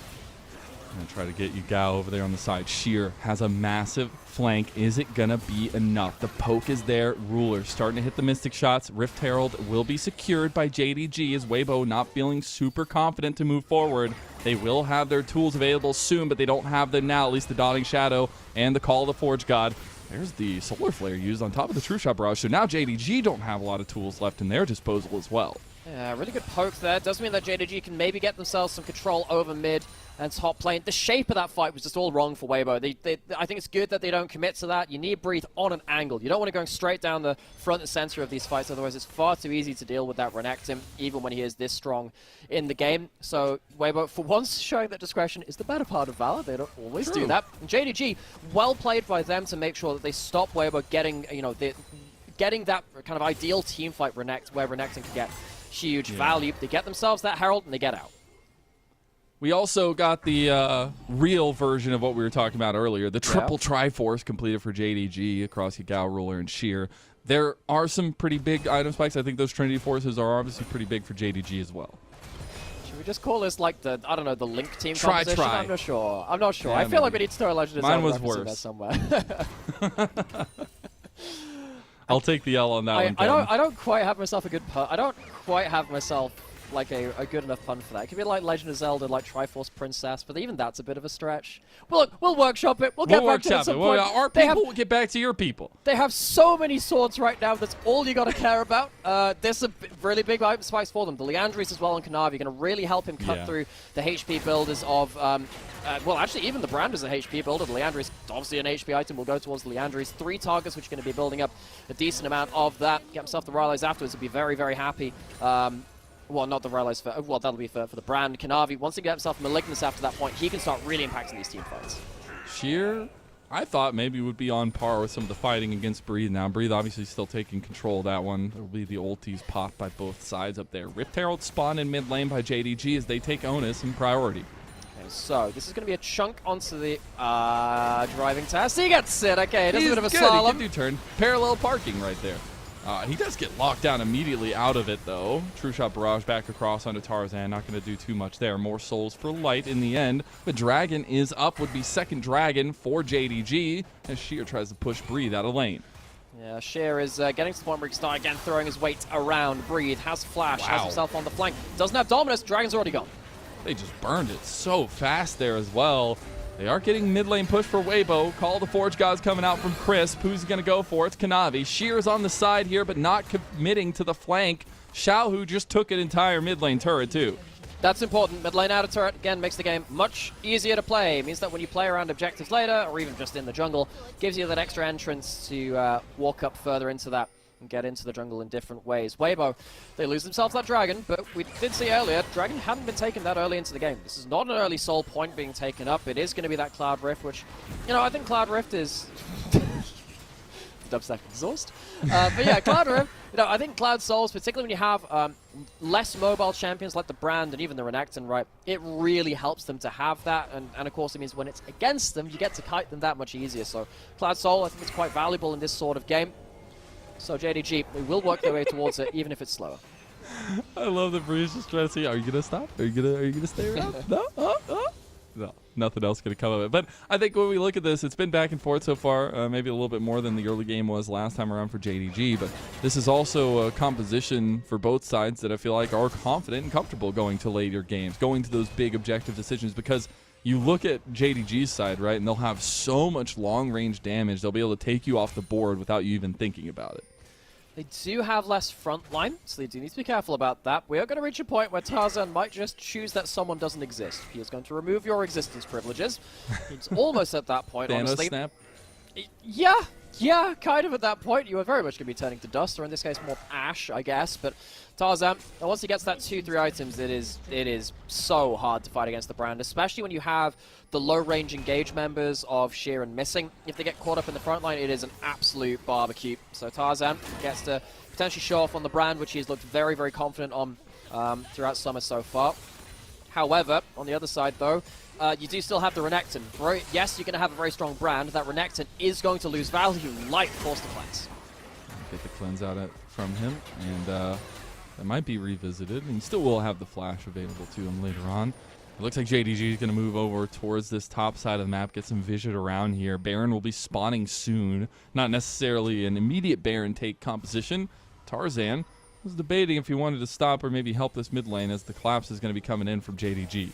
So I think JDG will probably have spotted that Tarzan. Oh, this is a problem. He was just recalling on a ward. He didn't realize it. JDG, they know that top side is okay. They know that they're okay to go towards this. I was even wondering if they go towards a Baron Rush, if they'd managed to piece together that he was recalling. Crisp is like Xiaohu. running here. He's like, bro, I'm on my way. Rocket Jump will get Xiaohu out, though, easily, as the turret is now the ire of JDG. They won't be able to get it on the back end of it. So actually, Weibo move out to try to punish JDG as they try to retreat here. And Ruler's going to end up getting the Arcane Shift over the wall and burn the flash. Again, Tarzan with these QE stuns, really slick stuff. Gets Ruler's flash out in a good amount of HP, but have they overextended? Sheer didn't get the counter-strike off, but he's looking for it onto Tarzan. Tarzan gets the Pyroclasm going, and now Breathe is in there like swimwear as the Dawning Shadow comes up. The Requiem is actually pretty big here. Ruler still kicking, still able to do damage. Nobody goes down, and damage apiece for both teams. No one dies, but that's a whole lot of flashes. 4 down for JDG, 4 down for Weibo. You can even see that Chris was switched over to the Spike Teleport, the classic Ornn spellbook summoner rotation. Really close stuff. You could see that Weibo, they managed to get that initial punish off, but they, and again, Tarzan, his mechanics on this brand have been really slick in this game. He's one of the best brand players within the LPL so far, but they do overextend. This is after his cool mechanics. We don't even get to see that in slow motion. Goes a little too far, missing. He's got himself this Leona. He's been playing so well at getting onto key targets in this game.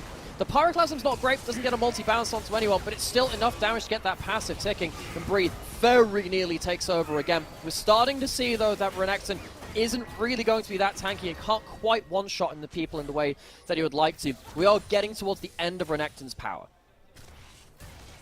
So interesting how much reservation both teams are willing to give. Maybe a little bit of respect there, not go full ham and give bodies over. Now we are getting second items. Navori Flicker Blade for Xiaohu. Got the Malignance completed for Kanavi. Weibo over on top side of the map here, hovering over Breathe as well. Also worth noting, Light only at 67 stacks. I think losing lane early really hurt the ability to get those double taps, which you can sometimes use to get those stacks through. We normally expect in pro play to get about 100 stacks around about 22, 23 minutes. If it's a little slower, it goes towards about 24. That's probably what we're on pace for at this moment. Light not going to be as long range as you would like to. And in a game like this, when there's a lot of long range members, you'd like that Breathe in trouble on the side lane. He's going to try to slice and dice his way out of that one. Buying time for Weibo to come in. Crisp is TP'd. There's the long distance engage. Tarzan locked down, but Breathe has already claimed one. Kanavi is perfectly fine with that, though. He's putting in damage here now, but that Pyroclasm is raining hellfire on the back line. And Weibo, they come out with a Kanavi kill, which might just mean down. a Baron buff. Yeah, and then also, I mean, Crisp even has his own smite. You have double smite versus none. That's absolutely overkill. JDG, I don't think they can contest. This is going to be gone by the time they teleport in. Desperation from JDG. They will not be able to stand to Weibo's tempo gaming. They end up trying to take this outer tower in mid lane, but they might just get collapsed on. They will find their turret and make a way out. They have to be in sync on this, though, because Breathe and Tarzan and Xiaohu are chasing them down. Okay, so JDG, they could go towards that dragon, but they can't because Weibo are going to use those 4 grubs and the Tristana to force open this mid lane. They go for the engage. Breathe engaged on. Got a lot of damage back, though. Tarzan able to claim down with the help of Xiaohu onto missing. We do have some decent poke coming off the back of it, though, for Yagao. He goes forward. Valkyrie is down. Almost gets CC'd out by Tarzan as well. Nothing else, though, but Tarzan will move to the dragon and deny the soul point from JDG. So many of these fights are being determined by very small micro things. I think Tarzan getting these catch-out stuns is leading to the passive, causing JDG to really scatter. They can't stand in the same position. And Weibo, while they end up, getting ran around at some points, they do end up getting themselves a really big phase of play. And once again, JDG, they are on the back foot. 2 games in a row now where Weibo have been able to really use their points of power effectively. I think that Breathe We said that the Renekton was coming to the end of its power. Gets another good team fight here at the end of this. Breathe, yes, he is alone on the side lane at this point, but he is still tanky enough, especially with the Sterex in as well, to not get one shot. He knows his job here. Don't go too far. Wait for reinforcements. Then go in to follow up on something else. Kanavi absolutely blasted. Kanavi, you know, we've talked him up. He is one of the very best players in the league right now. Weibo have held into account magnificently. He's not been able to team fight very effectively on these AP carries. The Zyra in the last game had a lot of good turnaround damage. Couldn't be the game decider. This time on the Karthus has been punished for his positioning an awful lot. And I maybe it's a little bit reading into it too much, but I am so used to Kanavi this split being on active junglers. Yes, AP, fine, whatever. But junglers that want to press, want to invade, want to stranglehold. We've seen Zyra, we've seen this Karthus not work out because you don't have that same backing power yourself. In fact, the one game they lost to TT was on that Karthus as well. The one game in group stages. I'm just saying, there's little things that are starting to culminate in something maybe a little bit bigger. Yeah, maybe. Or maybe it's just enough for these top teams to exploit in a good day. And the Baron buff of Xiaohu. He's, of course, was spotted out technically because the Baron buff was on the wave. JDG would have known that he was in one of those brushes. He goes back, has himself teleport, get himself onto the map, almost at that bloodthirster. Tarzan again, these stuns are so obnoxious. He's just finding everything, and now the Pyroclasm was doing some extra damage there at the end onto Sheer. They'll take a tier 2 at topside, still about 20 seconds on the Baron buff. They will end up backing out because of that, but they have gotten a 5,000 gold lead now off a game that was so neck and neck for the longest time. You know, I thought that Shun was the best brand within the LPL, and he is really, really good. I think I'm changing my mind now. Tarzan is so damn good at this champion. Put some respect on this man's name. Yeah. I think care Tarzan, what the community says. Yeah, you know, there was some, you know, the first round robin, I think, turned a lot of people against Tarzan. But honestly, the amount of work he's been doing is fantastic. Again, look at this. Gets himself the E, predicts to the Q, gets the stun as he tries to leap strike, gets himself the full combo.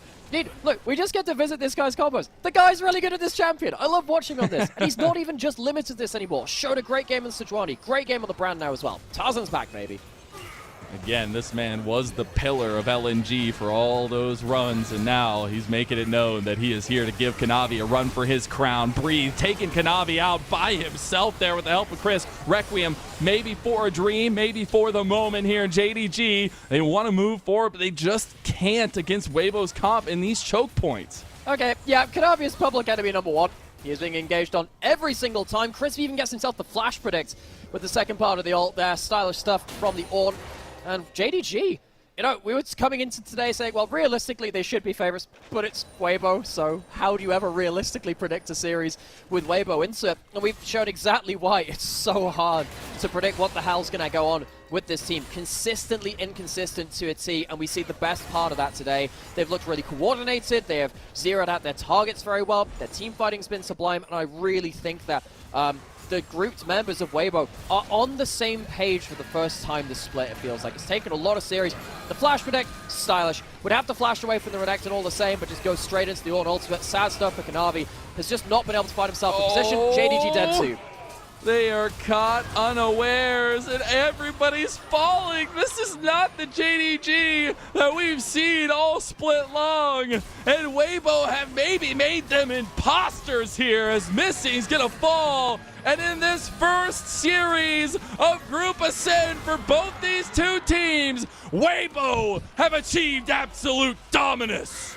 Only Weibo could do this. Only this team could show up and just say, right, okay, we feel like a top-tier team now after just about slinking their way in through the back door to this upper group, to the Ascension group.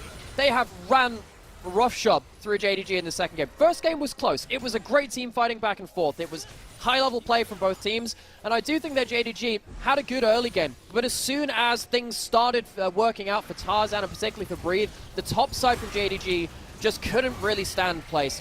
Tarzan, once again, fantastic damage, sets up for the reset. Breathe doesn't get himself stuck in like a 1v3 or 1v4 where Renekton can struggle in the late game. It's a series of 1v1s, which really works out for the Tristana, it works out for the Renekton. JDG, they're way too split on the map. They're slow to react to this, just like this again. Ruler, able to get out, still has his summoners available. But it's also, the thing about JDG is, if you're a JDG fan, it's not one singular moment, it's not one singular player. It's multiple moments compounding into these magnificent losses. And it's really just a couple things. Breathe has had Sheer's number literally all series long. Missing didn't have much of an impact on the Enchanter in game number 1. It's a little bit too little too late. And we're going to see if Baron, a flip here, is enough to get them back in the game. Breathe. That T-Rex has come back from the jungle, and he's hungry, boy. As he's going to take one down. Requiem coming across, donning Shadow to try to save a lot of the damage down from it. They do end up getting the 1 kill off the back of it. Now they'll move mid.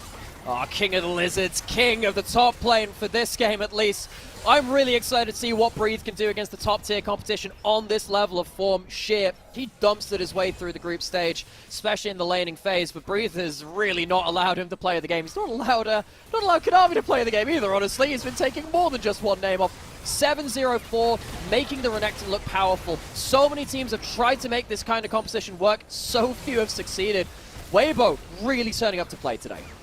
From so long ago with the call-up to the OMG squad, to the year on WE, to the trade situation with Billy and RNG, he has finally found a home with peers at Weibo, and he's making it known that he is here to take charge. He's on top side now, getting an inhib turret. Meanwhile, tier 2 in mid is going down, and Ruler might just get caught out in the end. He's almost down, ends up burning both, at least his Arcade Shift and his barrier.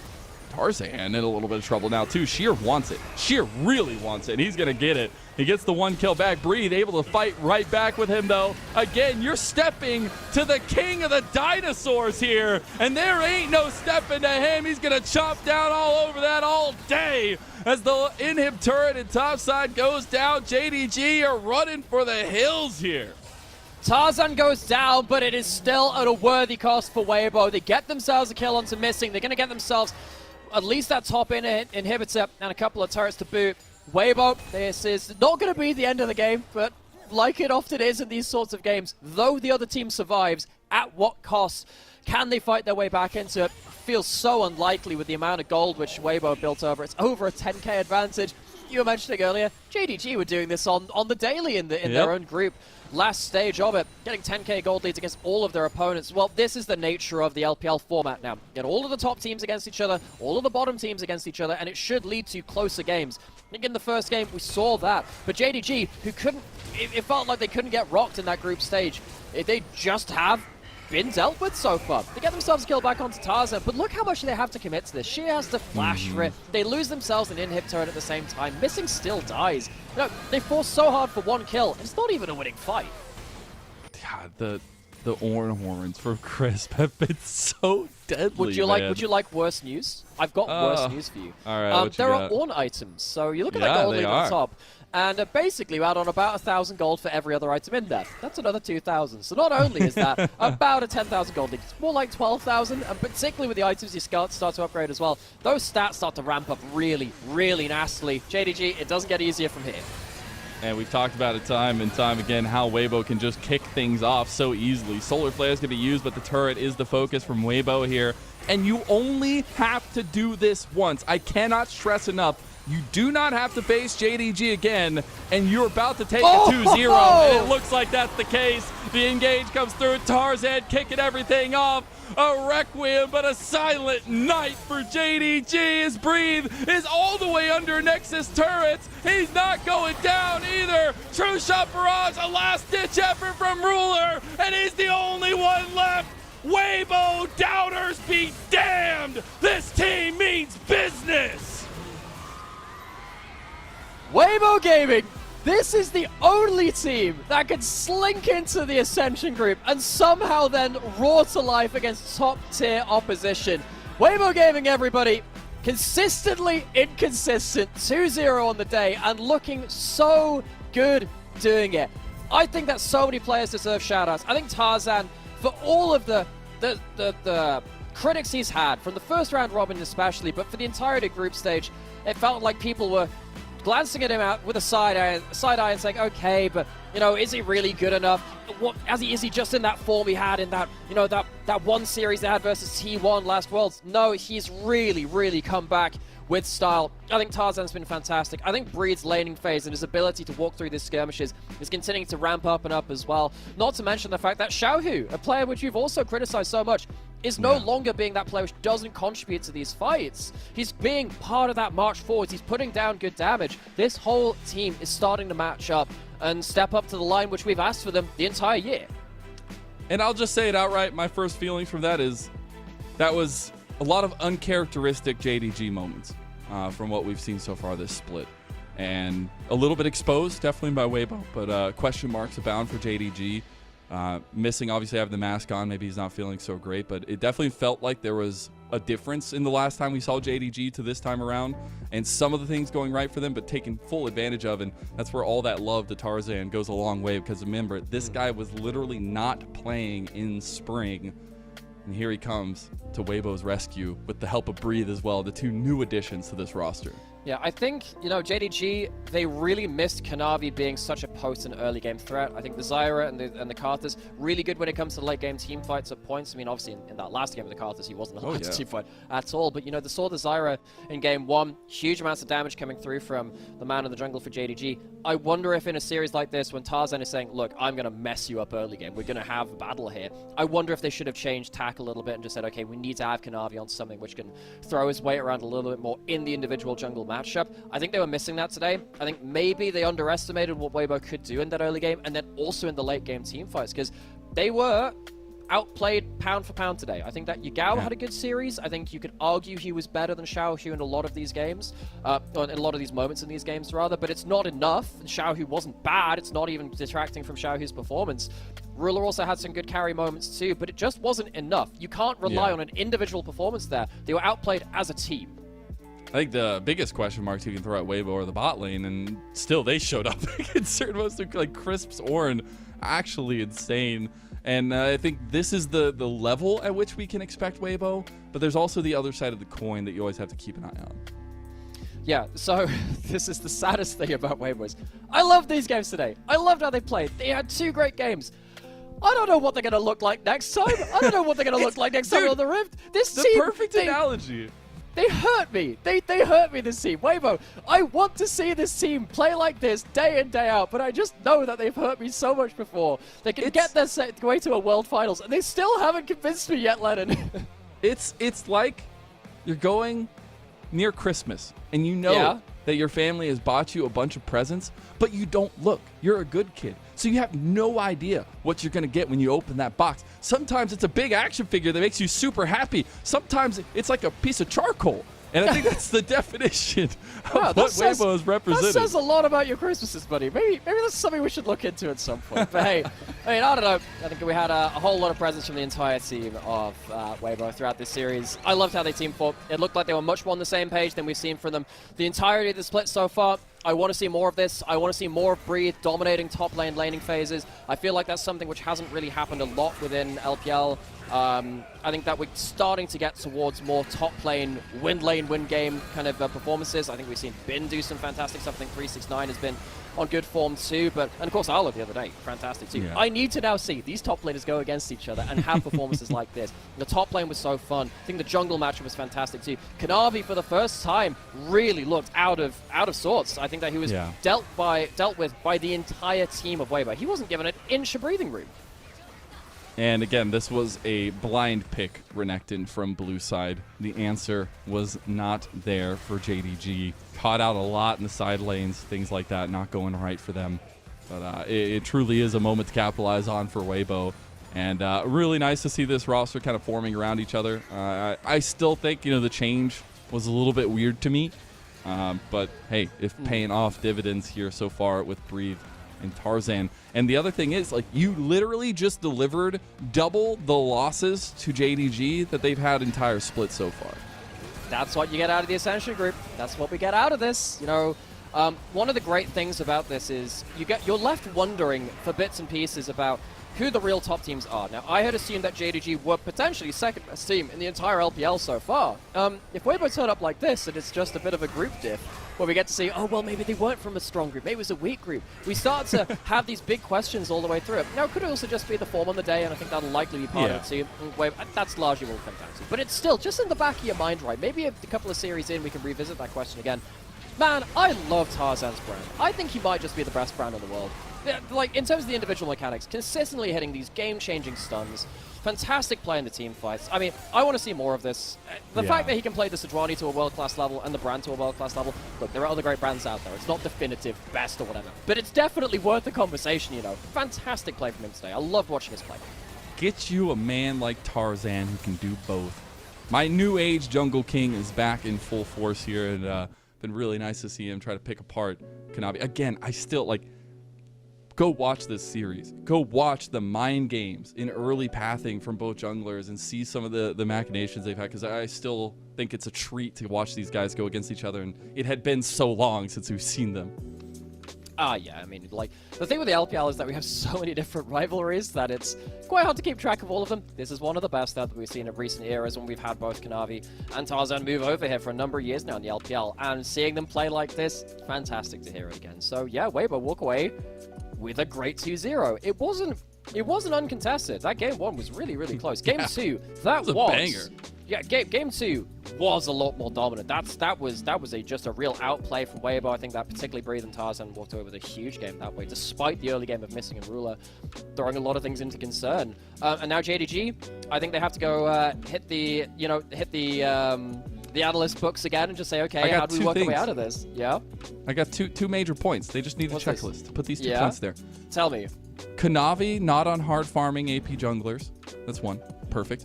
The second one, try to figure out what can happen with Ruler and Mystic and have Mystic on engaged champions. I don't want to see the enchanters anymore, at least for a little while, but it is Breathe that ends up claiming the MVP of that game, his 3rd of the season so far. Oh, Breathe was excellent. You know, I think top jungle was such a snowball factor in this game. Breathe took that individual matchup and ran away with it. Not many players in the LPL have justified picking Renekton. We've seen a lot of players pick it even when Skada was being around to say, oh, we'll get this early lane dominance. Okay, and what? Where does that go? Breathe is one of those players alongside, again, players like Bin, I think 369's up there too, which take this champion and go into a team fight in the mid game and then prove to you why you picked this champion. No, it is not a late game scaling champion, but for a brief window of time, Renekton is pretty much unparalleled if he gets target access to do unreal things in the back end of a team fight, whilst also having that lane dominance too. So yeah, Breathe. For me, that's quite a big vindication. I think a lot of people are saying, oh, you know, he started off with that 0-5 Skada game. Oh, what's happening with this? This is what you expect from him. Loving to see it. Love to see it as well. Let's take a look down memory lane of what exactly we had in store for us today. It was a short one. I'm still asking the LPL gods to give me 3 games, please. RA take a 2-0 over TT to kick off their group. And now Weibo kick off their group with a 2-0 victory over JDG. So, this has been an informative day. I would argue both of these were upsets. I think that maybe the first one. I feel like the second one begs more questions. It's so but it informs that there are more questions. I think the first series, maybe that's just a benchmark. Maybe there's some different reads on that one. Into tomorrow's games, though, we see a rematch from Group D in Ultra Prime versus Invictus Gaming. Straight off the bat, last time IG ran away with that one. NIP LNG. NIP walked away looking really good at the end of their own group stage. LNG did take a game off of Top Esports as well. Hopefully that'll also deliver in high-level gameplay. Seeing if LNG can maybe up the tempo of their gameplay a little bit, and if NIP can... Nope, Glacier it is.